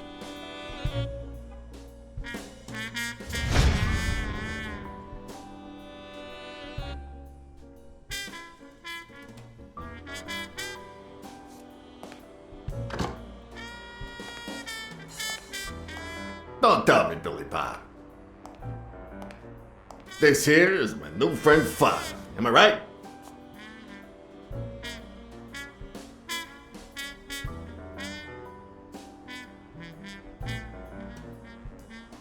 Sure enough, your barber was fixing to give me a shave.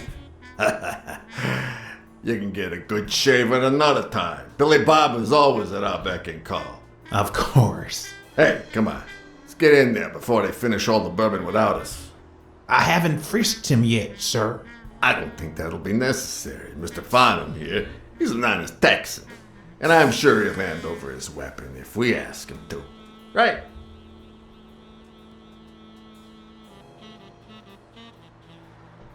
Sure, but you better take good care of my girl. It'll be my pleasure.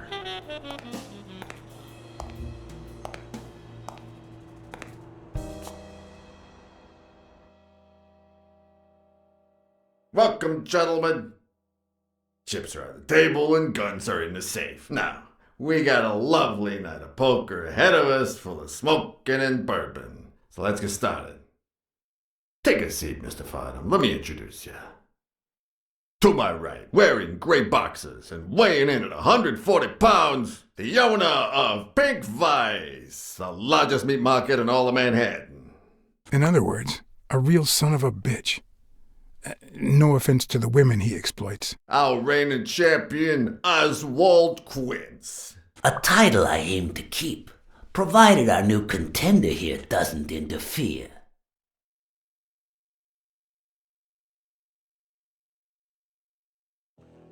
Y'all are dealing with the worst player in Texas. You're just trying to make me overconfident, aren't you?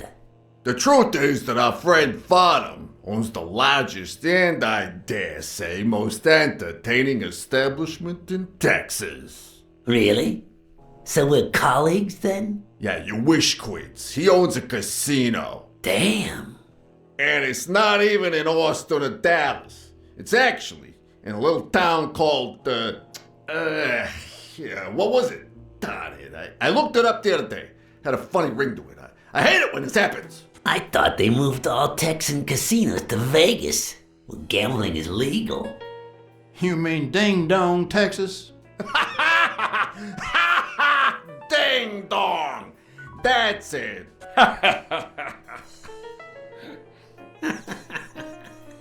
Who'd ever think of a name like that?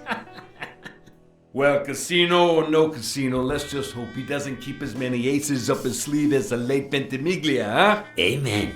To my left, wearing brown boxers and weighing in at 396 pounds. Frank, show some respect, huh? The hospitality tycoon, Paulie...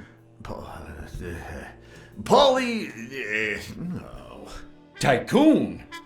I just own a small bar with pool tables. Clients drink close to nothing and play even less, but certain business transactions just couldn't happen anywhere else. Damn it, Paulie. Why don't I know your last name? Because they took it away from me.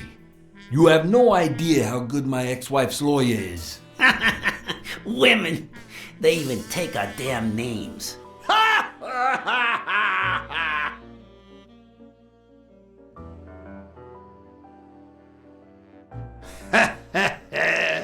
You're too much, Paulie. When you're done sightseeing, why don't you drop by La Iguana for a game of pool, and I'll buy you a drink. But I have to warn you, my clientele isn't crazy about furry fellas such as yourself.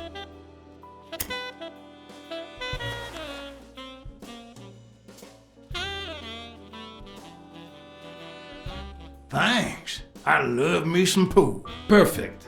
It'll be my pleasure. You looking to start your own pool business, Farnham?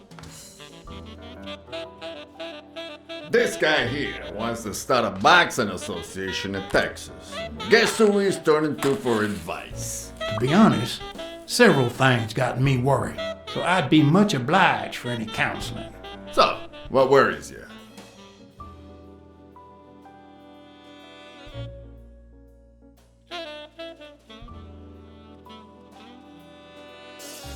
Rebel coaches like Joe Dunn. Oh, I see you done your homework.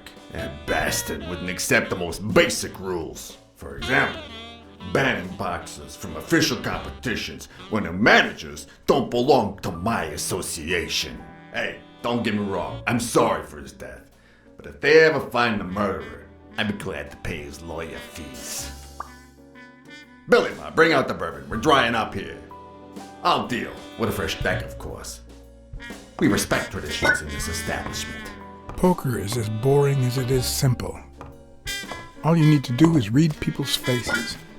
And even the worst detective has that trick up his sleeve. The real issue is knowing what to play for when there's much more than just money at stake.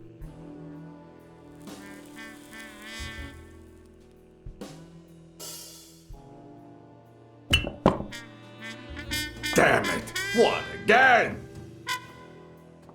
How many games have you won, Farnham? The worst player in Texas, huh? Hey, Quinn, you better start unbuckling that championship belt. This ain't over yet. Mark my words. Farnham will be calling his wife before the night is over. Ha! Oh, hey, by the way, did you guys hear about Kenny's wife? Pretty tragic, huh? What happened? Oh, plain bad luck. Hey, but Farnham, I'm sure you know more about it than I do.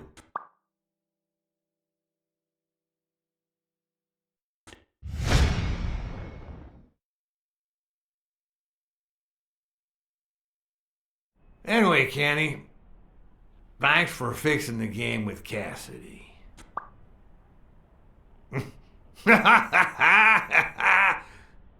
God bless you, brother. The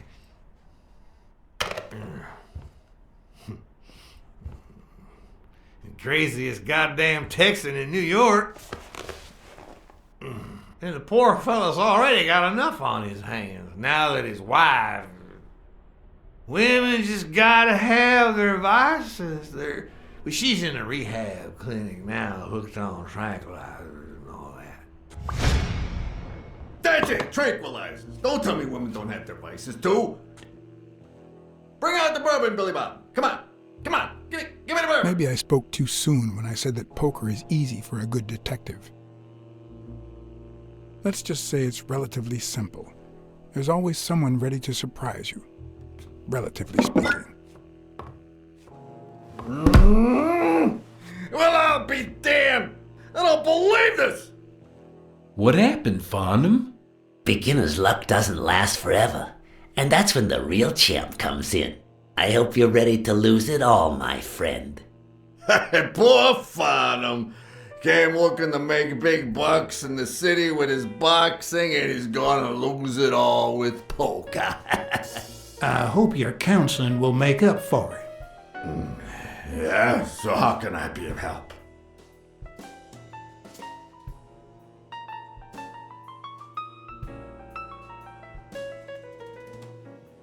Homicidal boxers like Bobby Yale. Ha! That's some piece of news, huh? Hey, I don't know if he did it, but the real problem is that the fight against my champ Stone might not even frickin' happen. The good news is that I've almost convinced the governor to let him out of prison on the day of the fight. Under police escort, that is. I bet you the audience gets a kick out of that.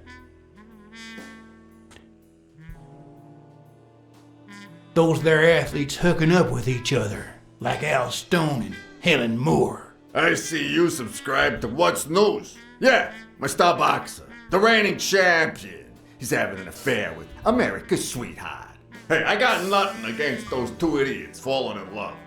Don't get me wrong, but it's taking a toll on his performance. I don't think he'll lose against Yale, but I'm starting to worry a bit. Come on, let's steal another hand before Quince accuses us of trying to break his winning streak. Ain't gonna happen. Gentlemen, I suggest you never tell your sons about this game, unless you want to lose their respect. Wait, you mean our sons actually respect us? I hear you. There's no way to set boys straight these days. They don't even respond to a good old beating.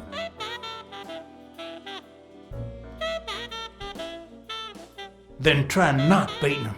There are better ways to educate boys. Hey, careful, Quince. You're talking to a pro.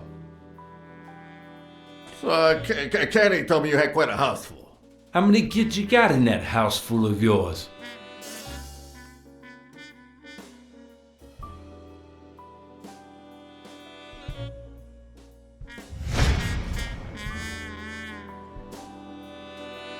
No, that son of a bitch was about to choke on his own vomit.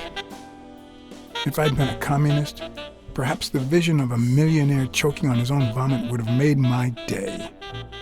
Even so, I doubt I could have just stood there and watched him die.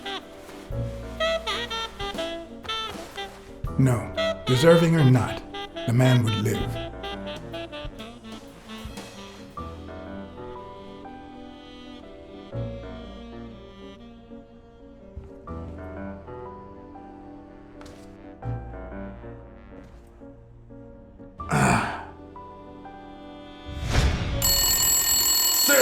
Well, that's something. I don't know how you deal with all of that. All boys? Does it have to be now? Oh, never let Quince near one of your daughters. Come on, Folly. Children are sacred. I won't lay a Cassidy. finger on them until they're 12. After that, well... let's just say... some men have needs that can only be met by a young girl that age, if you know what I mean. Are you all right, Farnham?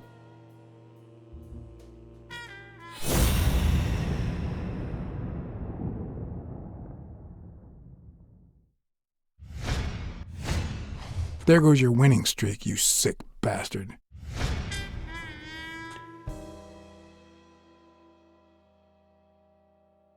Sooner or later, the police are gonna bust your ass. Quince. What the hell are you talking about? I bet you're as bad at hiding those poor girls as you are at keeping that ace up your sleeve. What? You lying piece of shit? Quince? Don't believe a word he's saying, Frank.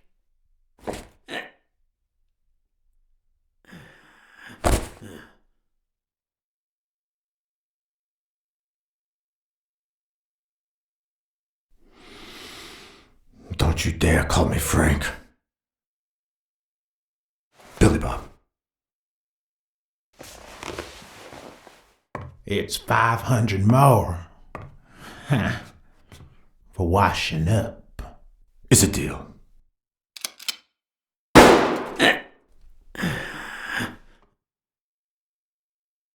And good call, Farnham. I owe you one.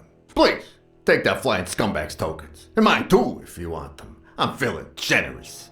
Hey, turns out the governor accepted my suggestion to let Bobby Yell out of prison on the day of the fight. Hey, this is turning out to be the perfect night. If you decide to go ahead with your new venture, call me, Farnham. Your behavior at last night's game was utterly insulting. Never contact me again or I'll put an end to your pathetic life. If our common acquaintance should ask you about your business endeavors, tell him that boxing is too violent for you. Signed, Frank Cassidy.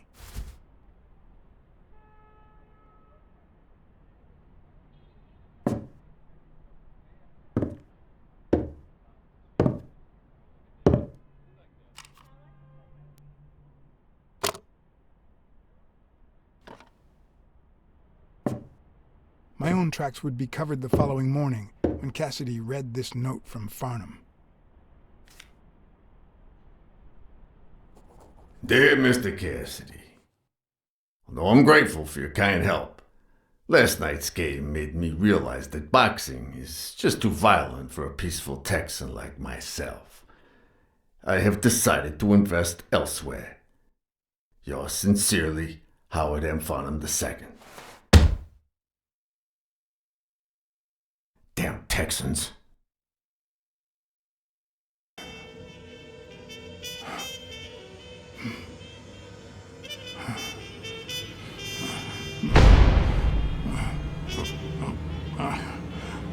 As for me, It was the first time in days that I had gone to bed without my daily baby. A real shame.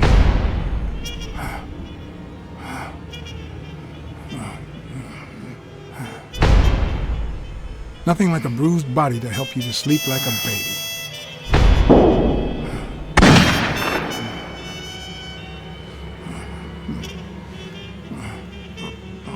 Maybe I should have given myself a beating.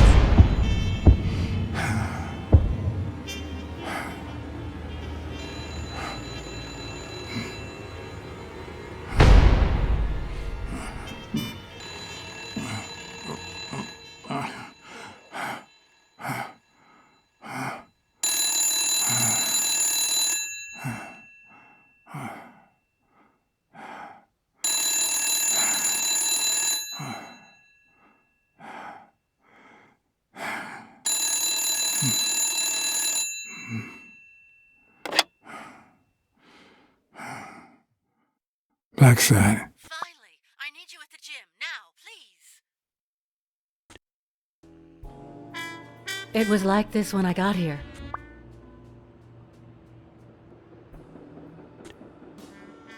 Did you touch or move anything in here? Only the phone. Good. Calm down. I'll take care of this. Had you already finished looking through these papers? I wish. Well, I guess you'll enjoy sorting all this again.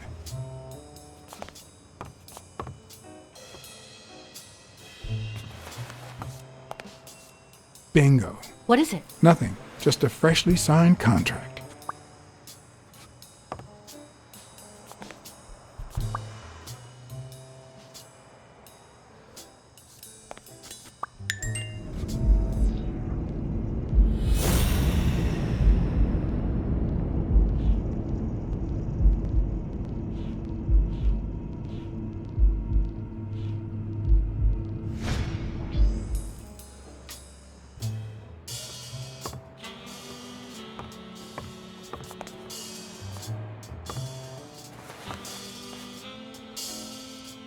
What are you doing?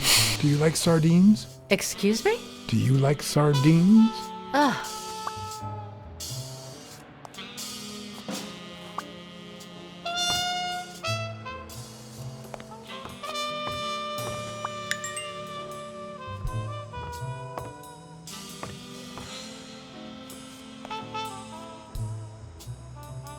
Not that I suspected otherwise, but it's obvious they weren't looking for money. Looks like the burglar isn't interested in bureaucracy. Did they take anything? No, although...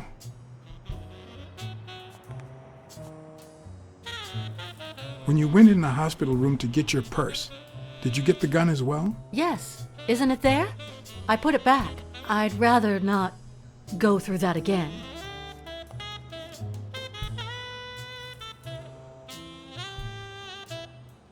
That's too bad.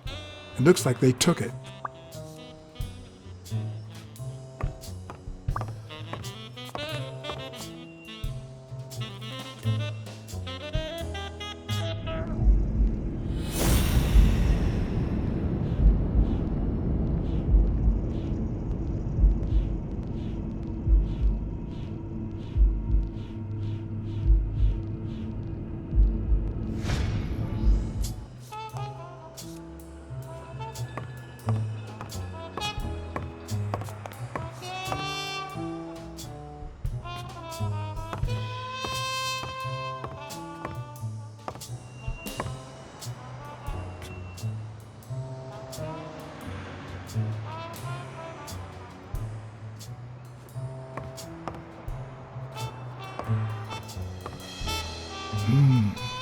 Whose is that?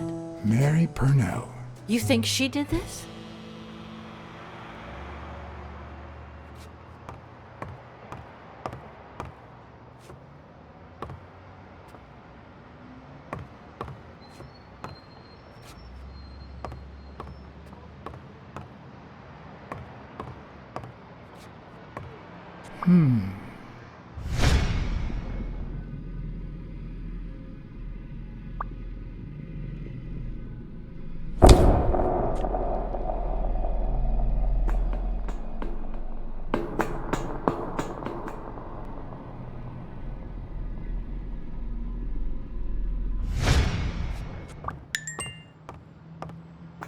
Wait here, please.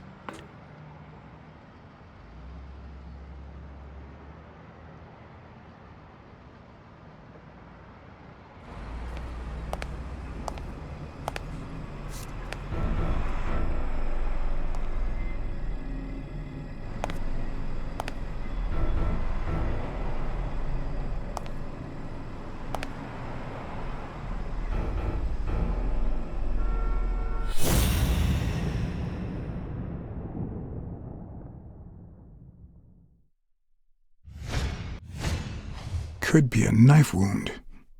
The murder was brutal.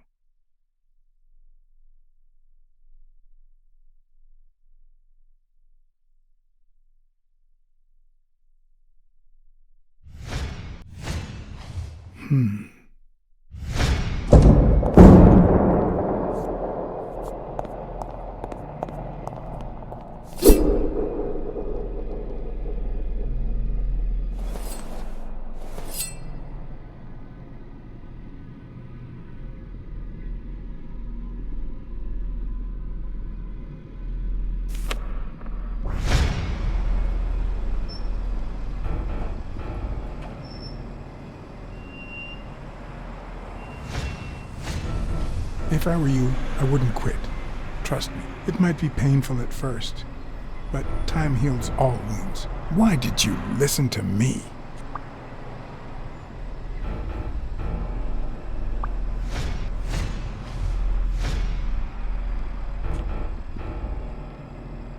Dear Sonia, I need to tell you several things about your father. In fact, I know he would have wanted me to tell you. Among them, the fact that you co-own an apartment in Manhattan. Please call me. Yours truly, Mary Purnell.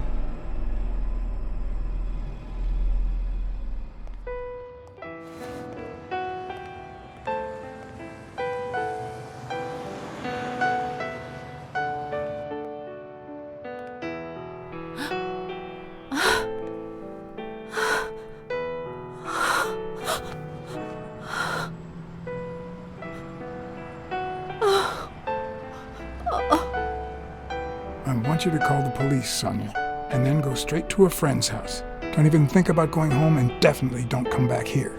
I'm staying at a friend's house. I haven't even set foot in my father's place yet.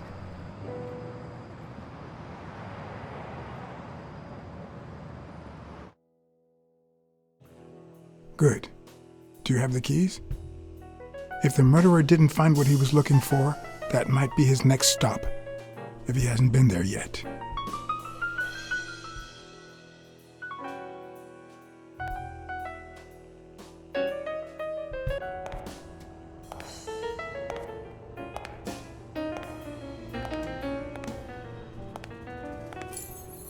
For once I had the keys to the place, which meant I wouldn't have to use my lockpicks or...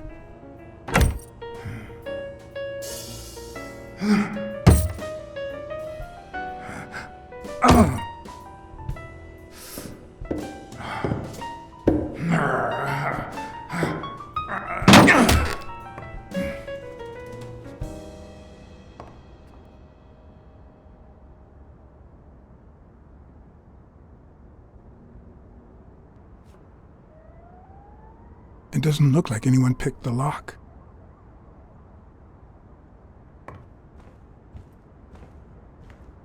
It looks like Dunn had already begun to move his things.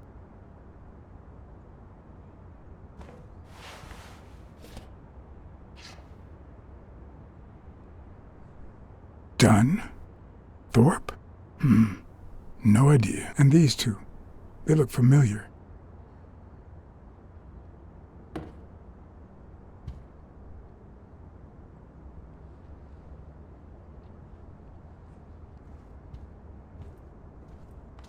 It's hard to believe that a pair of boxing fists could play something like this, although I'm sure he had the lungs for it.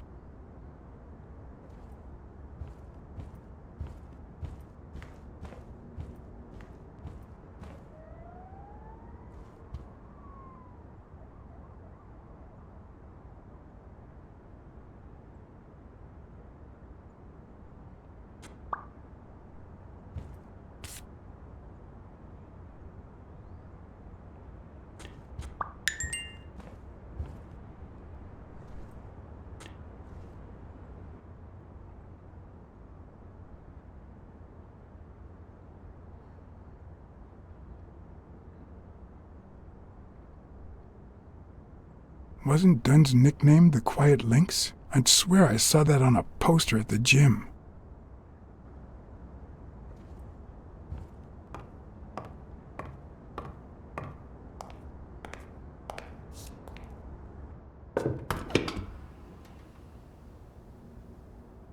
Ready-made meals on airplane trays in front of the TV. Who would have thought we'd end up eating like this? Dunn died 4 days ago, and that lettuce still looks okay.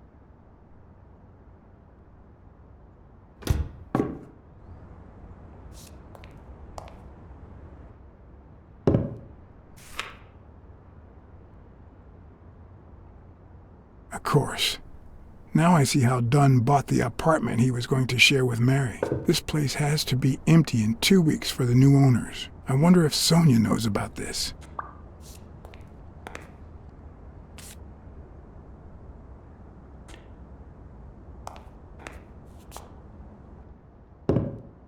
Sardines.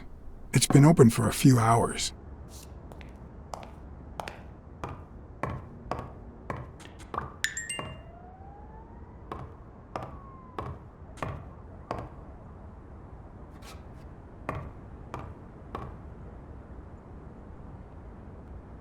Is this how he got in?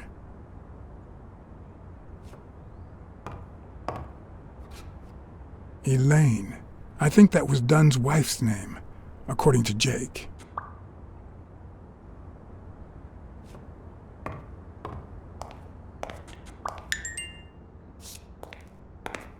Wow.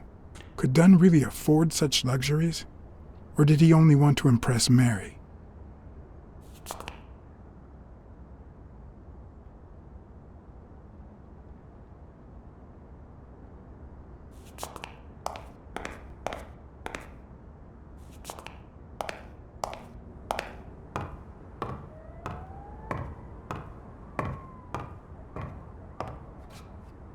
You still looked at her every morning, so many years later, with a new love? Maybe we don't need to forget. Maybe pain just transforms into, I don't know, something.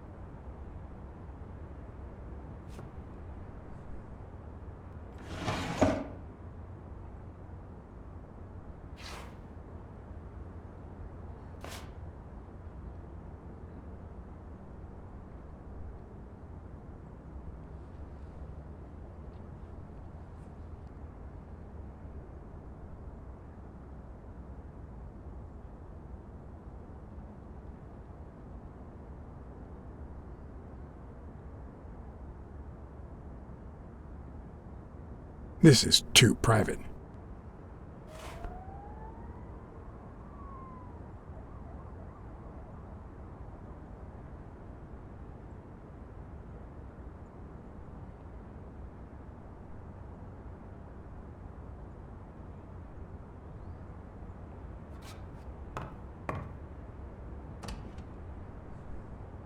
Another empty closet.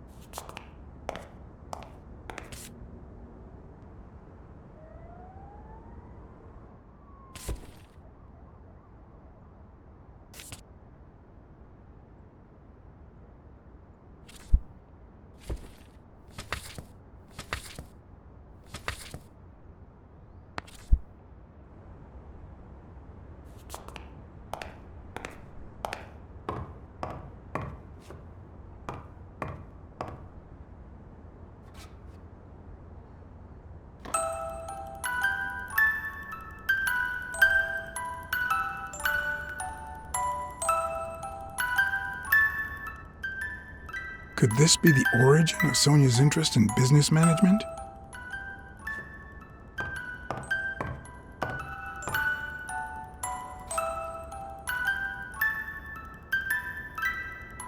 One of the very few teen idols who only got better with age.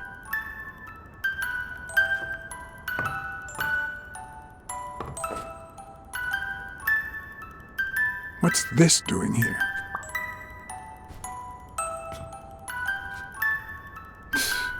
No matter how hard I look, I'm not getting anywhere. What the hell was the burglar looking for? And most importantly, did he find it?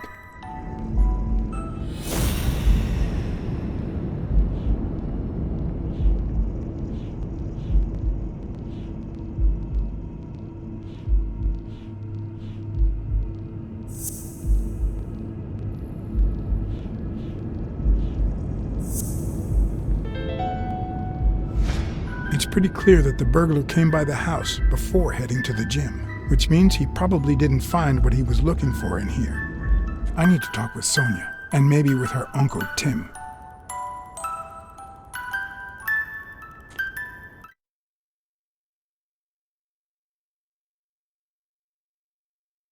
It brings back... I don't know. Good memories? An optimist, are we? It's like remembering the last day of summer. Scenes full of joy, picturesque landscapes, and yet the light is faint and the air is still, the calm before the storm.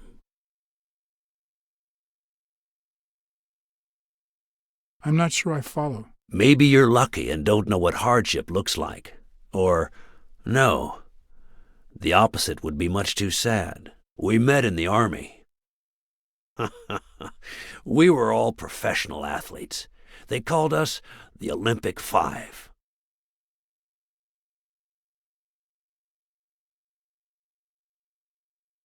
Who's the guy on the left? Ah, Viktor Sukovsky, the athlete. You've probably heard of his medals. Hey, isn't that Craig Spano? The guy on the Morley's billboards? Yes, indeed. Our captain. He was the oldest, after all, and star of the New York Warriors. He was an orphan, you know. But he loved the sport so much that he said baseball was his family. Who's the guy on the right? Angus Mitchell, our combat medic, and a doctor with the New York Warriors, which is how he met Spanow. It was Spanow who got him assigned to our platoon. Was Dunn already boxing? Yes, he was. I had already seen him fight before I even met him. He was as humble in the ring as he was in life. He'd always let his rivals take the initiative. I remember how he barely dodged the blows. If you didn't look at his feet, it seemed like he wasn't even moving. And the footwork, pure dancing. You could almost hear the music. The song would play until his opponent was exhausted. Then came the drum roll, followed by Dunn's victory by KO. What about you? I had just signed with the Milestones. I hadn't even played my first game, but people said I had a bright future ahead of me.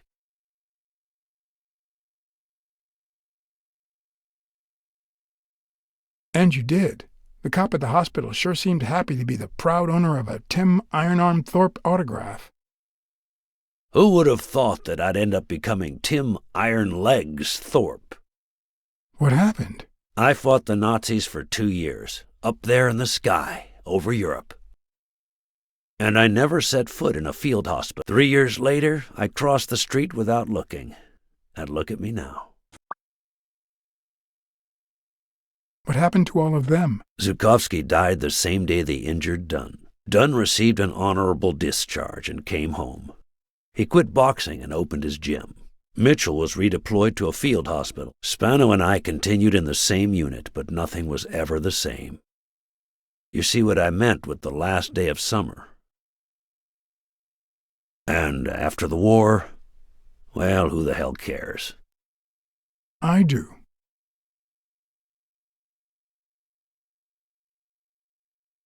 What happened to Mitchell after the war? Mitchell? Who knows? We lost touch. I hope he's doing well.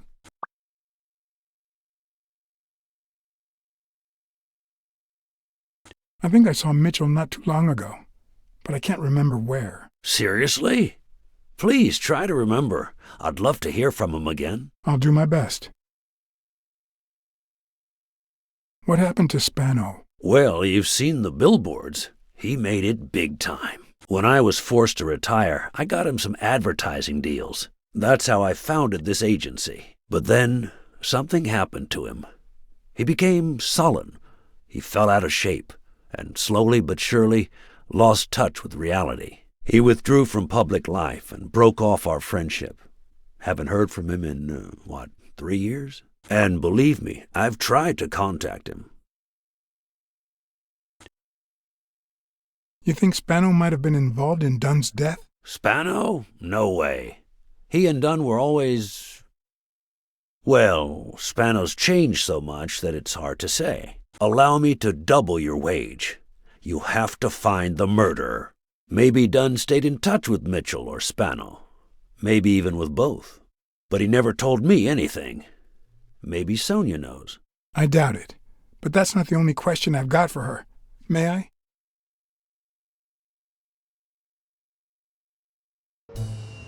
Yes? Sonia? No, she's not here. Who's calling? Where is she?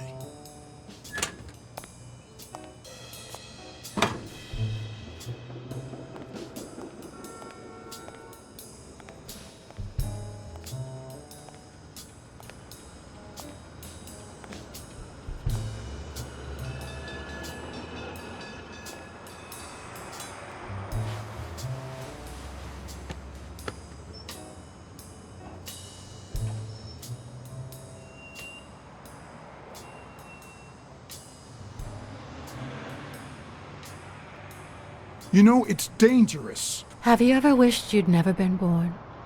What?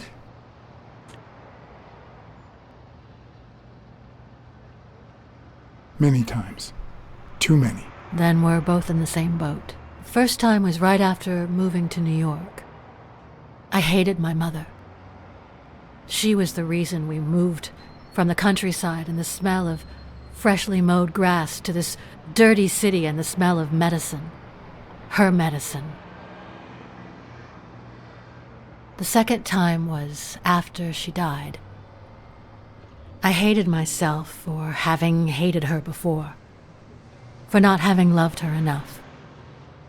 The third time was when my father shut himself off. I hated him for that, for abandoning me, for giving in to the booze. Now he's dead, so take a guess.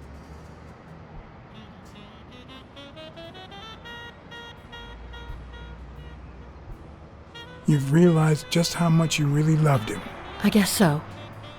But that's not the worst of it. The problem is I don't know how to live without hating him. Over the last few years, everything I've done was meant to push my father far away. To avoid being like him. To avoid making his same mistakes. Without him, I just don't know who I am.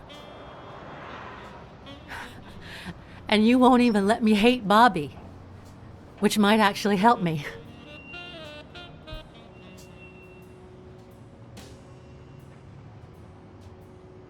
The more you hate, the worse you feel. You think I don't know that? I need someone to blame. Without that someone, I have only myself to hate.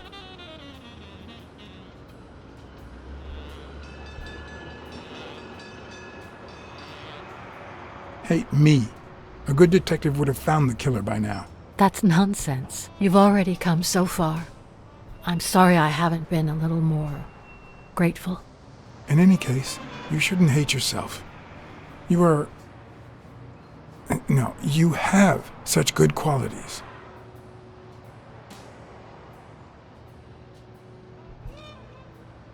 You're kind, smart, and beautiful. Are you really trying to flatter me now? No, seriously, I didn't mean to... Sorry. Anyway, can we just drop the subject? Did you go to my father's apartment? Yes. The thief went there before coming to the gym, which leads me to believe he didn't find what he was looking for. And what was he looking for? That's what I intend to find out, with your help.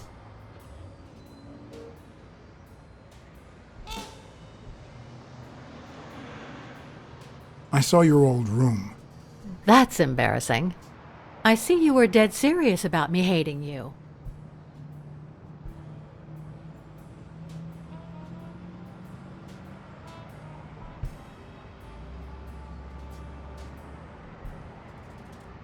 I found a baseball glove with Spano's autograph in your room. Oh, I've never seen it. My father must have put it there, although I don't remember him having a signed glove. I'm also a fan of Frank Papalia. Oh yeah, the poster. I only liked him because my father thought he was too modern. It's odd that there are practically no toys or memories of your childhood in the room, except for a small music box. That box? It might just be my last happy memory.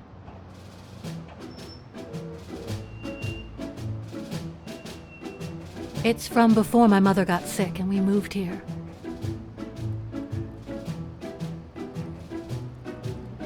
I loved reading stories about pirates.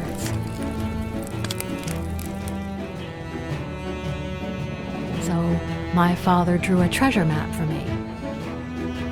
I searched the whole house, one clue at a time. It led me to this enormous tree in the yard where Daddy had put up a tire swing. X marks the spot, so I dug to find my treasure. I loved the music it played, the ballerina and the little secret compartment. Oh, the secrets I kept in there. I think it's the first time I heard you call your father Daddy. Really?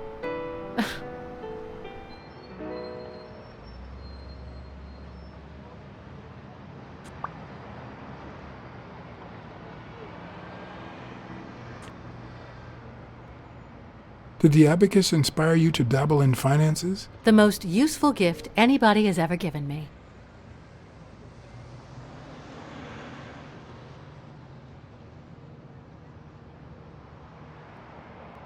A gift from your Uncle Tim?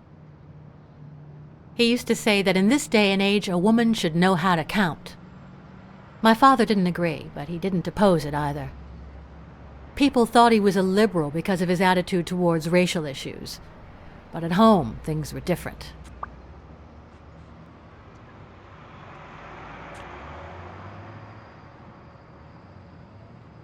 Your father sold his apartment. The new owners move in 2 weeks. What? I'm sorry. I think he used the money to buy a new place with Mary Purnell. The letter you're holding explains the rest. I wish I'd had the chance to talk to her. Your dad had great taste in music. So, better taste than I had as a child? Well, now you've put me on the spot. You don't know how happy that makes me. I found a picture taken during the war. The Olympic 5. Did you meet any of them, besides your father and uncle? Well, Uncle Tim actually isn't my uncle. No? He and my father loved each other like brothers. Did he tell you that he saved his life?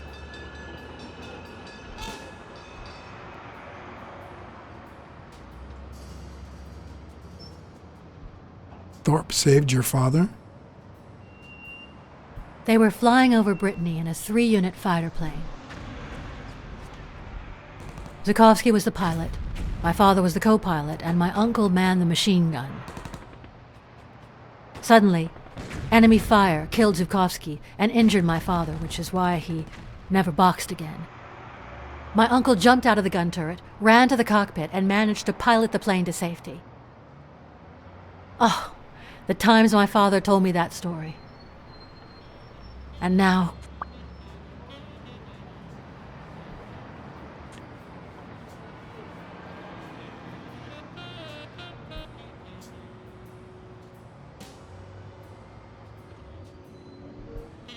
You still have your uncle. Yes, I guess you're right. Maybe he can also save me. Did you ever meet Spano? What can you tell me about him? I think I saw him once, but I was just a little girl. I think my uncle turned him into a star. That was a long time ago. Did you ever meet Mitchell, the doctor? Mitchell? The lizard? No, never. Why? Oh, nothing. I think I've seen him somewhere.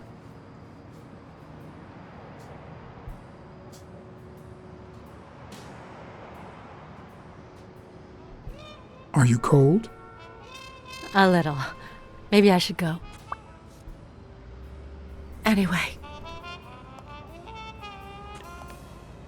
Thanks for the company.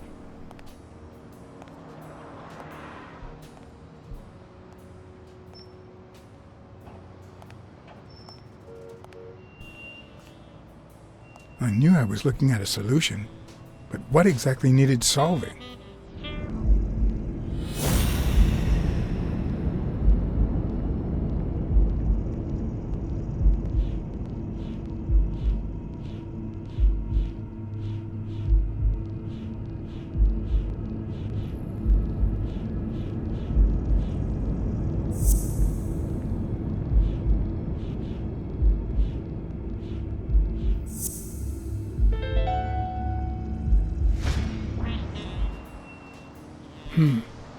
Maybe Dunn used the same hiding place once more.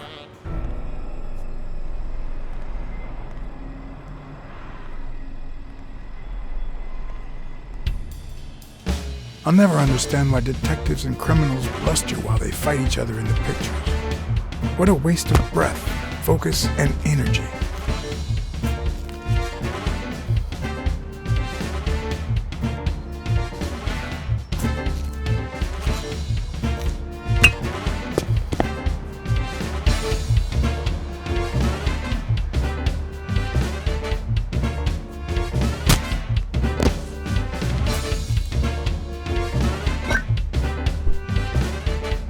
It's not the lack of credibility in the screenplay that bothers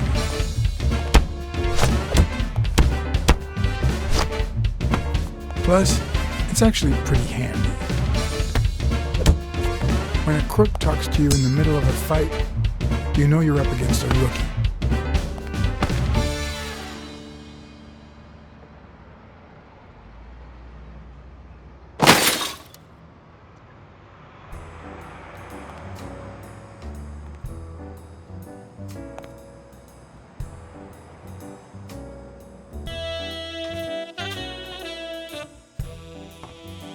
What did they say? Nothing serious. I lost another one of my 9 lives. Oh, this hurts. Got many left? I'm in the red.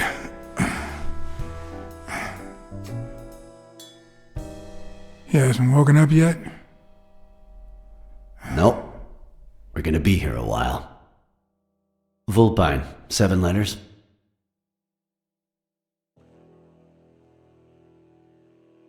Cunning? C-U-N-N-I-N-G. It fits. I hope it doesn't throw anything off.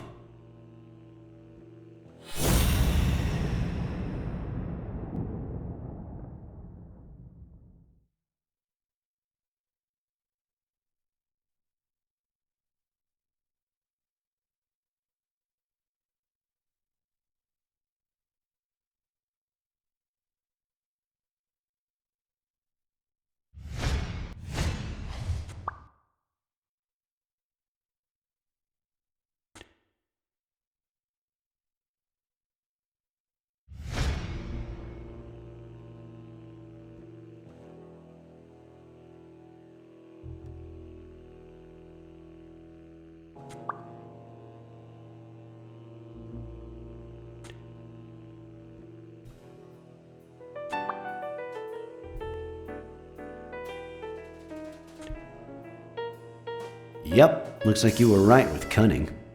What are you looking for? Nothing. Will he live? He'll live. So what have you found out? Randall Lee. Apparently in love with our penitentiary system, judging by the frequency of his visits. Theft, assault, extortion, minor things of the sort. Any partners?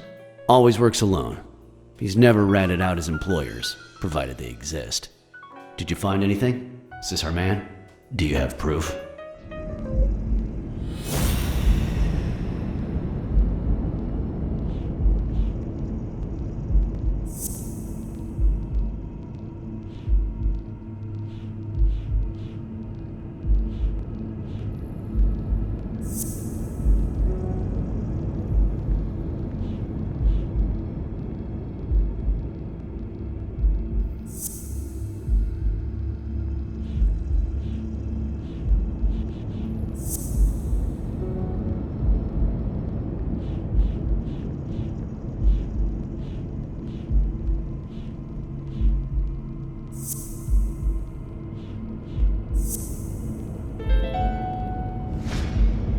It looks like we know who tore his pants following Mary Purnell up to the rooftop.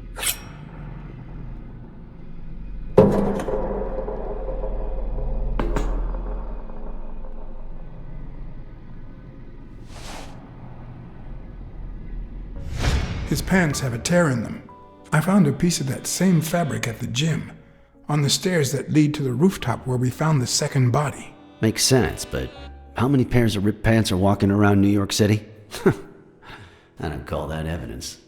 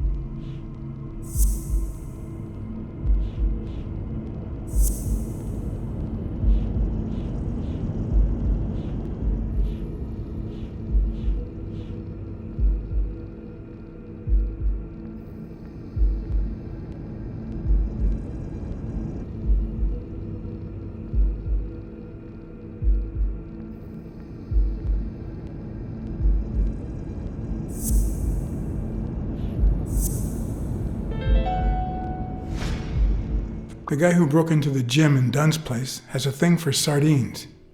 Did you smell his breath? Right, because there's only one sardine fanatic on this side of the Hudson. I need something more.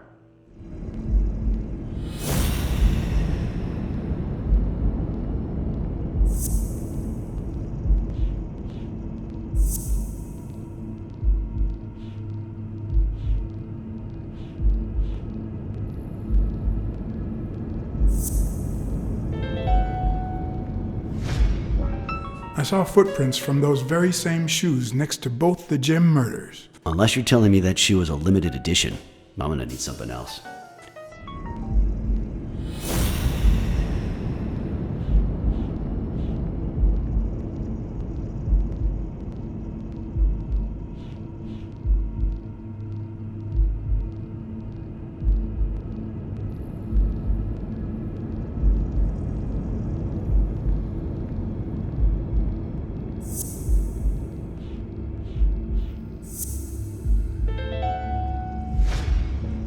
One of the thugs that attacked me the other night had a snout just like his. I'm sorry, but you can't incriminate someone based solely on species. What else you got? What more do you need? I've given you 4 pieces of evidence. None of which are conclusive. He tried to throw me off the rooftop. Yeah, you're right, I'm sorry. He's our man.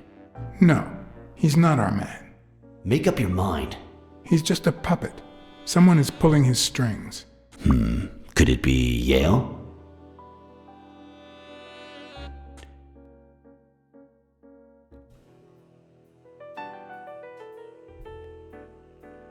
He's hiding something for sure, but I don't think he did it. By the way, was he discharged? His room is empty. They let him out yesterday. He's in police custody now. You can tell he's an athlete. Made quite the comeback. Anyone else would have taken 10 times as long. Anyway, he better be fine. You know they've ordered me to escort him to Madison Square Garden on the day of the fight.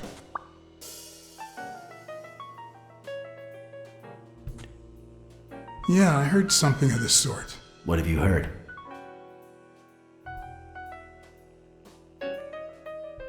You know, I never reveal my sources. Yeah, I got that, John.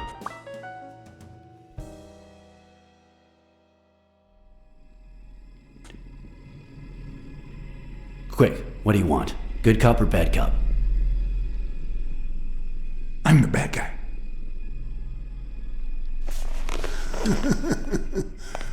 Good thing someone took out the trash.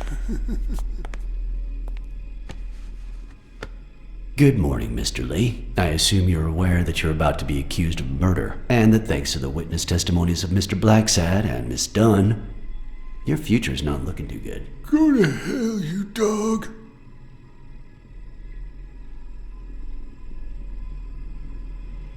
I swear that if I catch you outside, you'll wish you were in hell. BlackSad, stay out of this. Remember who's the cop here. Maybe we can offer you a deal. We know someone hired you to kill Joe Dunn and Mary Purnell. What do you have to say? I'll call your bluff. You ain't got nothing.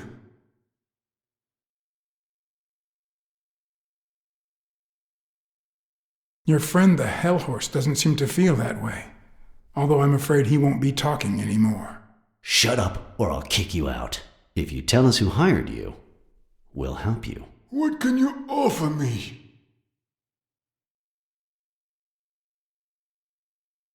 How much is your life worth to you? Don't pay attention to him, Mr. Lee. We aren't vigilantes. But we can significantly reduce your sentence.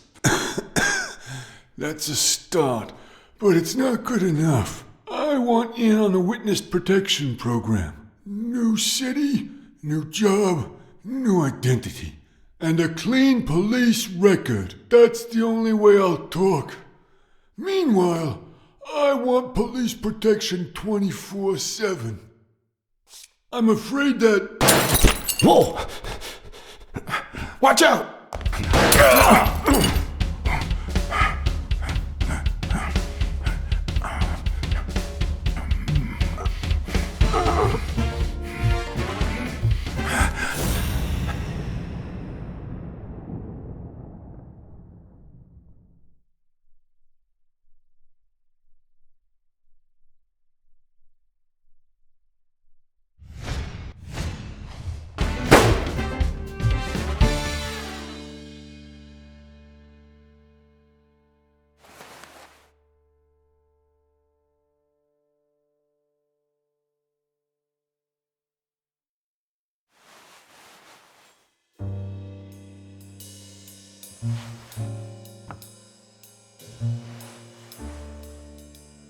Luckily, Smirnov's wound wasn't as bad as Randall's.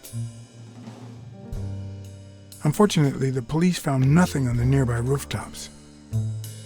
Our best shot at finding the killer was gone, so I went back to my previous lead.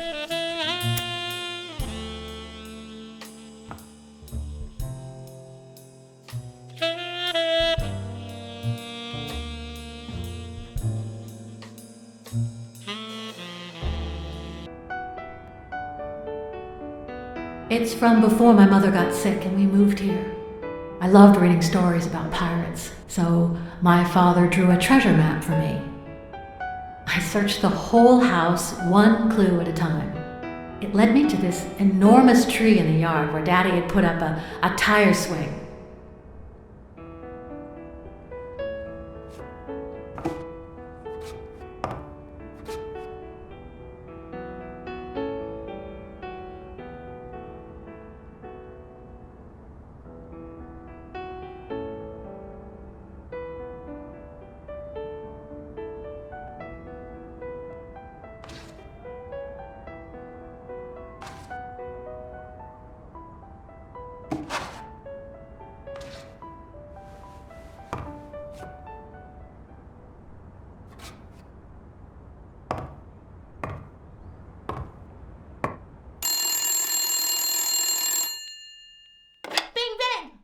Hello, Smirnoff residence.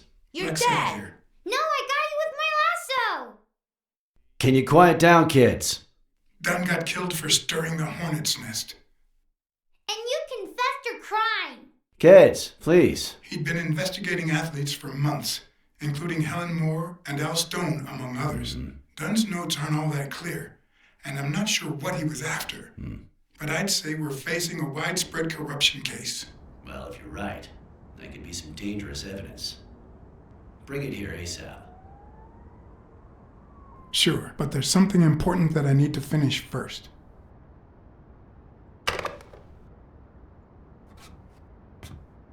I wanted to follow a certain lead on my own before Smirnov had the chance to see anything.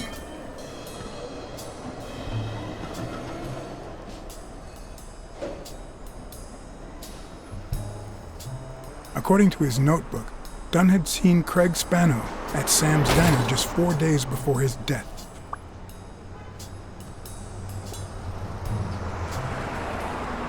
Get out of here, pussy!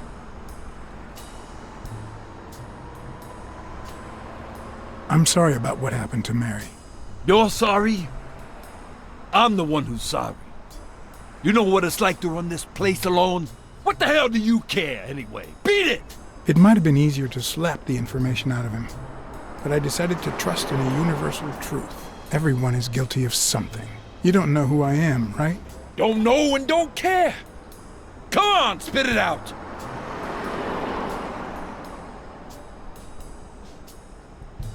I'm John H. Blackmore, Public Health Inspector. Oh, yeah, right. There are some real freaks around here, so I have to be firm, you know? Have you eaten? Dinner's on the house.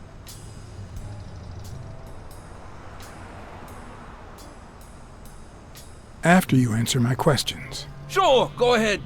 Your call. Always at your disposal, Inspector. Ask away. Fear turned him soft and made him talk. Sure enough, Dunn had been there a few days back with a chimpanzee who matched Spano's description. Apparently, the guy still lived with his father. Dunn said he couldn't stay there a day more. For the time being, he would move into his place. Wait a minute. What does Public Health Services have to do with that chimp?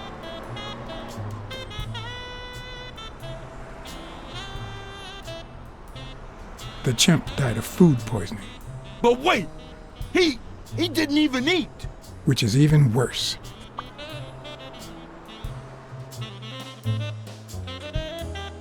Dunn had taken Spano to his place. I wanted to believe that when Randall Lee broke into the apartment, Spano fled to his former address. But where could that be?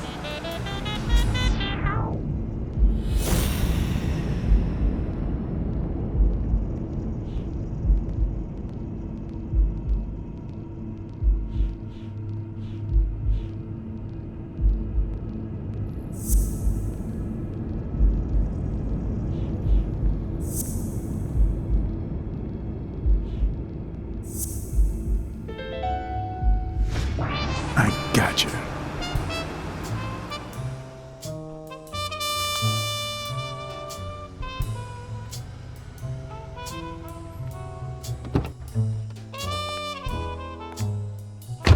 If the living have rich and poor neighborhoods, so do the dead.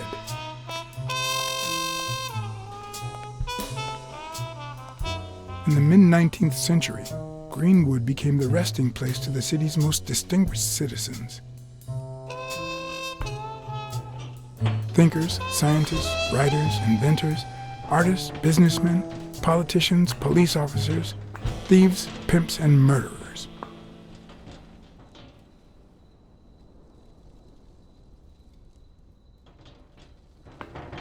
Here lie the bodies of the soulless minds that raised New York from the ground up. Now you know where to go to become somebody in the Big Apple.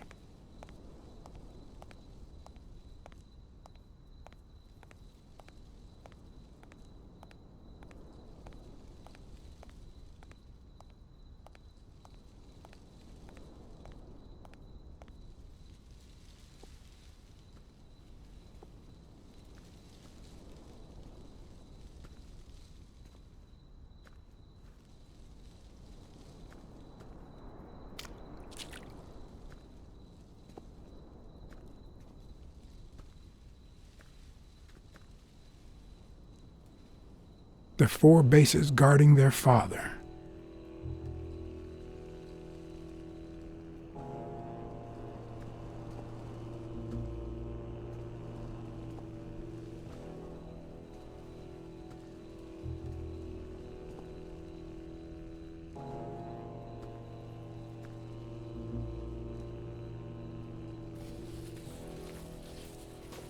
Still hot.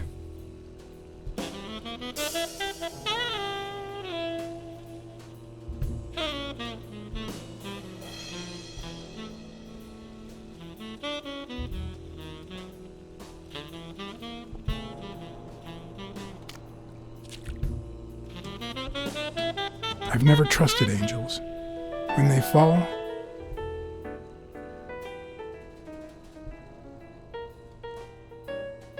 turn into demons.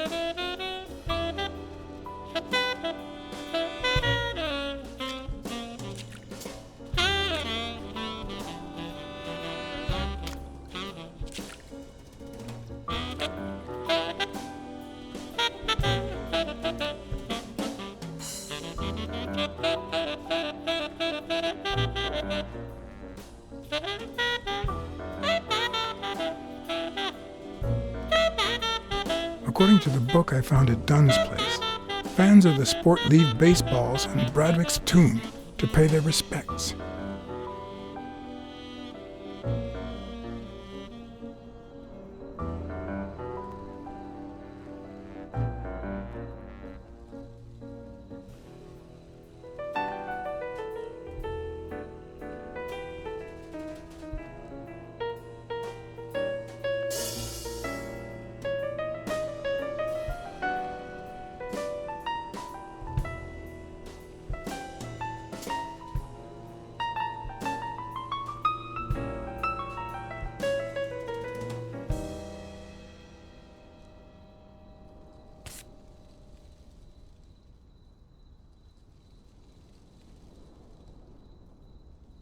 It'd be even better with a skull between the bats.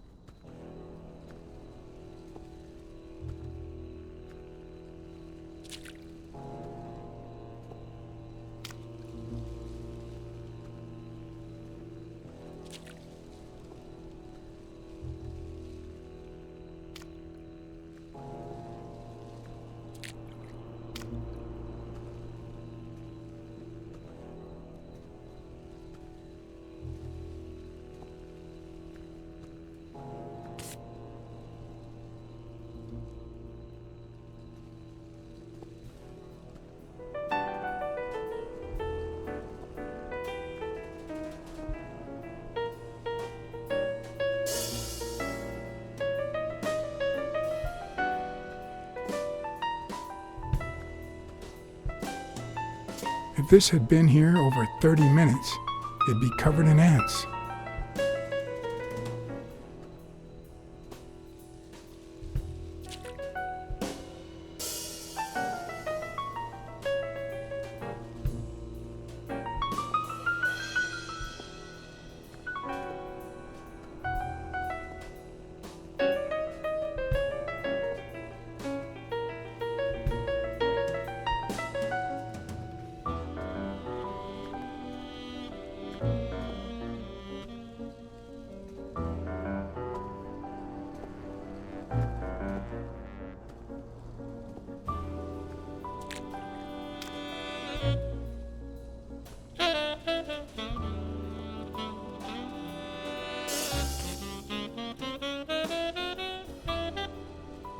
A Celtic cross.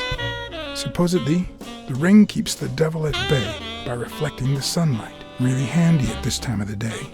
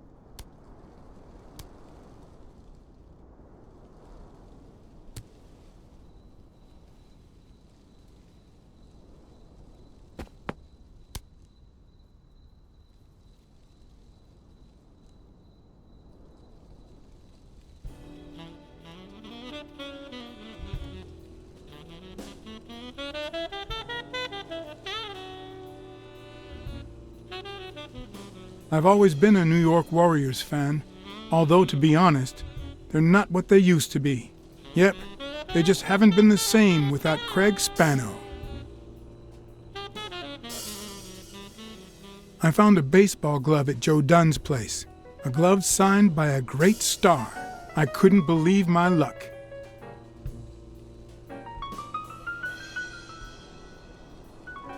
Joe Dunn met with someone at the diner, close to his gym. Then he took that person to his house, so that he didn't have to live at the cemetery. I would have never guessed the person's identity.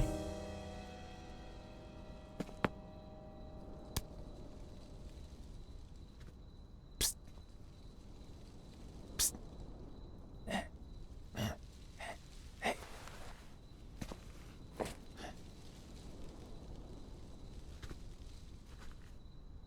Hey.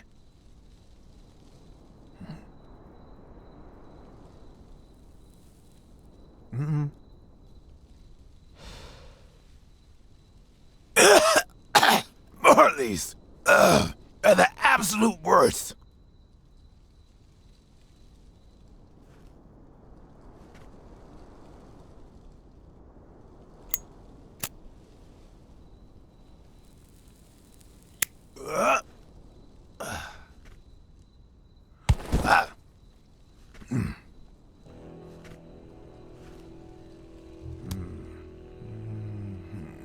Who are you?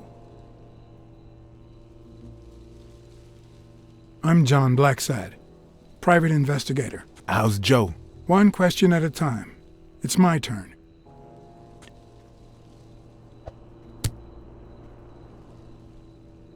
Your turn.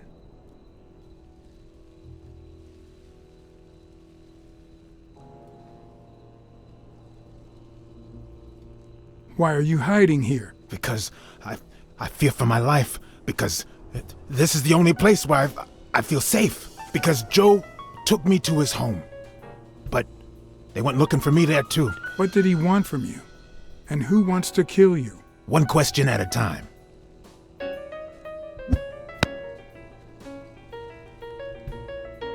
How's Joe? What would happen if I told him the truth? Would he lose it? Could I take that chance? Joe Dunn is dead. Murdered. I told you, Joe. How did it happen?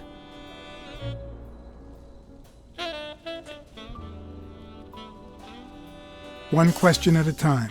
My turn.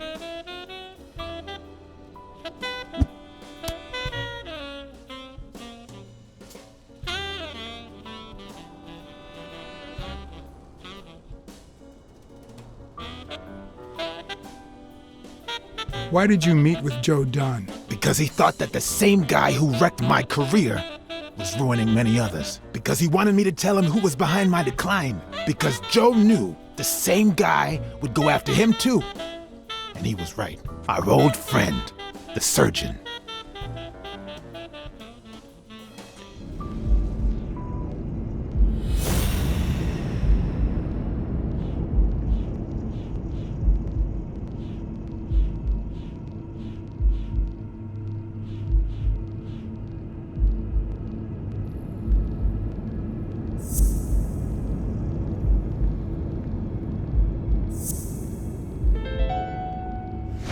Is Mitchell the surgeon? Is he the person behind all of this? That surgeon you mentioned, is he... My turn.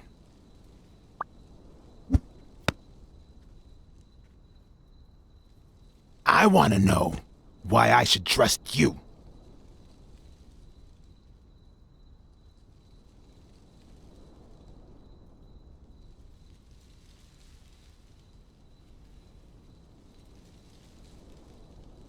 Because I could have killed you by now, but I haven't.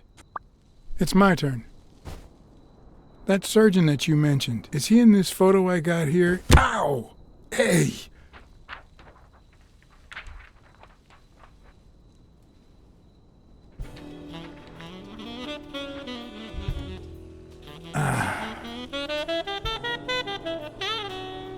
Hey, that toss was...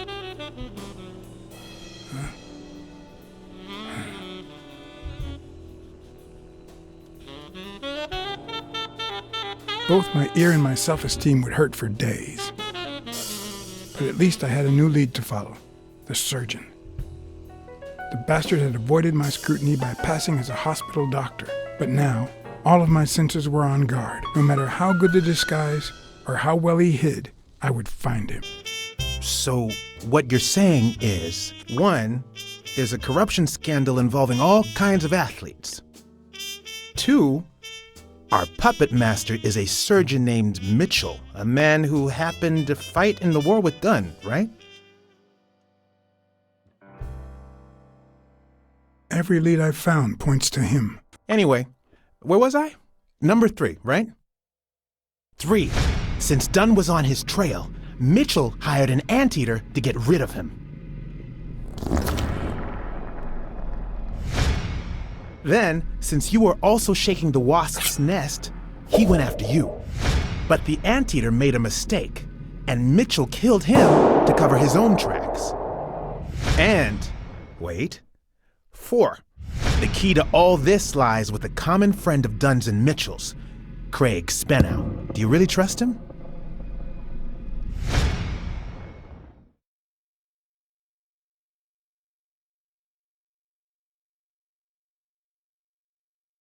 I think he didn't lie to us.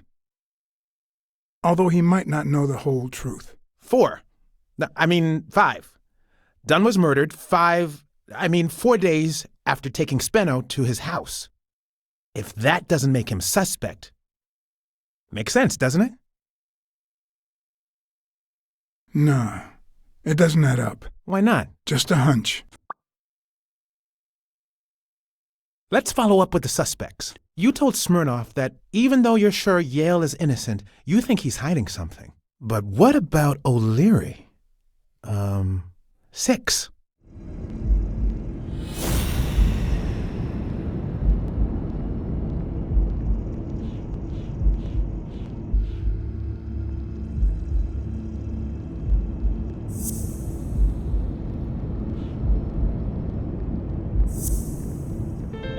O'Leary wouldn't have sent Randall to kill Dunn. He would have dragged him to his basement, given him his little speech, and then killed him himself. Nah, I know O'Leary, and he wouldn't have sent a hitman. He would have taken matters into his own hands. What about Cassidy? 7, right?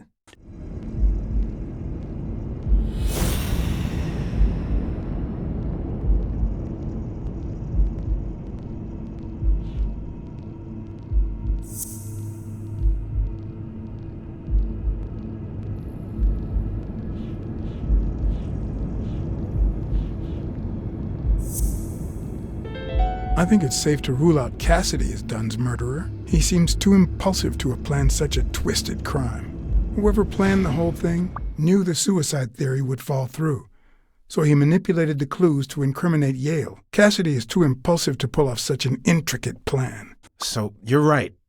Mitchell is the one pulling the strings. And you know why?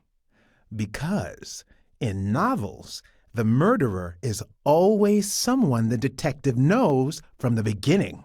Well, that could be the case in British novels. You know, where everyone in the mansion where the murder took place is a suspect. But this might just be an American whodunit, where the detective doesn't even meet the culprit until the last scene. You mean we still don't know who's pulling the strings? I didn't say that. How did it go with Helen Moore? I didn't get anything, even though it started out really well. I asked to interview her along with her boyfriend, Al Stone. Since I'm a big shot, they were happy to oblige. Perfect. Now, time for the interview. I'll go back and forth so you don't get bored. So, who goes first? Here's one for Helen.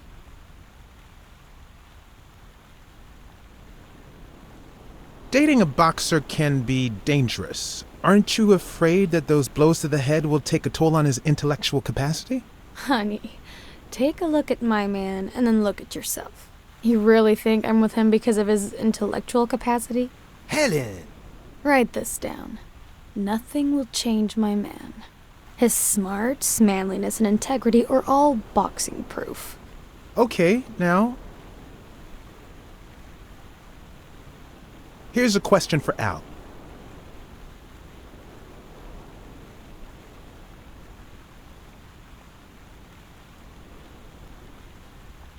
Your manager is Frank Cassidy, president of the Boxing Managers Association of New York. According to him, only boxers working with member managers should be allowed to compete. What do you think about that? We never talk politics, honey. Athletes should steer clear of controversy and stay focused on their sport. Don't you think? Yeah, that's right. Moving on. Time for a picture. How should we pose?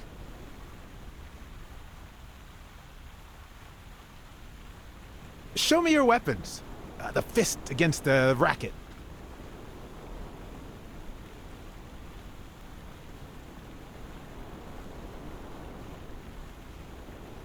That's it. Perfect. Now what?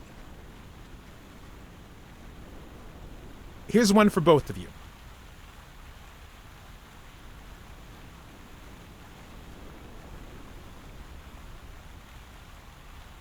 What do you think about sports on television? Is it good for business, or will it make it all more for the masses? More for the masses, for sure, but also more fair.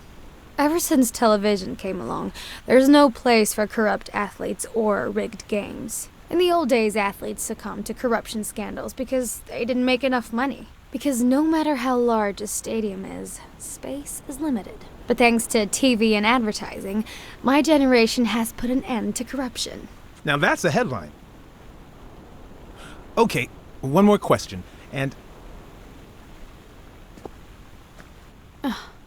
Al, honey, can you answer it? I've got to go say hi to a fan. I'll be right back, Mr. Pulitzer. Wait. You mean she stopped smiling when that fan showed up? Yeah. Could you describe him for me? I'll be able to show you something as soon as I'm done developing these pictures. And actually, I thought it was odd too. So while I continued to interview Stone, I managed to take some pictures of Moore and whoever her mysterious fan was.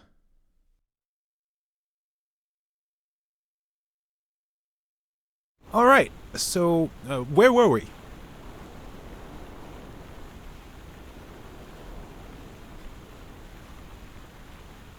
In just 12 days, the contender will try to steal your belt. Any thoughts on your fight against Yale? Well, supposedly the odds are in my favor, but there's no such thing as a weak rival. And, you know, Bobby Yale might be young and going through a rough patch, but he's had an amazing streak, so I'll do my best.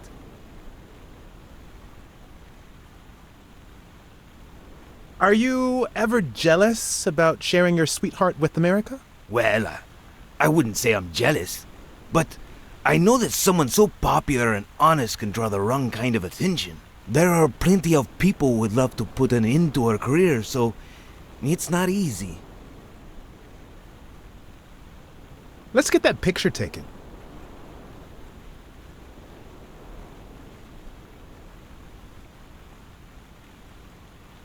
Turn around and show me those biceps from behind. Like that? That's it.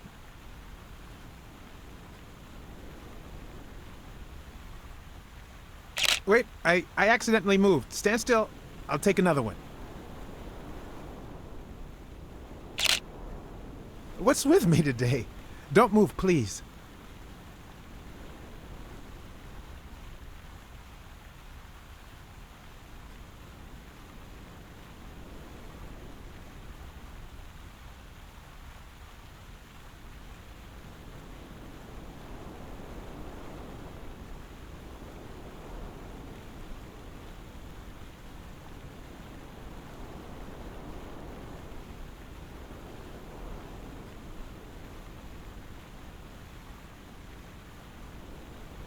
Now we got it.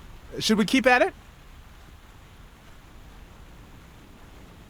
Your manager is Frank Cassidy, president of the Boxing Managers Association of New York. According to him, only boxers working with member managers should be allowed to compete. What do you think about that? Cassidy is a great manager, really. No complaints there. And the work he's putting in as president of the association is really valuable. But, I don't know, maybe in this case, Joe Dunn was right. Wait, no. Could you keep that last comment off the record? You know, on the down low. My lips are sealed. I'm going to take one more, all right? Let's see what you think about this. Close your eyes and rest your chin on your fist. The boxing thinker. Like these? Exactly.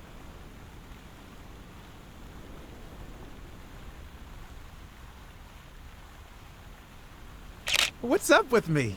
Stand still. I'll take it again. I can't seem to get it right. Don't move.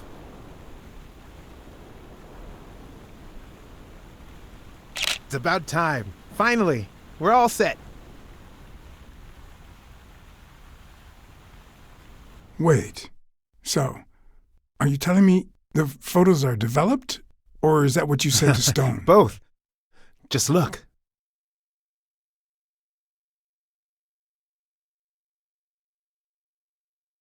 Who's that guy? I know he's not a fan.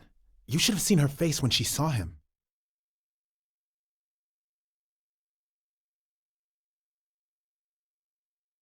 I think she only smokes when she's nervous. What was making her nervous?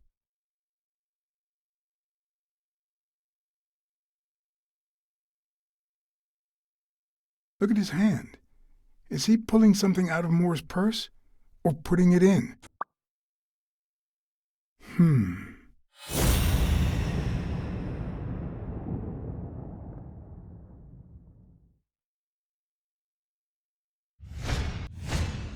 I've seen that matchbox before.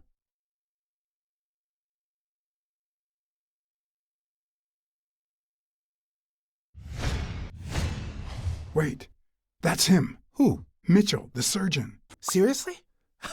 We got him. Not yet. Right. We still have to find him. Hey, pal. Did you hear what I just said? We need to keep looking at all those pictures. We need a clue that'll take us to Mitchell. Hey, see? There. Just like I was saying.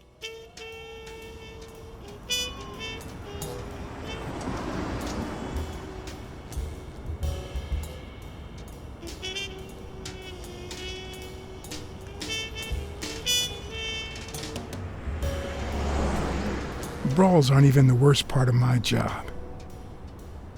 Sure, you may take a beating, but at least you get the chance to defend yourself. But when you're sitting in your car all night, there's no way out.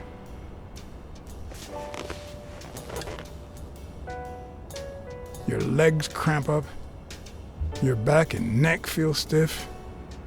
Your entire body aches to be somewhere else. It's boring and repetitive.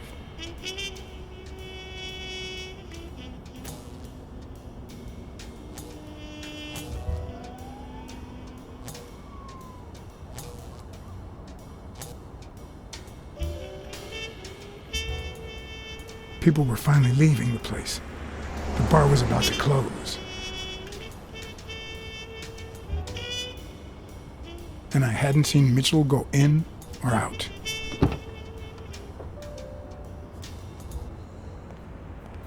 I had no choice.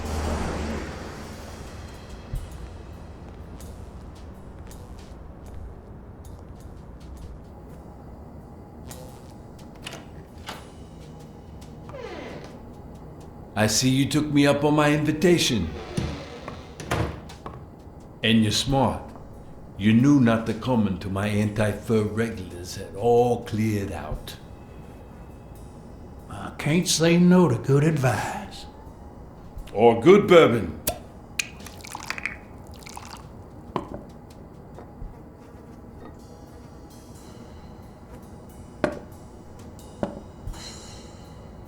Here's looking at you, Mr. What was your name? As far as I knew, La Iguana always stayed neutral. He played poker with Cassidy. But his joint was used as the gambling drop-off for O'Leary's operation. Did it make sense to keep faking it? Or was it too dangerous not to?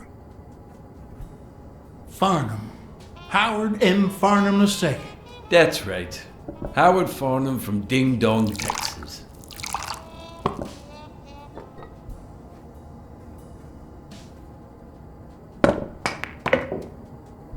You're natural. You're even better at pool than poker. This here's much easier. No cheating. You barely flinched when Cassidy decided to teach that ego a lesson. What do you want a fella to say?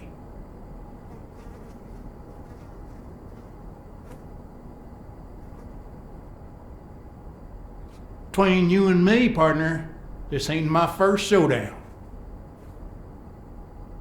We all got our own lethal barber.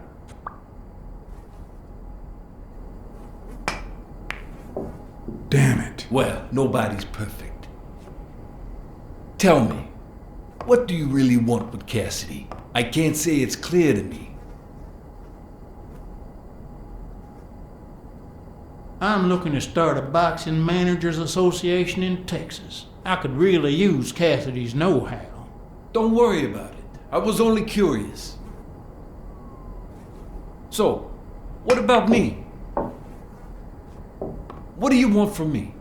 No one comes to La Iguana just to drink and play pool. I'm here looking for a regular of yours, Dr. Angus Mitchell. What for?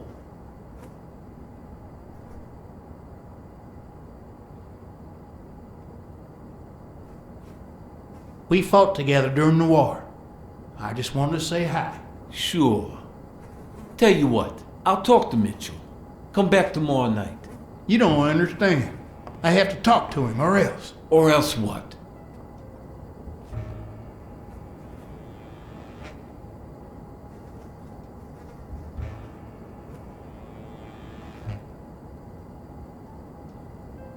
You'd be losing your chance to make a pretty penny.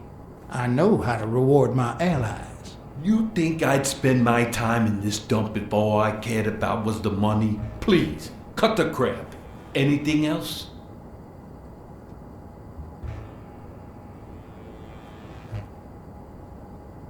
I don't think Cassidy would be too happy about the role this here dump plays in O'Leary's gambling operation. You follow me? Son of a bitch. All right. Give me your phone number, and I'll give you a call when Mitchell shows up. No. You're gonna call him right now, and you're gonna give him this message. But when you're sitting in your car all night, there's no way out. Your legs cramp up, your back and neck feel stiff, your entire body aches to be somewhere else. It's boring and repetitive. It's so bad that your thoughts spiral in a never-ending loop. Like when you're stuck in your car, on surveillance duty. The owner of La Iguana was supposed to tell Mitchell that a certain anteater was still alive, and that it was only a matter of time before he ratted him out. With a bit of luck, that would make him nervous enough to force his hand. Now all I had to do was follow him.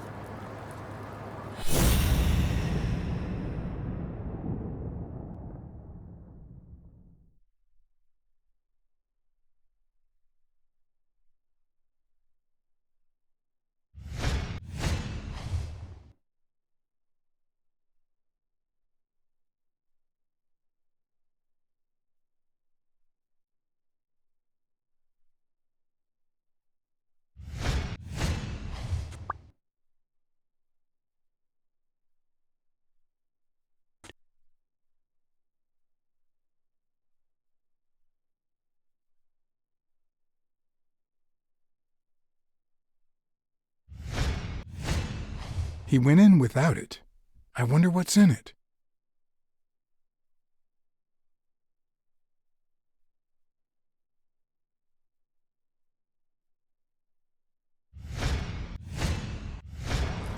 We'll be just fine, don't worry. Gil, stand guard right here. If the cat shows up, you know what to do. I'll be back in an hour.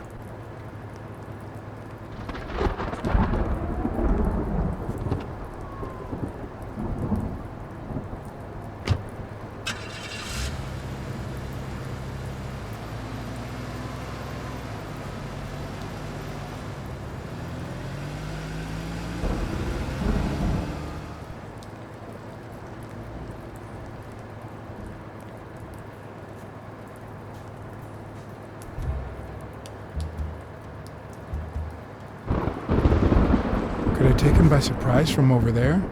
Although I don't know how I'd get there.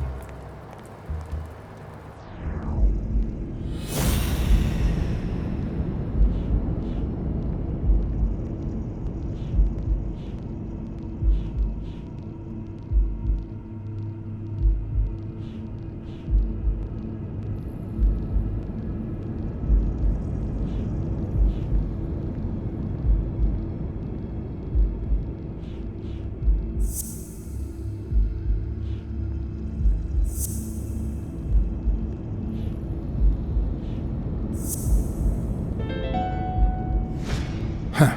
That lizard isn't Yale's doctor.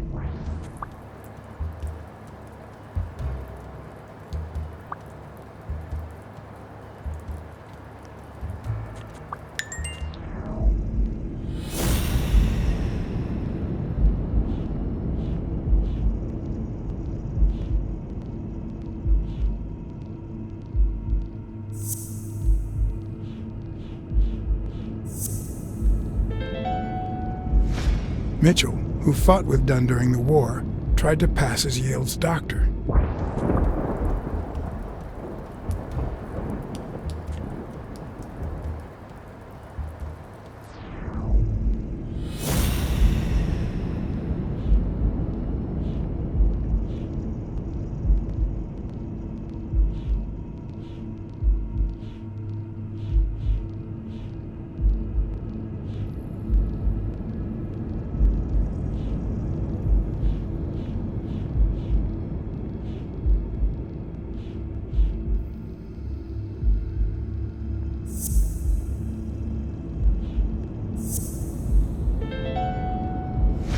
It's pretty clear that Helen Moore's cigarette case was a gift from O'Leary.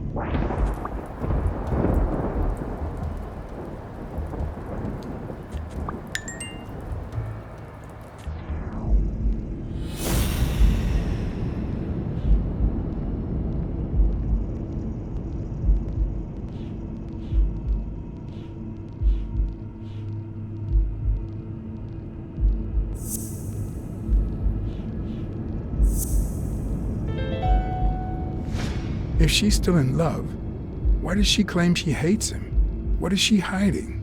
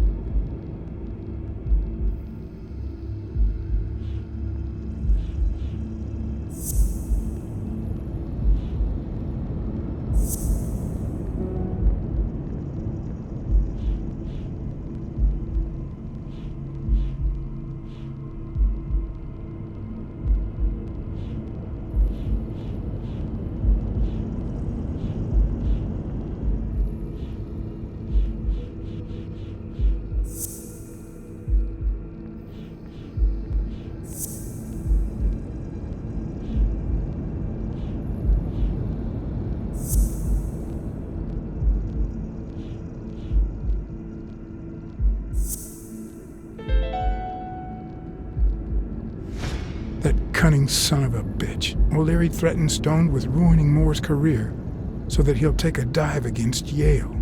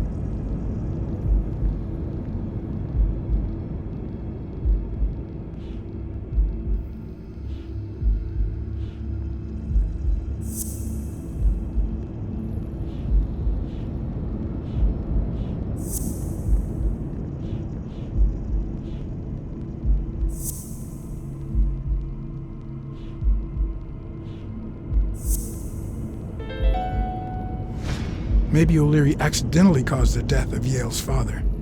So now he tries to make up for it by secretly helping advance his career?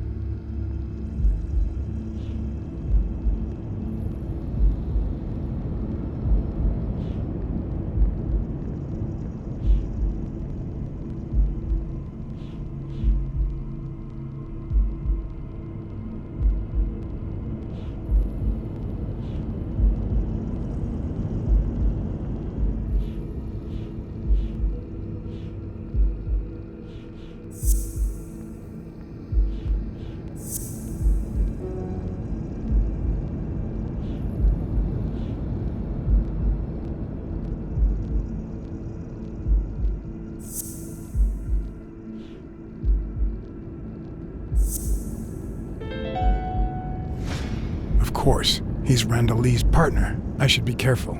When they gave me a beating, I could see he was kinda trigger happy.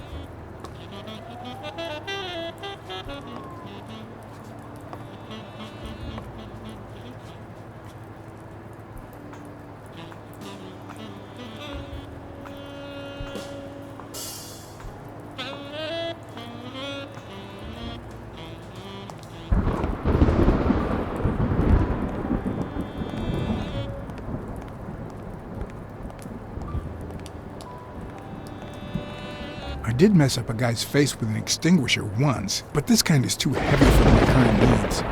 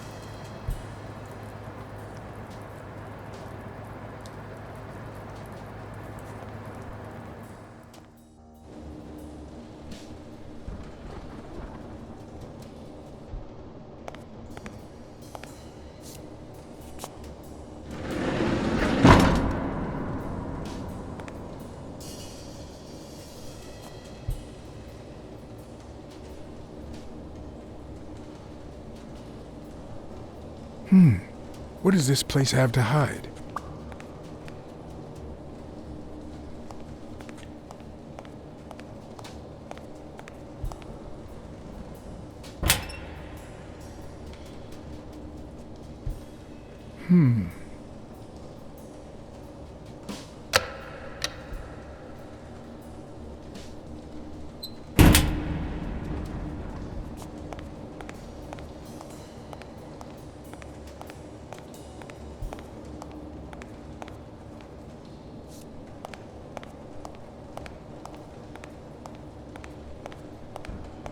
Will I need help? Who would I call?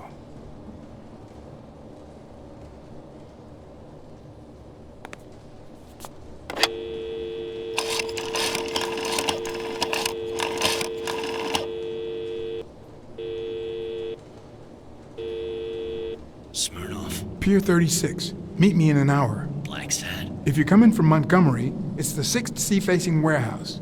What's going on? And bring the cavalry.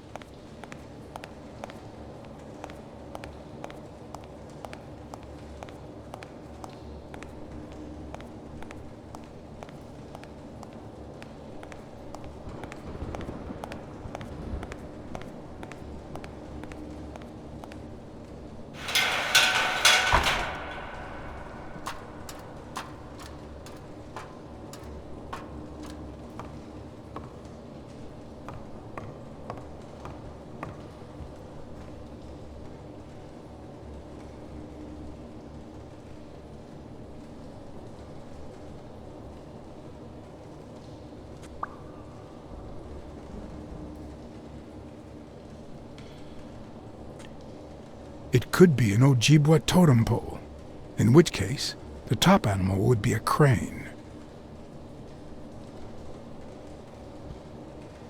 If I'm not mistaken, these are incense sticks, used in cleansing rituals.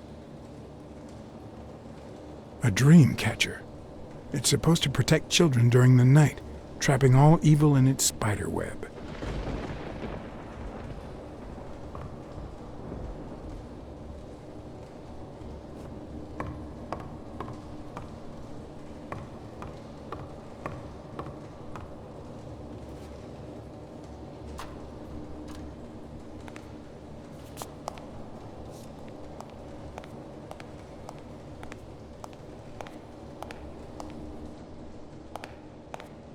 According to this, the warehouse belonged to a Canadian import company.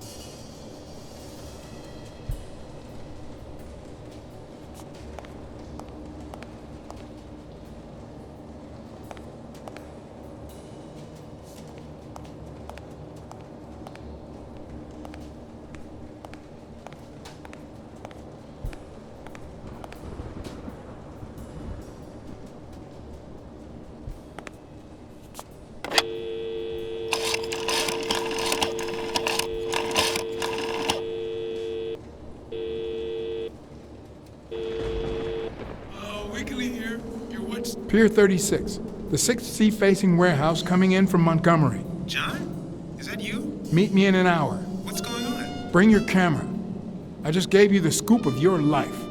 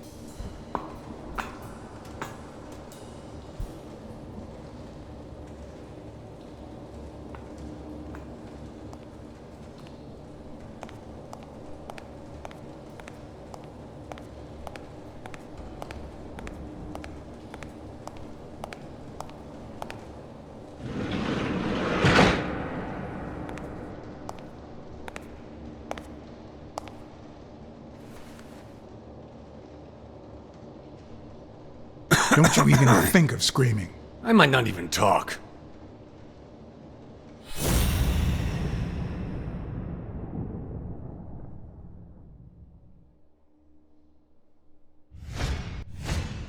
It looks like an arrowhead.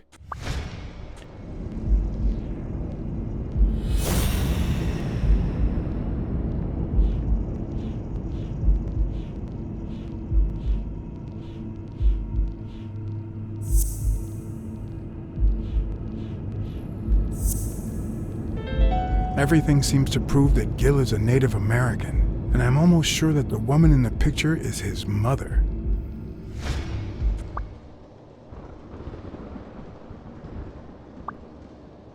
You know who'll always believe in you? Your mother. My mother never lost her faith in me, and I gave her plenty of reasons when I was a kid.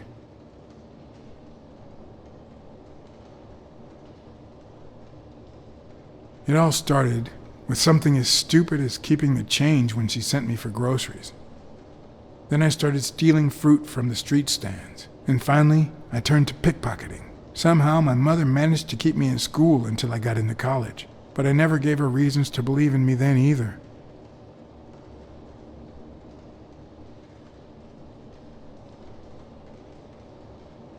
My parents gave me a monthly allowance, which I spent mainly on poker games and the like. So after a year of college, I quit. Then Pearl Harbor happened. I got drafted and sent to Europe.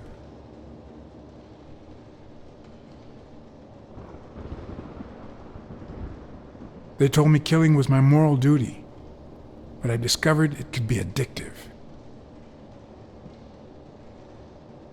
Not all victims were Nazis. But when I got back, I was treated like a pariah, a veteran outcast who never should have come back in the first place. And yet, my mother never ceased to...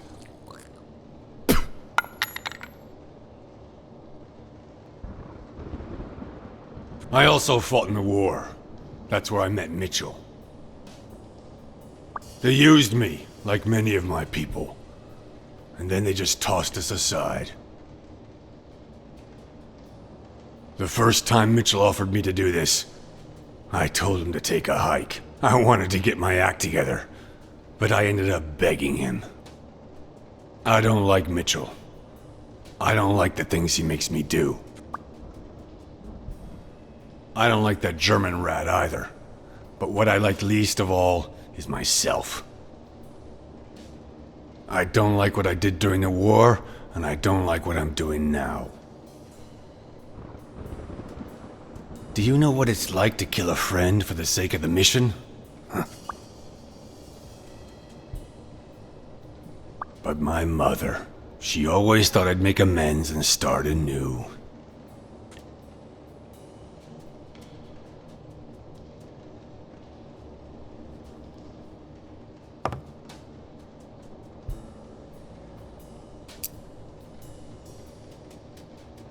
Maybe it's time I did just that. It's number 3.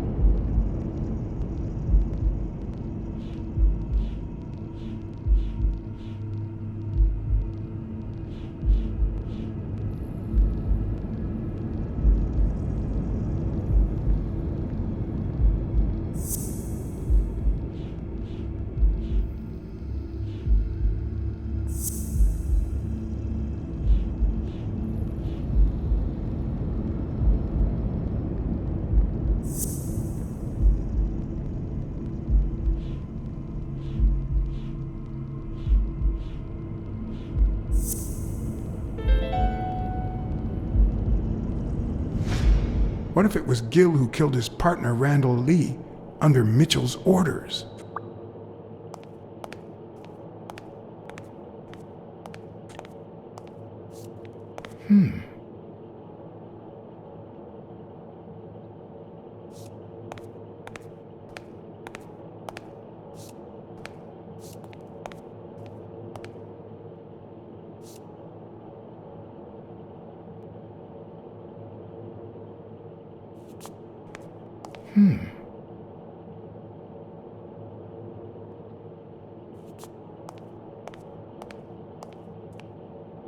A list of names, somehow related to chemical agents?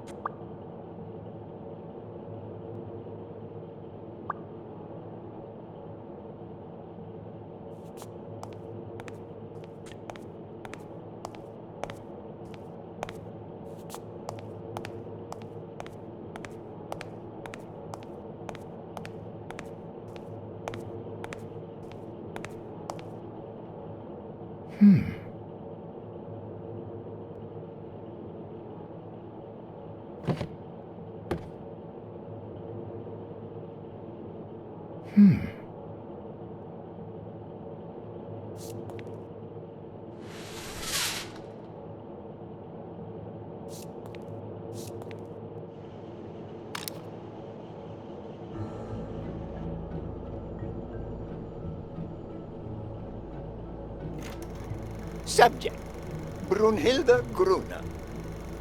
Treatment, day 1500. The patient's ability to speak continues to diminish. Now she can only pronounce the occasional word in German.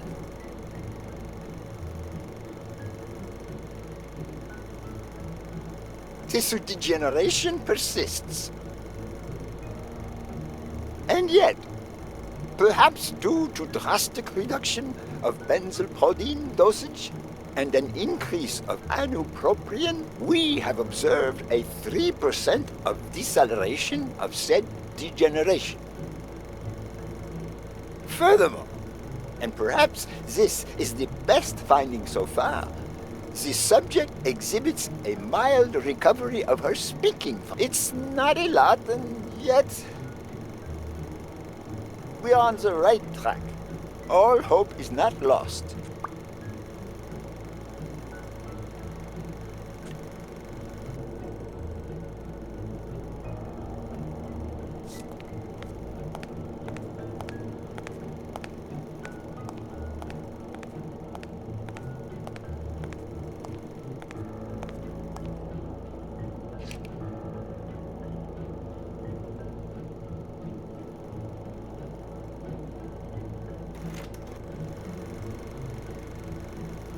Subject, Craig Spano.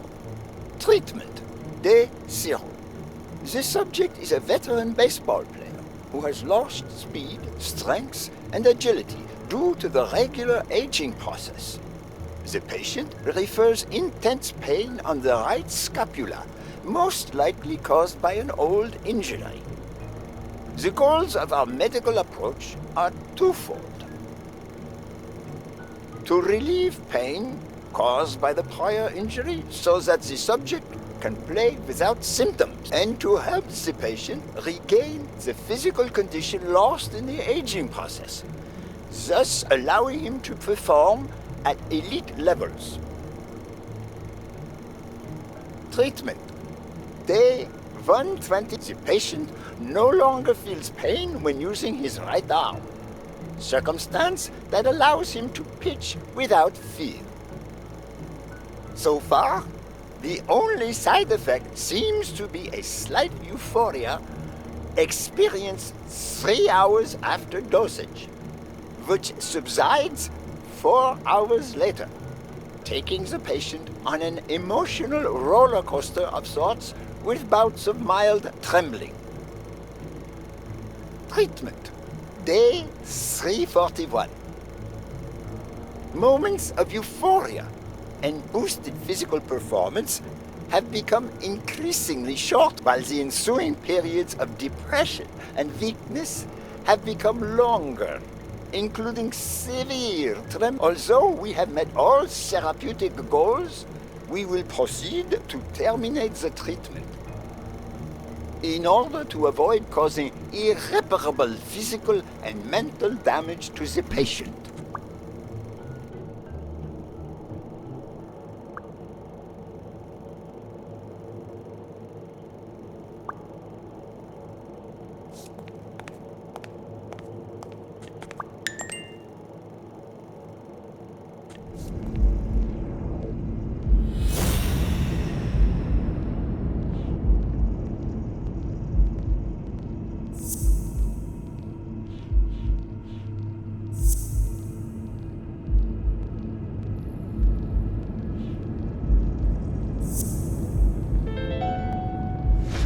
Mitchell is cashing in by selling drugs to enhance athletes' performances.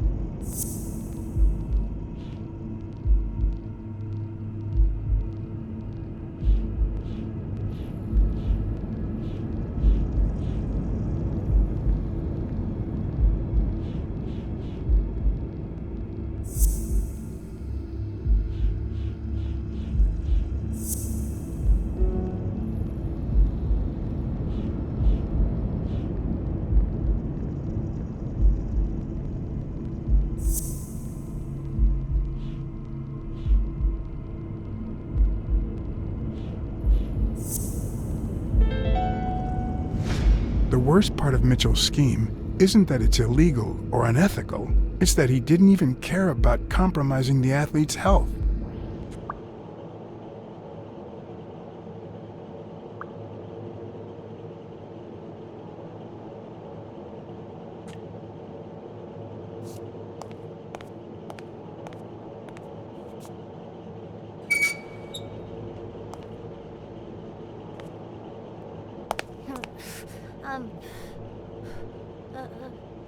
Go it! Hey, You it's all right. Don't be afraid, little girl.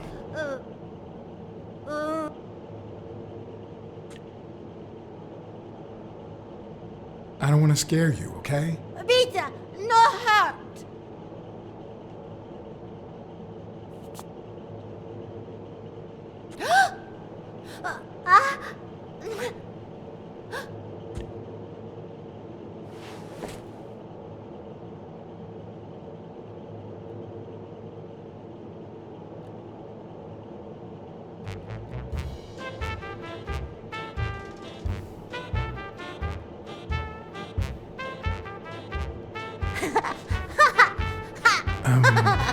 Once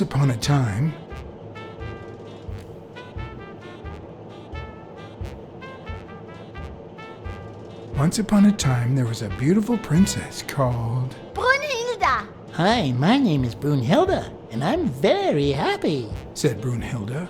And then Brunhilde, who had a beautiful name...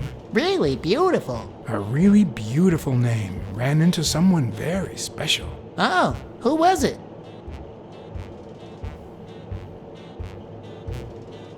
A magical cat called John. I'm a magical cat. My name is John. Hi, John the cat. I really like magical cats. Hi, Brunhilde. I'm going to use my magical powers to help you.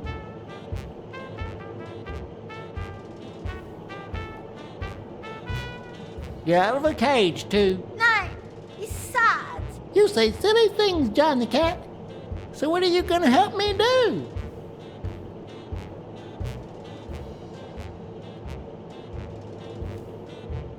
Bake some delicious pies. I love pies. Which is your favorite? Wow, that's a very hard question. But John the cat, it's the easiest question in the world. Let me show you how easy it is. My favorite pie is... apple. Whoa, Brunhilde. That's exactly what I was about to say. Bert!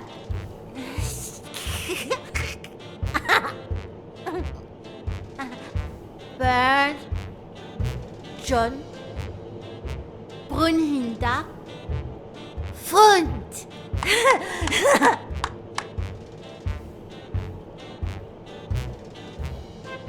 Do play? Each look. Okay. Hi, Bird. Why are you wearing that mask? Weil, gas.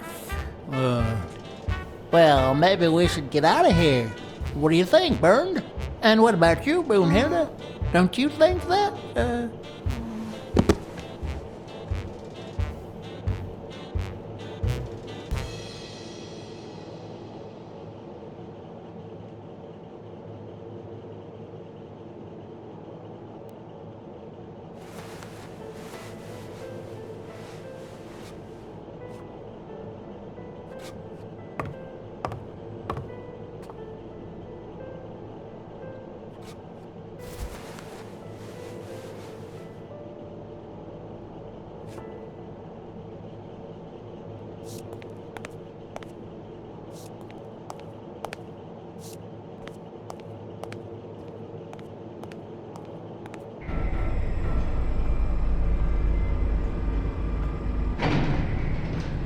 Gil? You know you're not allowed down here. You know you're not allowed. You bastard! I kill you right here, right now! I don't know. You don't know? I know you're testing drugs on that girl. Brunhilde? No, she's my daughter. She was born with a degenerative disease, a rare condition similar to the Engelmann syndrome. There are only 4 known cases like hers, and none of the patients reach the age of 5. But I couldn't give up. I continued to research and found something. It didn't make her better, but anyway, that same treatment used on healthy subjects seems to improve their stamina and their reflexes. It also seems to improve their pain threshold. Somehow, the Reich heard about my experiments and tried to recruit me to create super soldiers. Yes, that Reich. We're talking late 30s, Berlin. I escaped with Brunhilde and came to your country. But the American military also heard about me. I spent the entire war experimenting with drugs on soldiers. Some were highly effective, I must say. When the war was over, my experiments were discarded. I was forbidden all access to the drugs, and Brunhilde got worse. But then God sent me Angus Mitchell. We had met during the war, and he came to offer me a deal. I would make drugs for athletes, and he would sell them. With my earnings, I could pay for Brunhilde's treatment. What else do you want me to say?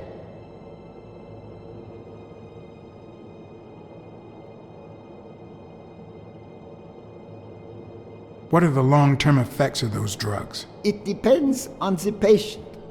But they all develop an addiction, even Brunhilde. They also suffer other symptoms. Some become delirious. She's losing muscle mass by the day.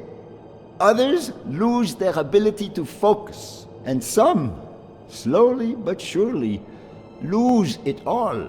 About those pills.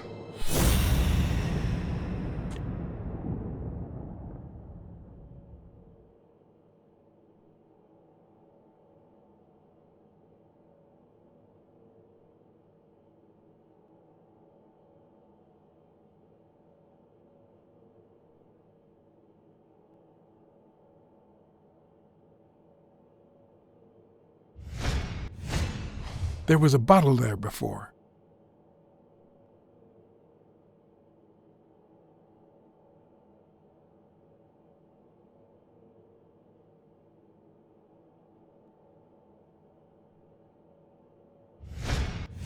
What is he looking at?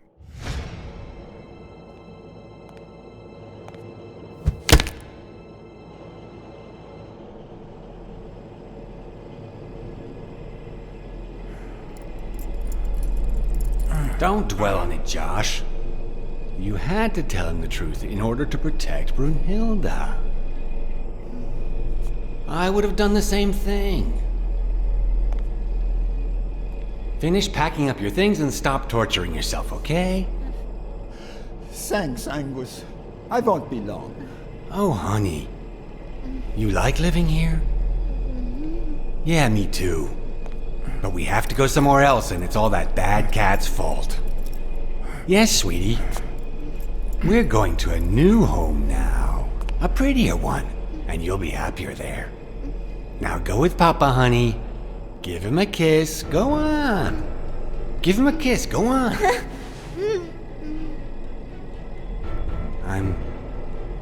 I'm sorry about this, Josh, but we gave it our best, didn't we? Huh? What? What do you mean, Angus?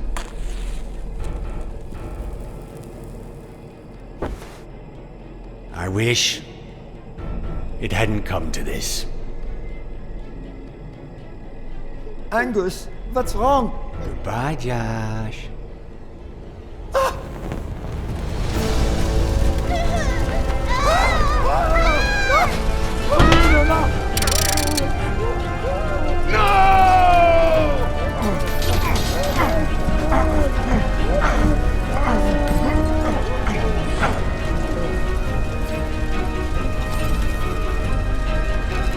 I hope you're happy, you son of a bitch. They were good people.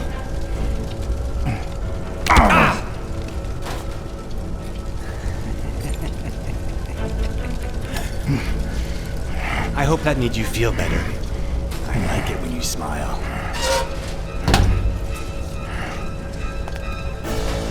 You're so far from the truth. What the?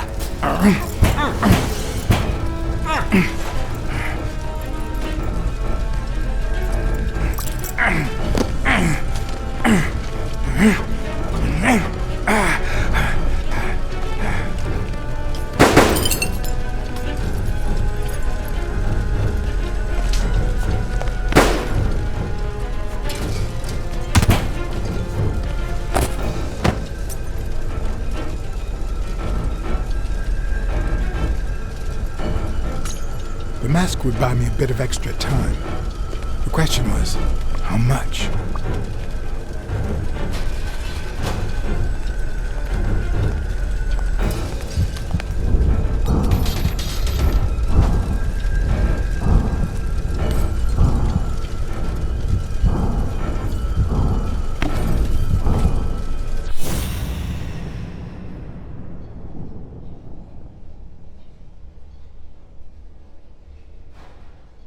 Spano just ran out that way.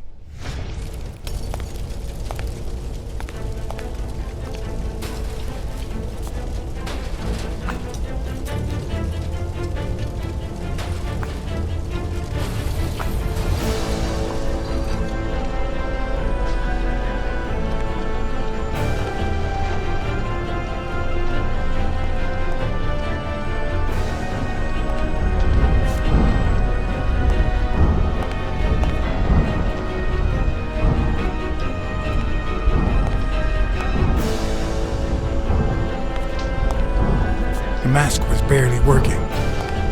I needed fresh air.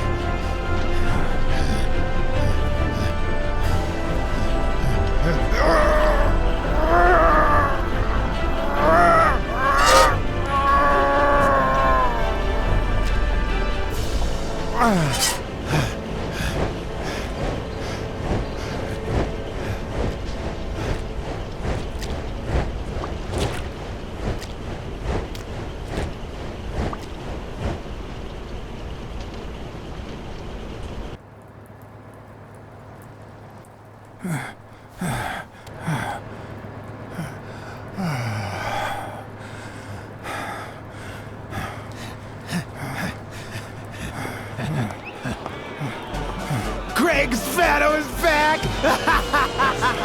Did you miss me? Who wants to see a home run?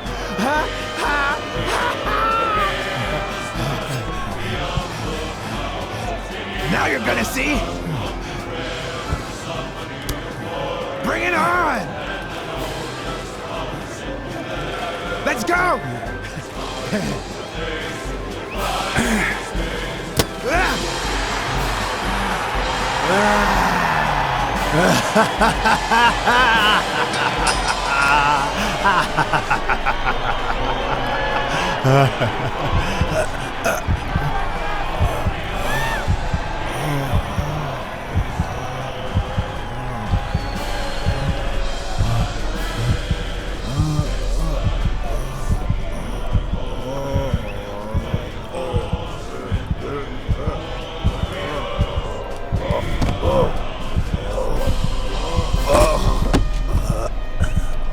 No.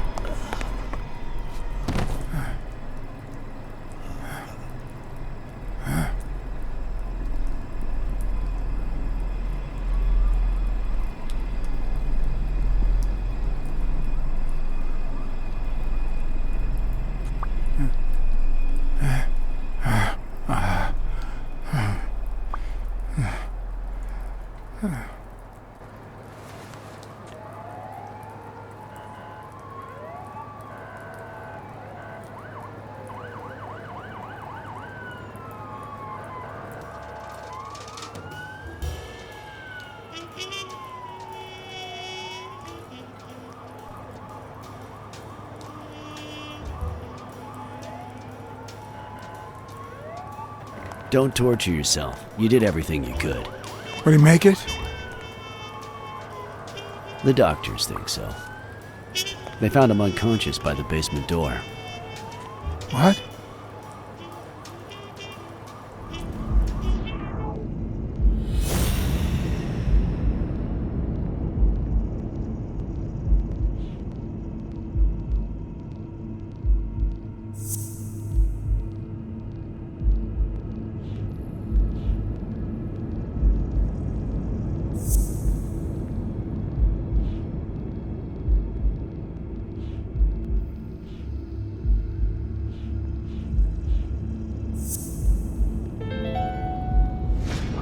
Could Gil have blocked the basement door from the outside to kill Mitchell? You think?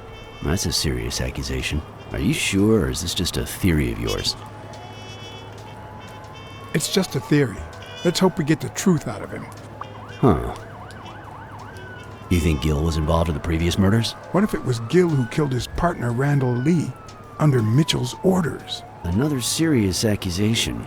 Are you sure? Yes. Everything points in that direction, including my gut. Wait.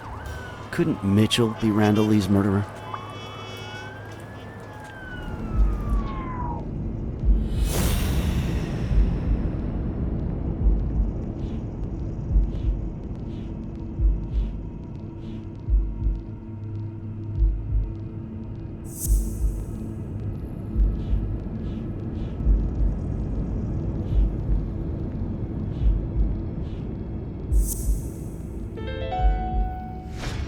So he misses with 2 shots at point-blank range, and then he hits a guy smack in the forehead from across the street? No.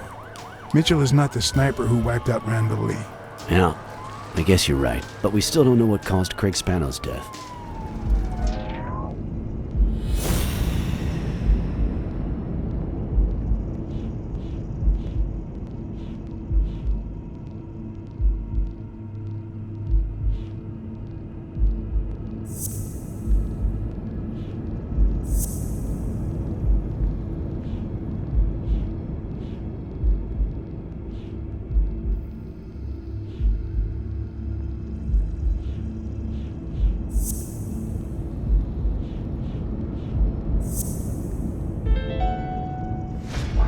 There's no doubt about it.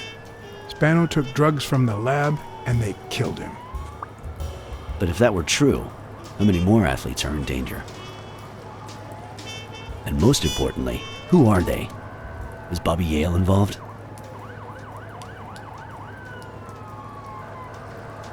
I didn't see them all, but write down these names. Peter Lowe, Xavier Chains, Helen Moore, Bill Goldman, Miles Benton, Alexander Wood, Jacob Ziegler, and yes, Bobby Yale. Thanks. Saving lives for a change, huh? In any case, thanks for the call. I was starting to think you'd never trust the police again.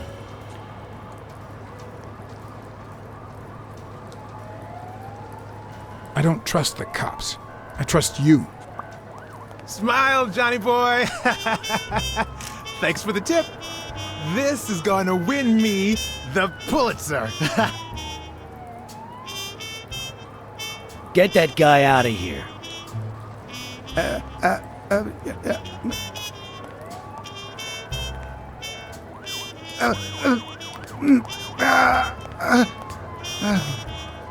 All right. Let's get this over with. When the war ended, Mitchell convinced Grun to use his super soldier drugs on elite athletes. Somehow, Dunn found out about Mitchell's scheme. So when Mitchell heard that Dunn was onto him, he ordered Randall Lee to kill him and frame Yale for the murder. Then, he made Randall search Dunn's house and the gym for any incriminating evidence he might have had against him. The poor cleaning lady died almost by chance. When you stuck your nose in the case, he tried to scare you by sending his thugs to give you a beating. And when that didn't work, he asked Randall Lee to finish you off on the gym rooftop. But Randall not only failed, he got captured. So Mitchell ordered Gil to put a bullet through his head, which only made Gil upset. You kept getting closer and closer to the point of discovering his headquarters. When Mitchell realized he was cornered, he burned his bridges by setting the lab on fire, along with Dr. Grun and his daughter. Gil saw the opportunity to get back at Mitchell, so he blocked the only exit so that he would also die in the fire. Did I leave any loose ends? Just a few. But don't worry about it. I'll take care of them now. So I guess thanks for everything.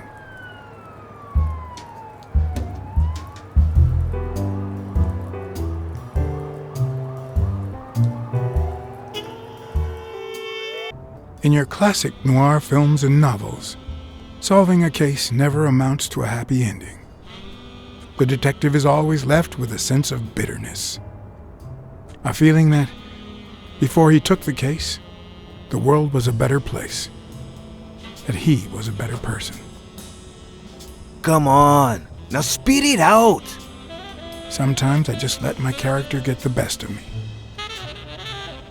What do you want from me? I told Stone what I knew. That he was going to let Yale win. That if he didn't, O'Leary would destroy Helen Moore's career. And that Moore was doomed either way. Or would be, as soon as America discovered her sweetheart was on drugs. I don't believe you. No way. Who sent you? Today? Nobody. And what if I did believe you? What would that change? If I don't do this for her, how could I ever look her in the eyes? How could we stay together? You think you'll stay together when you lose your title and they accuse her of doping? At least I know I tried.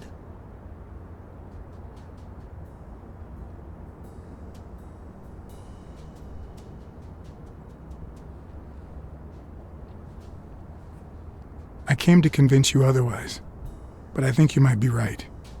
You better take a dive. I didn't take you for a romantic, BlackSad.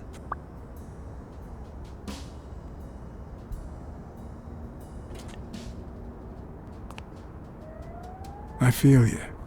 But trust me, your manager is a murderer. Get as far away from him as possible. Hey, BlackSad! Thank you.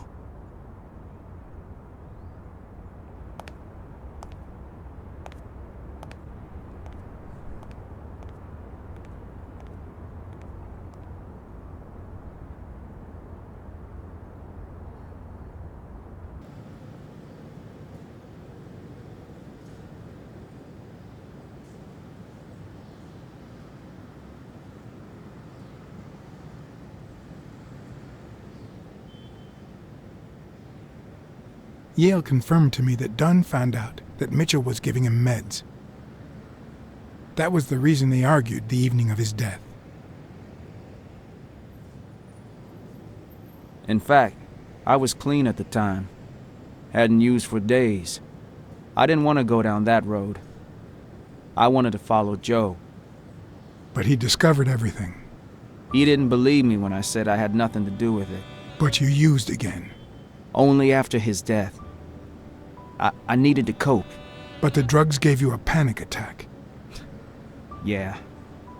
But I've been clean ever since. Mitchell gave you the pills when he stopped by the hospital. Hence, your miraculous recovery. Are you planning on taking them before the fight?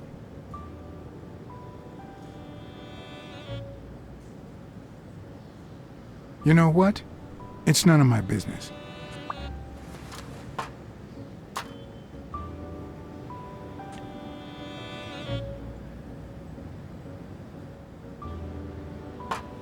Sorry about your Aunt Mary. She was a good woman.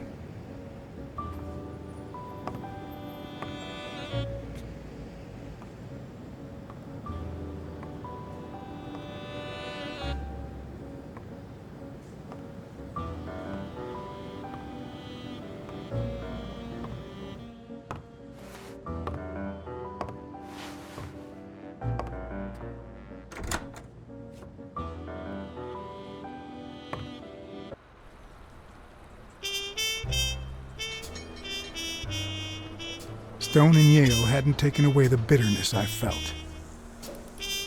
I needed a friend. In appreciation for the tip I'd given him, he insisted on buying me a milkshake that he drank. After the perfect storm of corruption and murder, only friendship could reconcile me with the world. Only that could make me believe in mankind again. Only that could cleanse my soul. Only that. And money.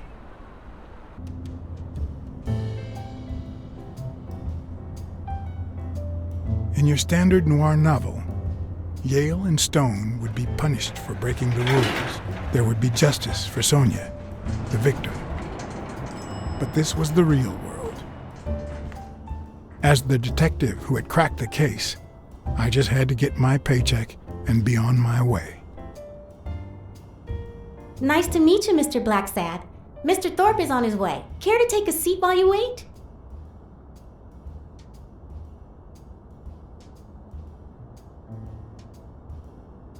I guess I'll just have to wait. He'll be here in a minute. Please, take a seat.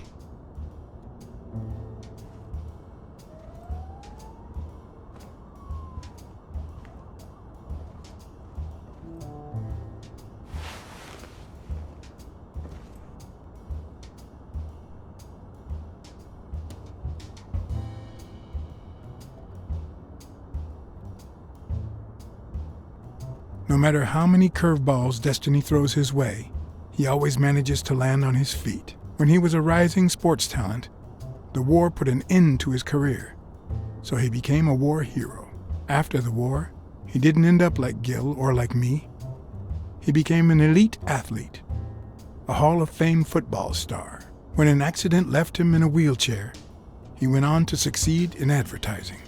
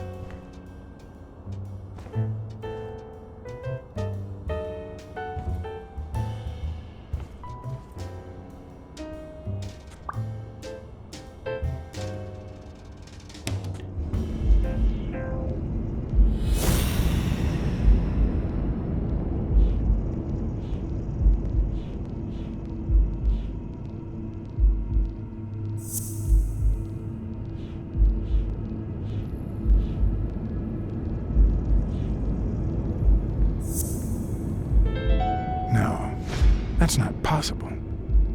But what if Tim Thorpe was somehow involved in Mitchell's operation?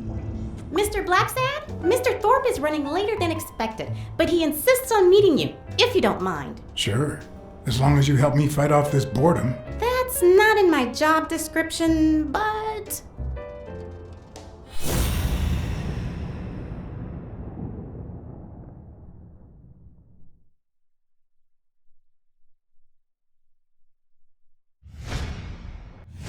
If I had her markings on my skin, would I be the same person?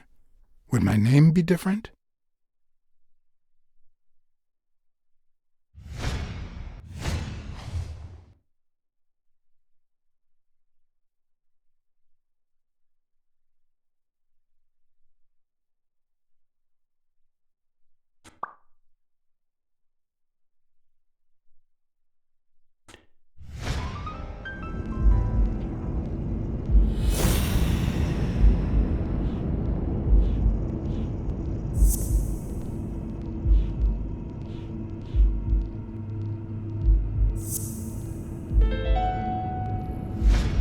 If my hunch is right, there should be a meeting with Mitchell noted somewhere in Thorpe's agenda.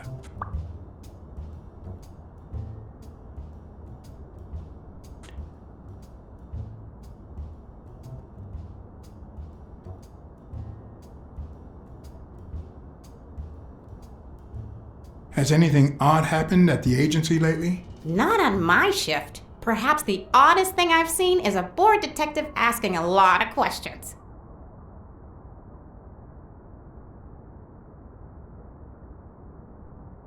Well, you see, I've got a problem. In order to figure out how much Mr. Thorpe owes me, I need to know what day I started working on the case. But I can't remember. You wouldn't have that written down, would you? It sure wasn't on my shift. I'd remember. Let me see.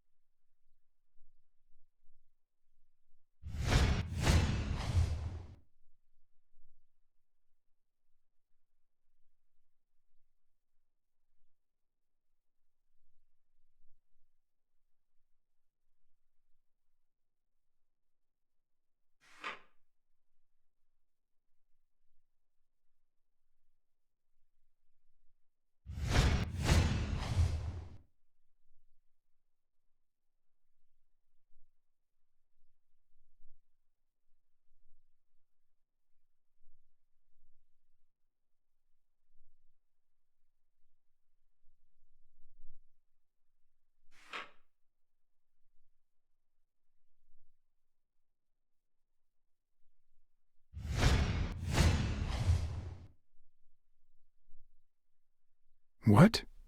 Dunn was here 2 days before he died? Why didn't Thorpe ever mention that? I'm sorry, but your name's not on here.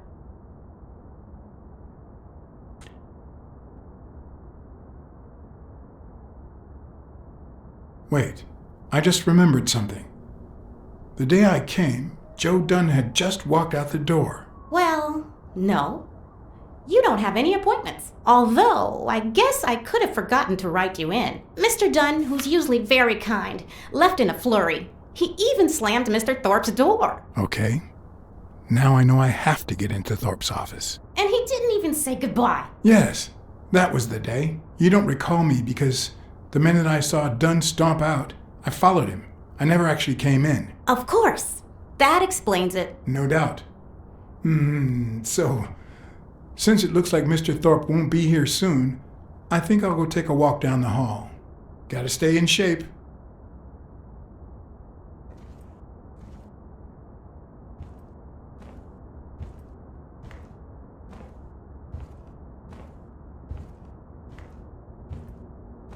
Come on, Thorpe.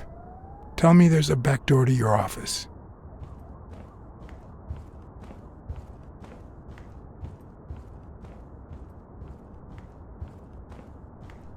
If Weekly were here, I'd have to tie his hands behind his back.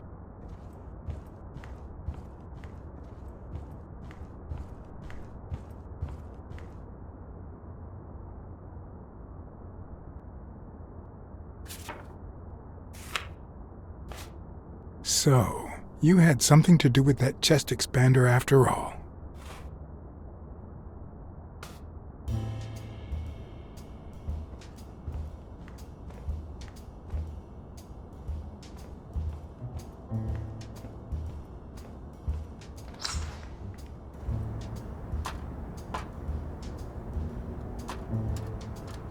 Cats aren't afraid of heights. That's why I've never felt vertigo.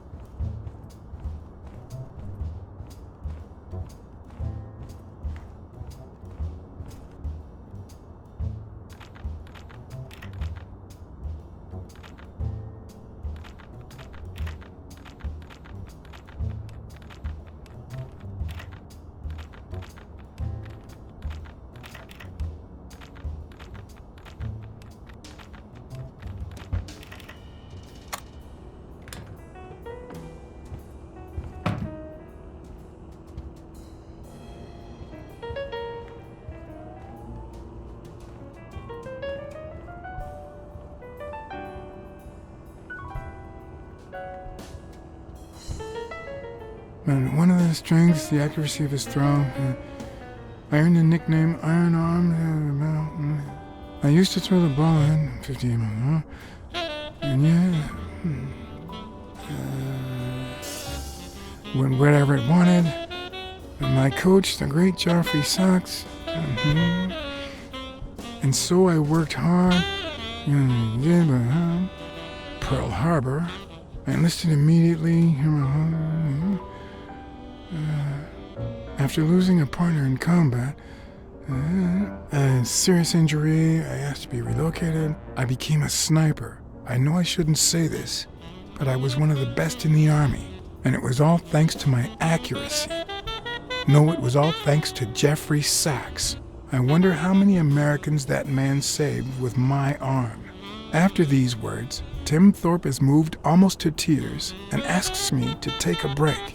It's shocking to see how an athlete and soldier, a man whose aim and skill won him a Medal of Honor and the nickname Surgeon among his brothers in arms. That can't be. I mean, it could be a coincidence, but no.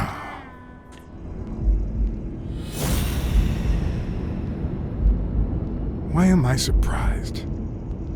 In every investigation, there comes a point where every single lead seems to go down the drain. And you have to retrace your steps to get back on the right track.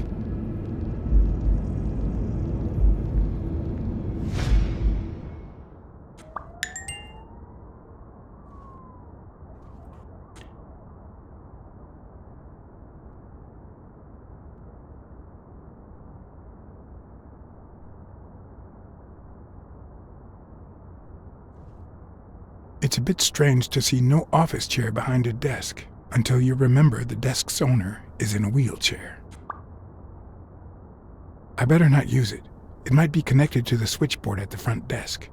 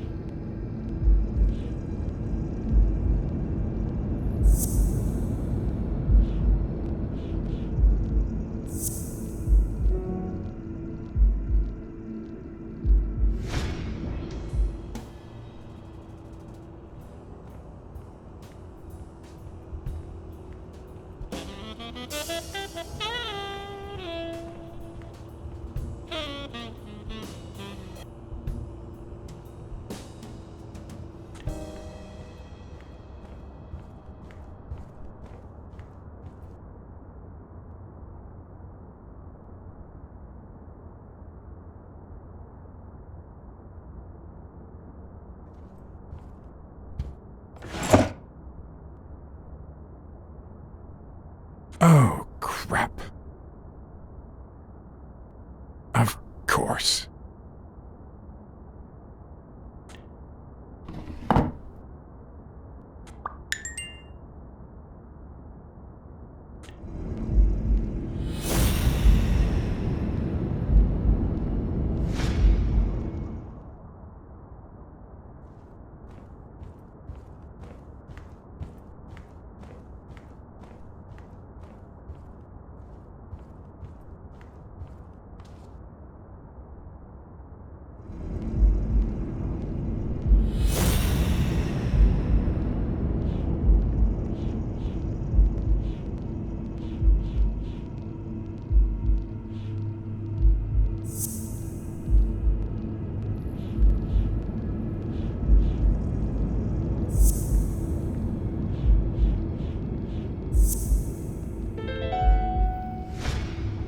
Wait, what if Groon's drugs helped Thorpe walk?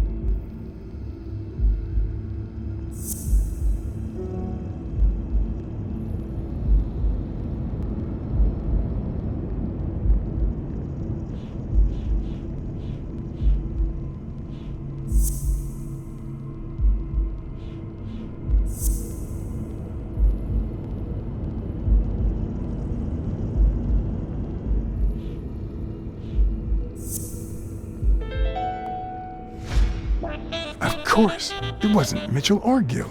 It was Thorpe who shot Randall at the hospital. Everything adds up now. And yet I can already hear Smirnoff telling me I have no conclusive evidence. What if I set a trap for Thorpe? But how?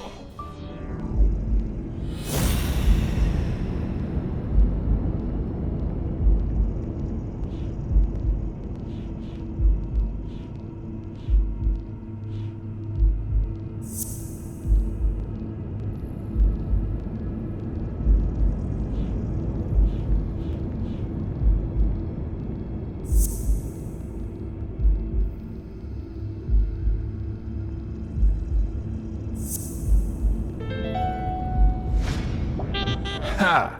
What if I place Thorpe's gun up there and corner him so that he has to stand up to get it?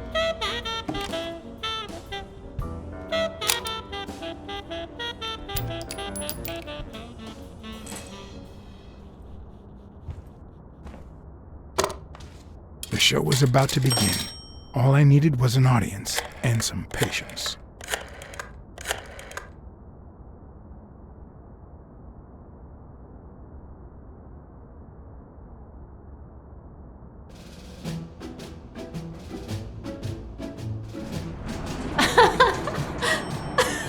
Stop it! Arr! Don't you know who you're dealing with, matey? What a silly man. Mutiny! You wants to be shark bait, do ya? Oh, Blacksad. I feel terrible for keeping you waiting. John. But you see, there was mutiny on board, so... Stop. You see what I have to put up with. All right, helmswoman, to the cabin with you! Onward! Aye, aye, Captain. Come along, Blacksad. Julie, don't let anyone bother us.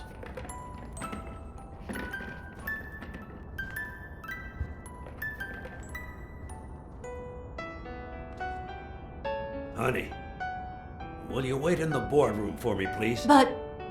I'll just be a minute then. I think you've already suffered enough. Okay. And think about where you'd like to have dinner tonight, okay?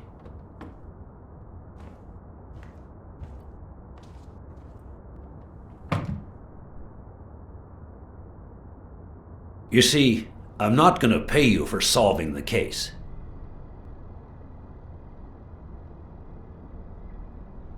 Wow. I thought you were the kind of man who is true to his word. No, it's not that. You'll get every penny we agreed on, and more. But not because you solved the case, but for her. 2 days ago, she wanted to end it all. Drop out of college, sell the gym. Too many wounds to heal. But through your incredible work, you managed to heal them. Well, perhaps not completely. It takes time to get over something like this. But at least, thanks to you, Sonia wants to be happy. She has hope. I'm going to help her make Dunn's Gym the best in the city. Who would have ever guessed it, huh? I'm happy for her. She's been through a lot, and honestly, I wasn't sure she'd make it. Well, she hasn't just yet. But she will in time. Anyway, back to the case. All those people you confronted. Gil, the German doctor, even Mitchell. Huh. I would have never suspected him. Did they say anything? Why did they do it? Did they mention any accomplices? I think the only accomplice was Randall Lee. Oh yeah, that bastard. You see, besides my esteem for Joe and Sonia, this ordeal really hits close to home.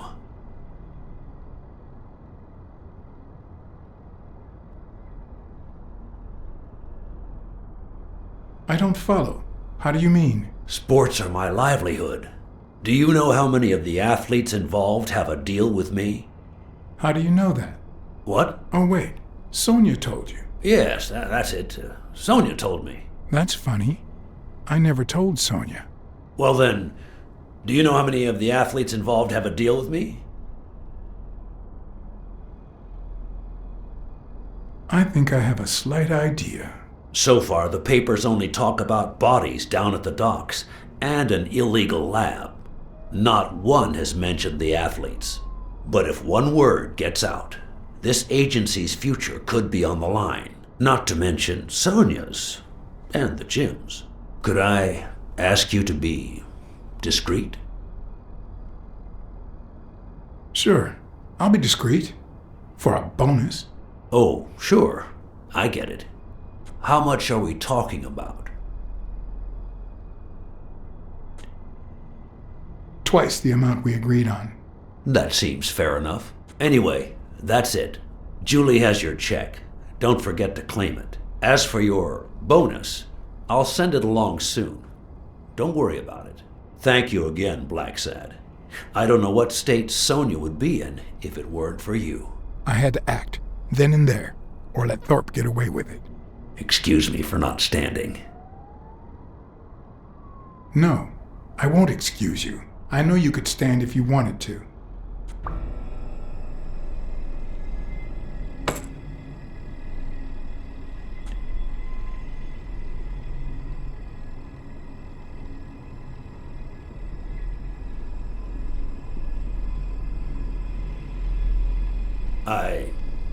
I'm sure you've got good intentions, but you're wrong. What makes you think that? I'm sure there's an explanation. I know you ordered Randall Lee to kill Joe Dunn. And you tried to frame Bobby Yale, who had recently given up your medical services. Joe was my friend. Don't you get it? According to Spano, the mastermind was a certain surgeon. I thought it was Mitchell, but now I know the truth. A journalist told me. Ring a bell? I hired you to solve this damn case. You think that's what a murderer would do? Only because you thought I'd blame Bobby Yale and drop the case. But as soon as I realized something wasn't right, you sent Randall Lee and Gil to give me a scare. And when all that failed, you ordered Lee to kill me. You're the type that won't open his jaws once he's got his prey, aren't you?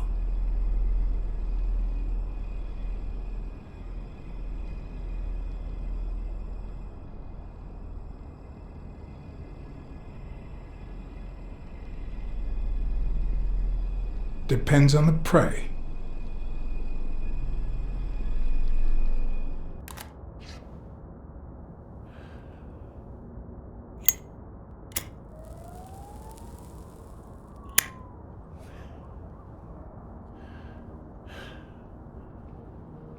Put yourself in my place for a minute. You're a promising football player who just got back from the war, but you're still a nobody. The man you saved kindly opens his house to you, and that man is still undone by his wife's passing. He works all day at his gym, and he drinks himself to sleep at night. So you practically end up raising his daughter. You give her her very first abacus. You encourage her to further her education. You comfort her when she misses her mother and her father.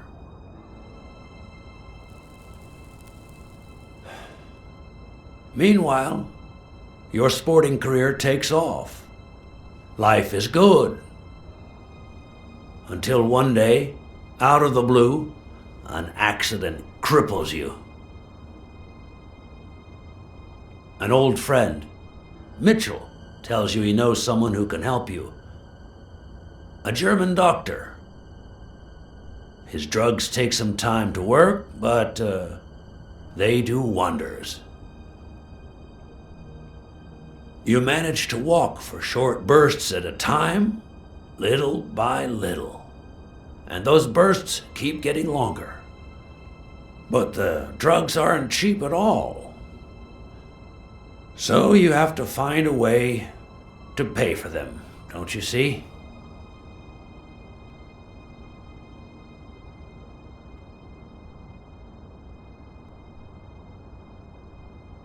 So you started by selling drugs to athletes. Then you decided to start an advertising agency to hire those same athletes. Drugs would help them excel, and you'd get better ad deals. The perfect business model. Your first client? Craig Spano.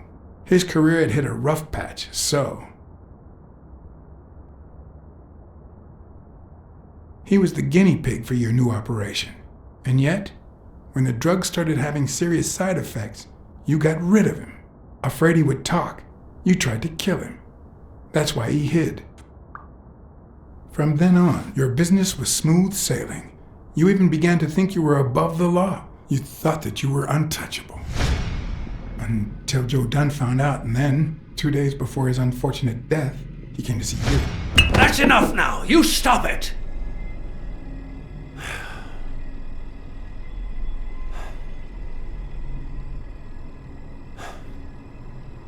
Now, I don't know if I'm above the law, but I am sure as hell not beneath it. Do you know how much power I have? The kind of people I eat with every day? I could shoot you right now, and nothing would happen to me.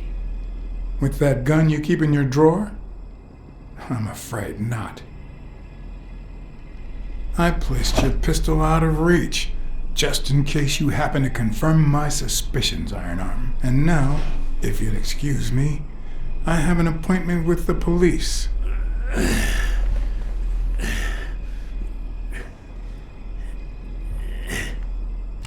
I won't let anyone wreck my life again. Sonia and I, we deserve a future. You can come in now, Smirnoff. Timothy Wilson Thorpe, drop your weapon. You're under arrest. You have the right to remain silent. Anything you say can and will be used against you in a court of law. You have the right to an attorney. If you cannot afford one, the state will provide one for you. Mr. Thorpe.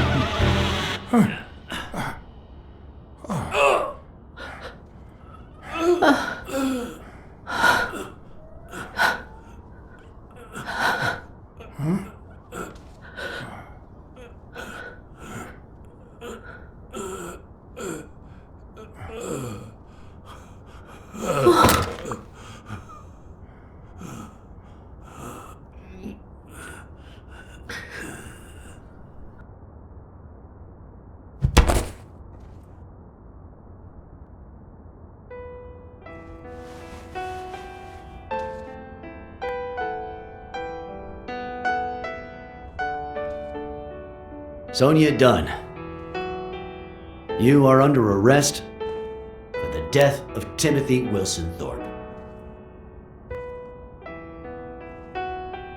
You have the right to remain silent. Anything you say can and will be used against you in a court of law. Just shut up.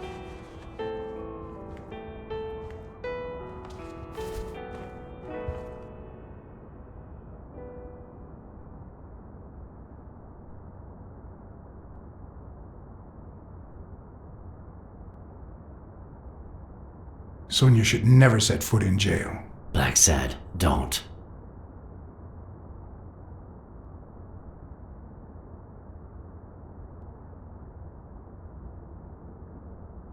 You and I have done similar deeds. You remember, right? If you're gonna arrest her, arrest me first, and then arrest yourself. No, there's no way this could work. How do we hide this? John?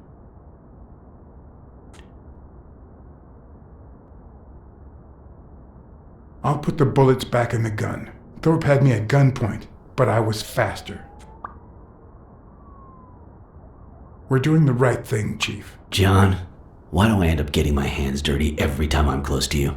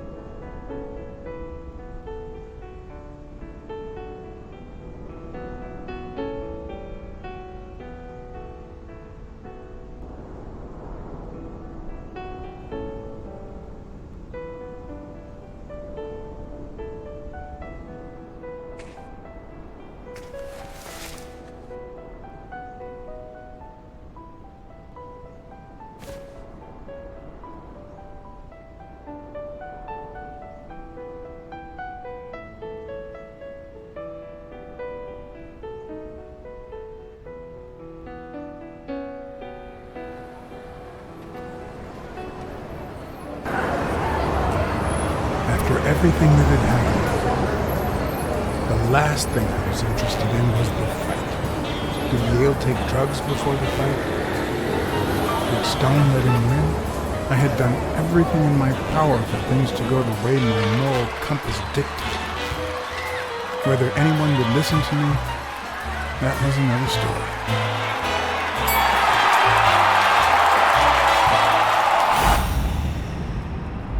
Because no matter what they tell us, our actions don't always determine our future. My moral compass. As if I even knew what that means. I didn't even know what to think of my performance throughout the case.